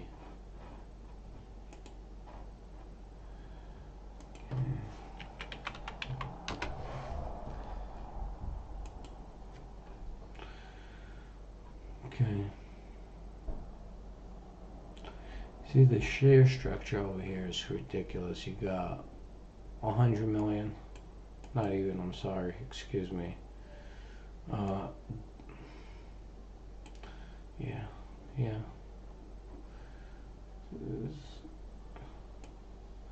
It's 100 billion authorized shares. The flow is 517 million. If they cancel shares, that'd be nice. Let's look at the security details of news. Nothing.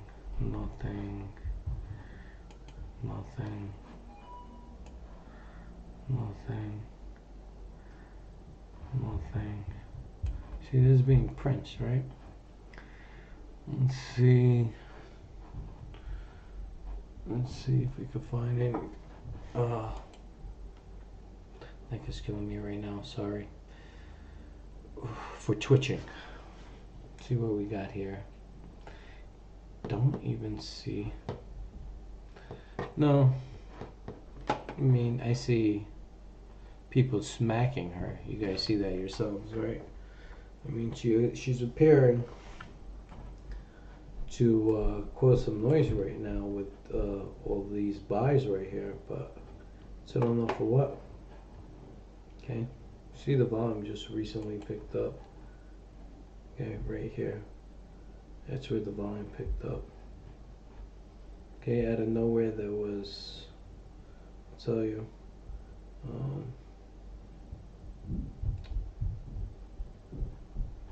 showing zero, 2 almost 3 million here, another 2.5 here, another 600. So right now there's about 5 million shares purchased over here. So I would say about, depending on the price, I would say they spend about 12 grand just now, right? Each 14, let's say 0.0014, each million is 1,400. So we had about 5 million. So let's say average price at 0.0012. So 12, about less 6 grand. Okay, 12, 24.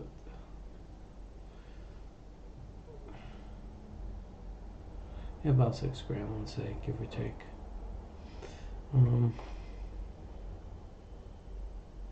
Let's see, that's right now, right, since this whole thing.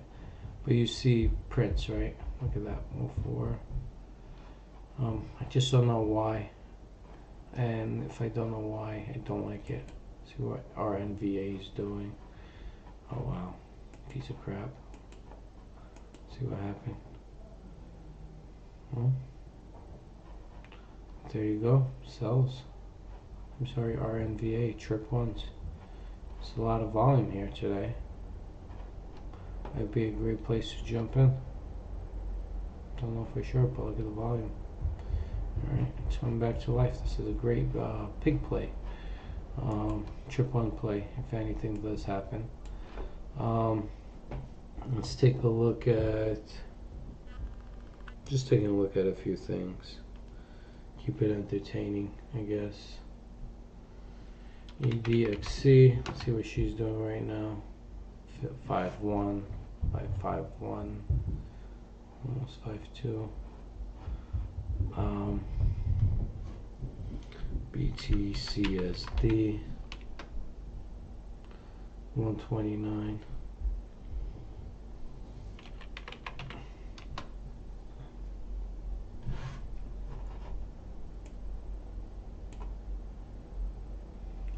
Okay. Got CMGO here printing right now again. Still bloody. Nope, not support. See, couldn't hold here. Just couldn't hold. I mean, it has 6 minutes to take back its losses for this time frame, but see what's going on. I mean, don't forget the support's right here, right? So see if she can hold up, and she could bounce anywhere above this. You know, this is support. Then you got this. Then you obviously got the lowest point where it's this trend line right here on the bottom. Alright, pretty much the lowest point she traded, that's where that line is.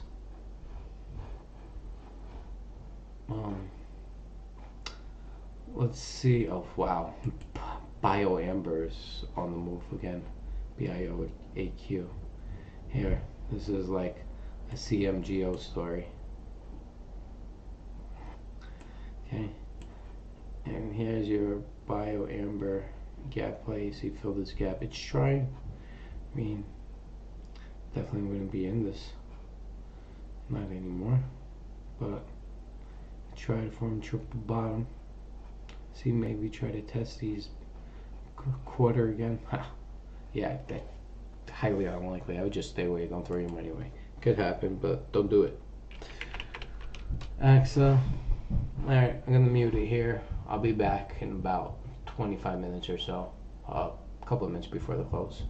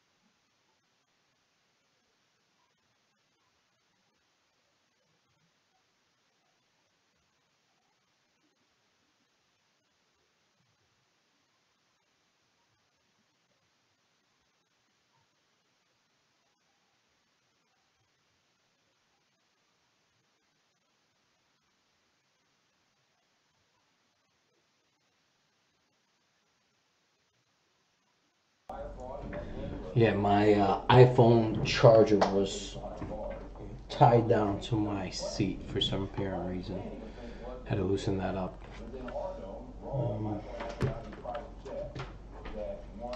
So yeah, CMGO still, you can see resistance is there. 135 look like was removed on the AXA. Seems like it's just canceled out in general. There's 139 at the ask right now. 129 by 139. Let's take a look. Let's do.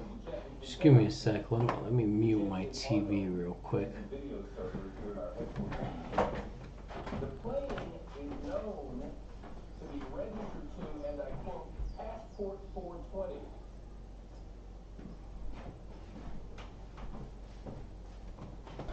Alright, too much politician noise over there. Okay, where was I?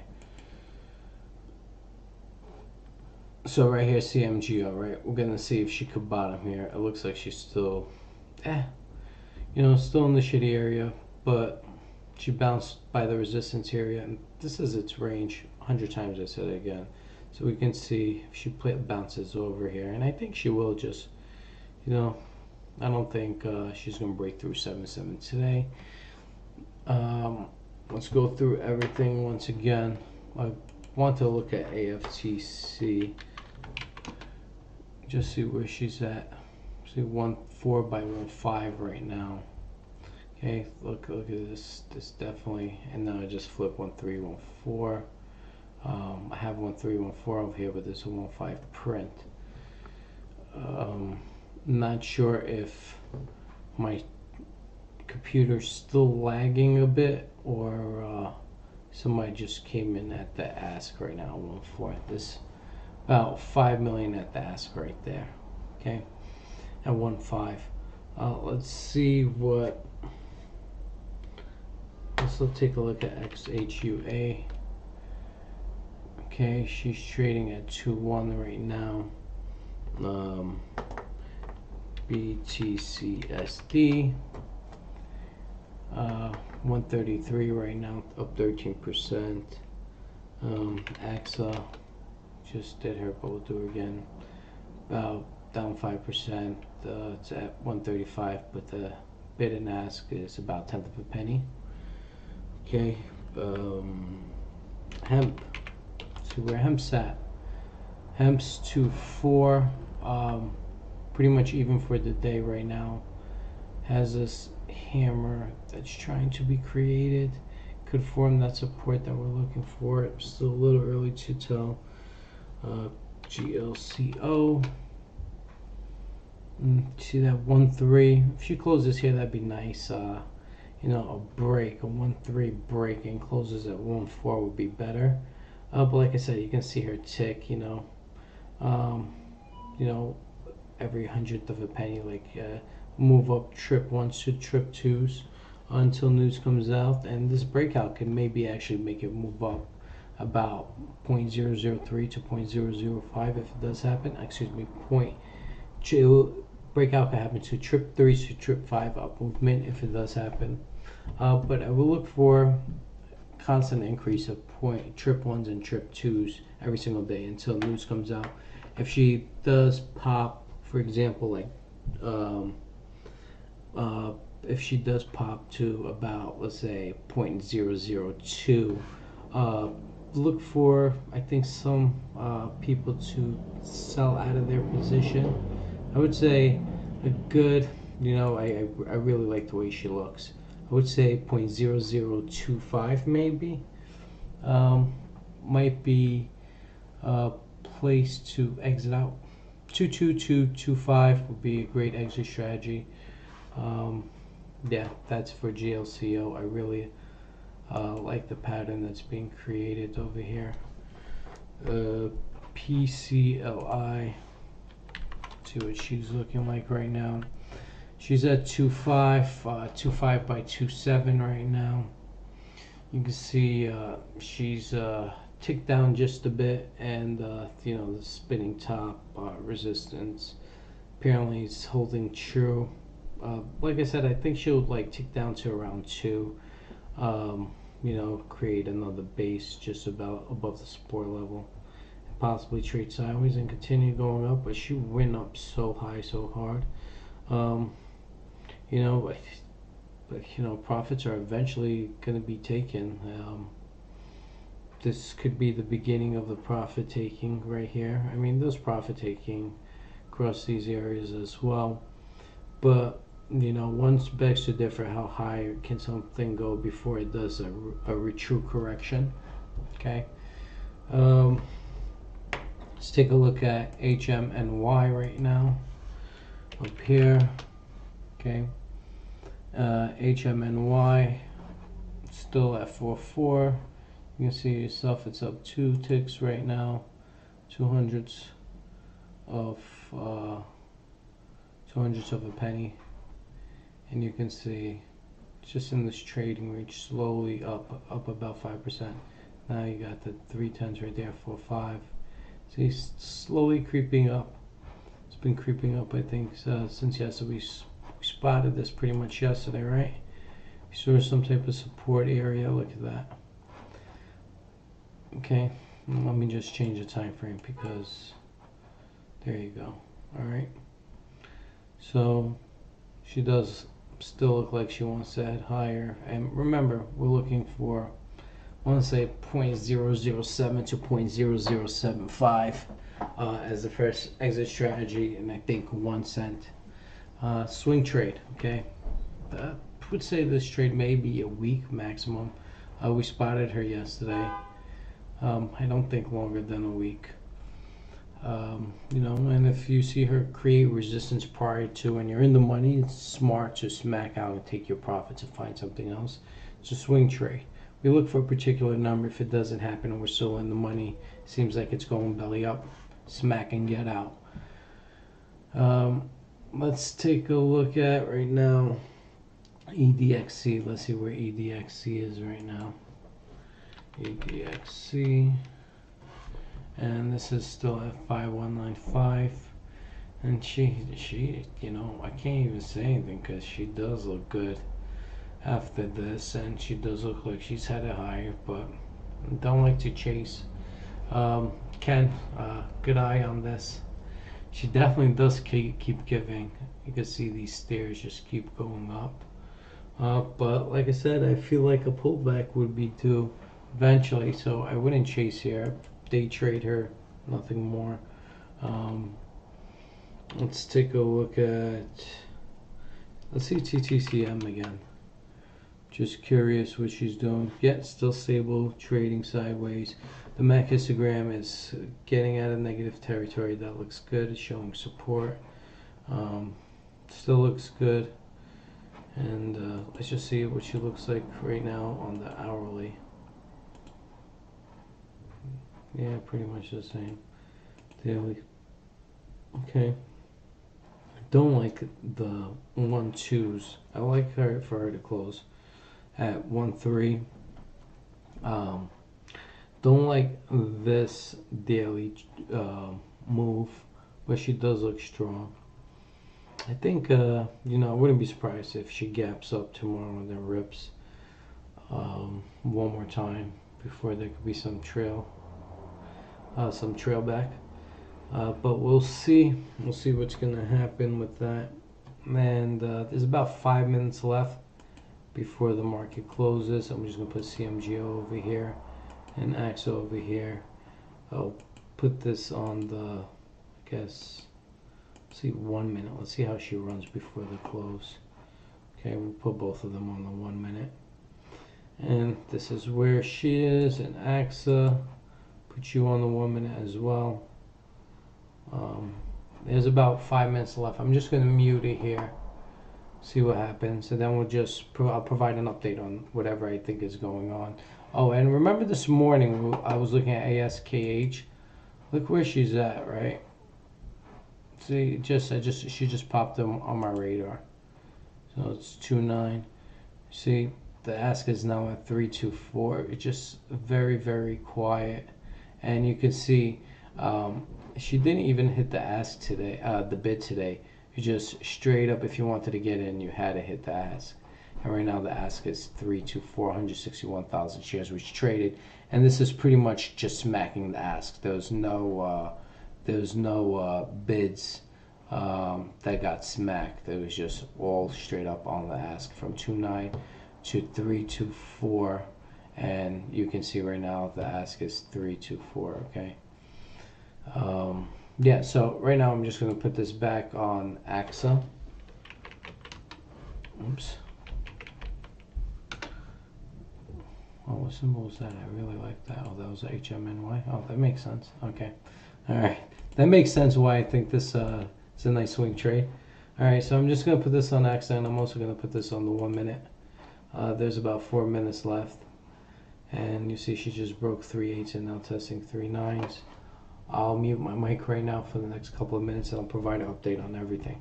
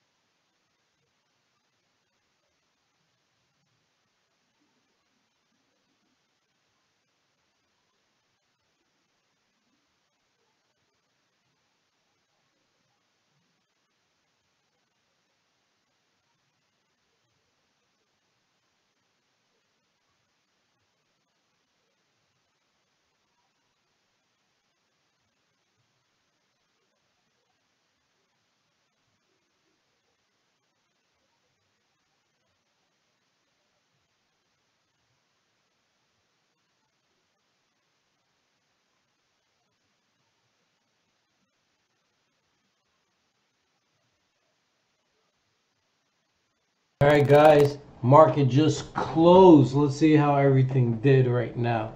CMGO closed at 6.4. Let's take a look. See what the 10-minute looks like. Let's see what the daily looks like. Okay. All right, so CMGO, really not enough information. It's in this trading range. That's all I can tell you.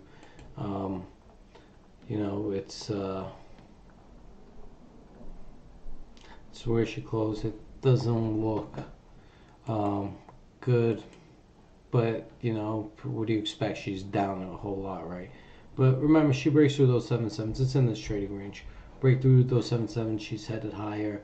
You know, she couldn't break through today, as you can see. But we'll still keep an eye on her. Let's go with AFTC right now. That I just noticed not too long ago. And you see, I still don't know why, but 8 million pretty much shares was purchased, and around right here at the end of the day. So we can see her pop tomorrow. Don't know too much about her, but if we're talking about just trading in general, like when they trade, 2-day trade, let's see what she does tomorrow. XHUA, let's see how she fared today. 2-1. Here's the thing, it's a 2-1 close, right? Showing support and everything. Let me just go to the daily. Showing support, you see this is like a spitting top or whatever the case is, but you see 2 3s at the ask. So if 2 3s printed right at the beginning, it'll gap up, and this can actually be very beneficial for XHUA tomorrow. So keep that in mind, especially if you can print 0.0023 at the open while the stock could, and does a gap up. We'll see the MAC histogram, go back to positive territory. And especially if that news comes out like Frank predicts or believes, then yeah, definitely, without a doubt. Okay, let's go with Bitcoin BT. Well, not Bitcoin, BTCSD right now. Okay, so it's at 137 closed. Wait, okay, I have 2 different numbers here. Trying to figure out which one is the right one. I got 137 here. I have 133 on my level 2. Let me see something. No, that's not. That can't be. I wanted to see if there was any after hours trading. But whatever the case is, Bitcoin goes up. BTCSD is gonna go up as well. I said it earlier and I'm saying it again. Let's take a look at AXA. We got AXA right up here. So she closed at 3.8. Let's see what she looks like on the daily. Okay, not too bad. Still trading there at these levels. I would like for her to head higher already. We got till the end of this week. So today is Wednesday. We got Thursday and Friday, so that's good. 2 more days for her to break through 0.015, and she's close. She's almost there. She's just a couple ticks away. So we have that with AXA. Let's go with hemp now. See where hemp's at. See if she could have held up. See 237. We still don't know if this is her bottom. It could be. Gotta see what tomorrow brings her. So let's keep an eye on her still. GLCO. Remember that 1-3 close. Boom. I like that. That looks strong. That 1-3 close. Expect her to continue heading higher. I see more upside with her. Okay, so excuse me. Now let me take a look at PCLI. PCLI, 2.5 by 2.7. Looks like it printed 2.7 at the end last trade. But she does still look bearish in my eyes. Like I said before, tomorrow we can see her at the open possibly drop from the looks of things based on the 1 minute, 10 minute. Just double check. Give it a sec as it's lagging. There you go. See how she's trading within this trend. It's right here. So yeah, I honestly wouldn't be surprised if she does that drop tomorrow. Looks like you got a Head and Shoulders and M wedge being developed. Had been developed. So keep an eye on her. I still think she's going to head lower. I want to say to about 0.002. Let's take a look at HMNY right now. HMNY, yeah, it does look good. 4.4, 4.5s. Now remember, this is a swing trade. This is not something I think you should hold for 6 months. This is more of a week play. I think your first exit point should be around 0.007 to around 0.0075. And then if you want to try to see if you could get a penny, that's fine. I don't think more than that, and I don't think you guys should uh, look right now as it as an investment. I think they need to overcome some hurdles as a company in order to stabilize. I mean, yeah, she's at trip fours, but I mean not trip fours, excuse me, at 4/10, just under half a penny. But you know, this she could be at 2/10 if things aren't organized properly and they're still losing money. Okay, CMGO. We spoke about her, but let's take a look at her again. I'm just going down the list. That's why it's in this trading range. We'll see what happens tomorrow. Couldn't break through 7/7s. It tried. Um, we'll see if she can prevail tomorrow. Remember, if she does break through, I would say 1/5s, 2s she can give you. I don't think she's going to break 2/5s. There's a lot of, I think a lot of investors lost confidence in this company and the CEO, at least for this time currently, right now, at this particular time of year, especially with what happened and with the news release yesterday. And let's take a look at EDXC. And yeah, she's at 52, and you know, I can't even say. She just looks like she still wants to go up. You know, I can't look at this as a whole because of her movement. And yeah, she could go up, but I honestly think eventually she's gonna want to breathe, and I just don't want to be in it for it. So if you're day trading it, I think that's smart. As far as buying and holding, I really don't know. I wouldn't. You know, everybody has their own trading tactics and theories. I would day trade this more at these price levels, and think that's pretty much it. Let me just throw in TTCM in there before we go.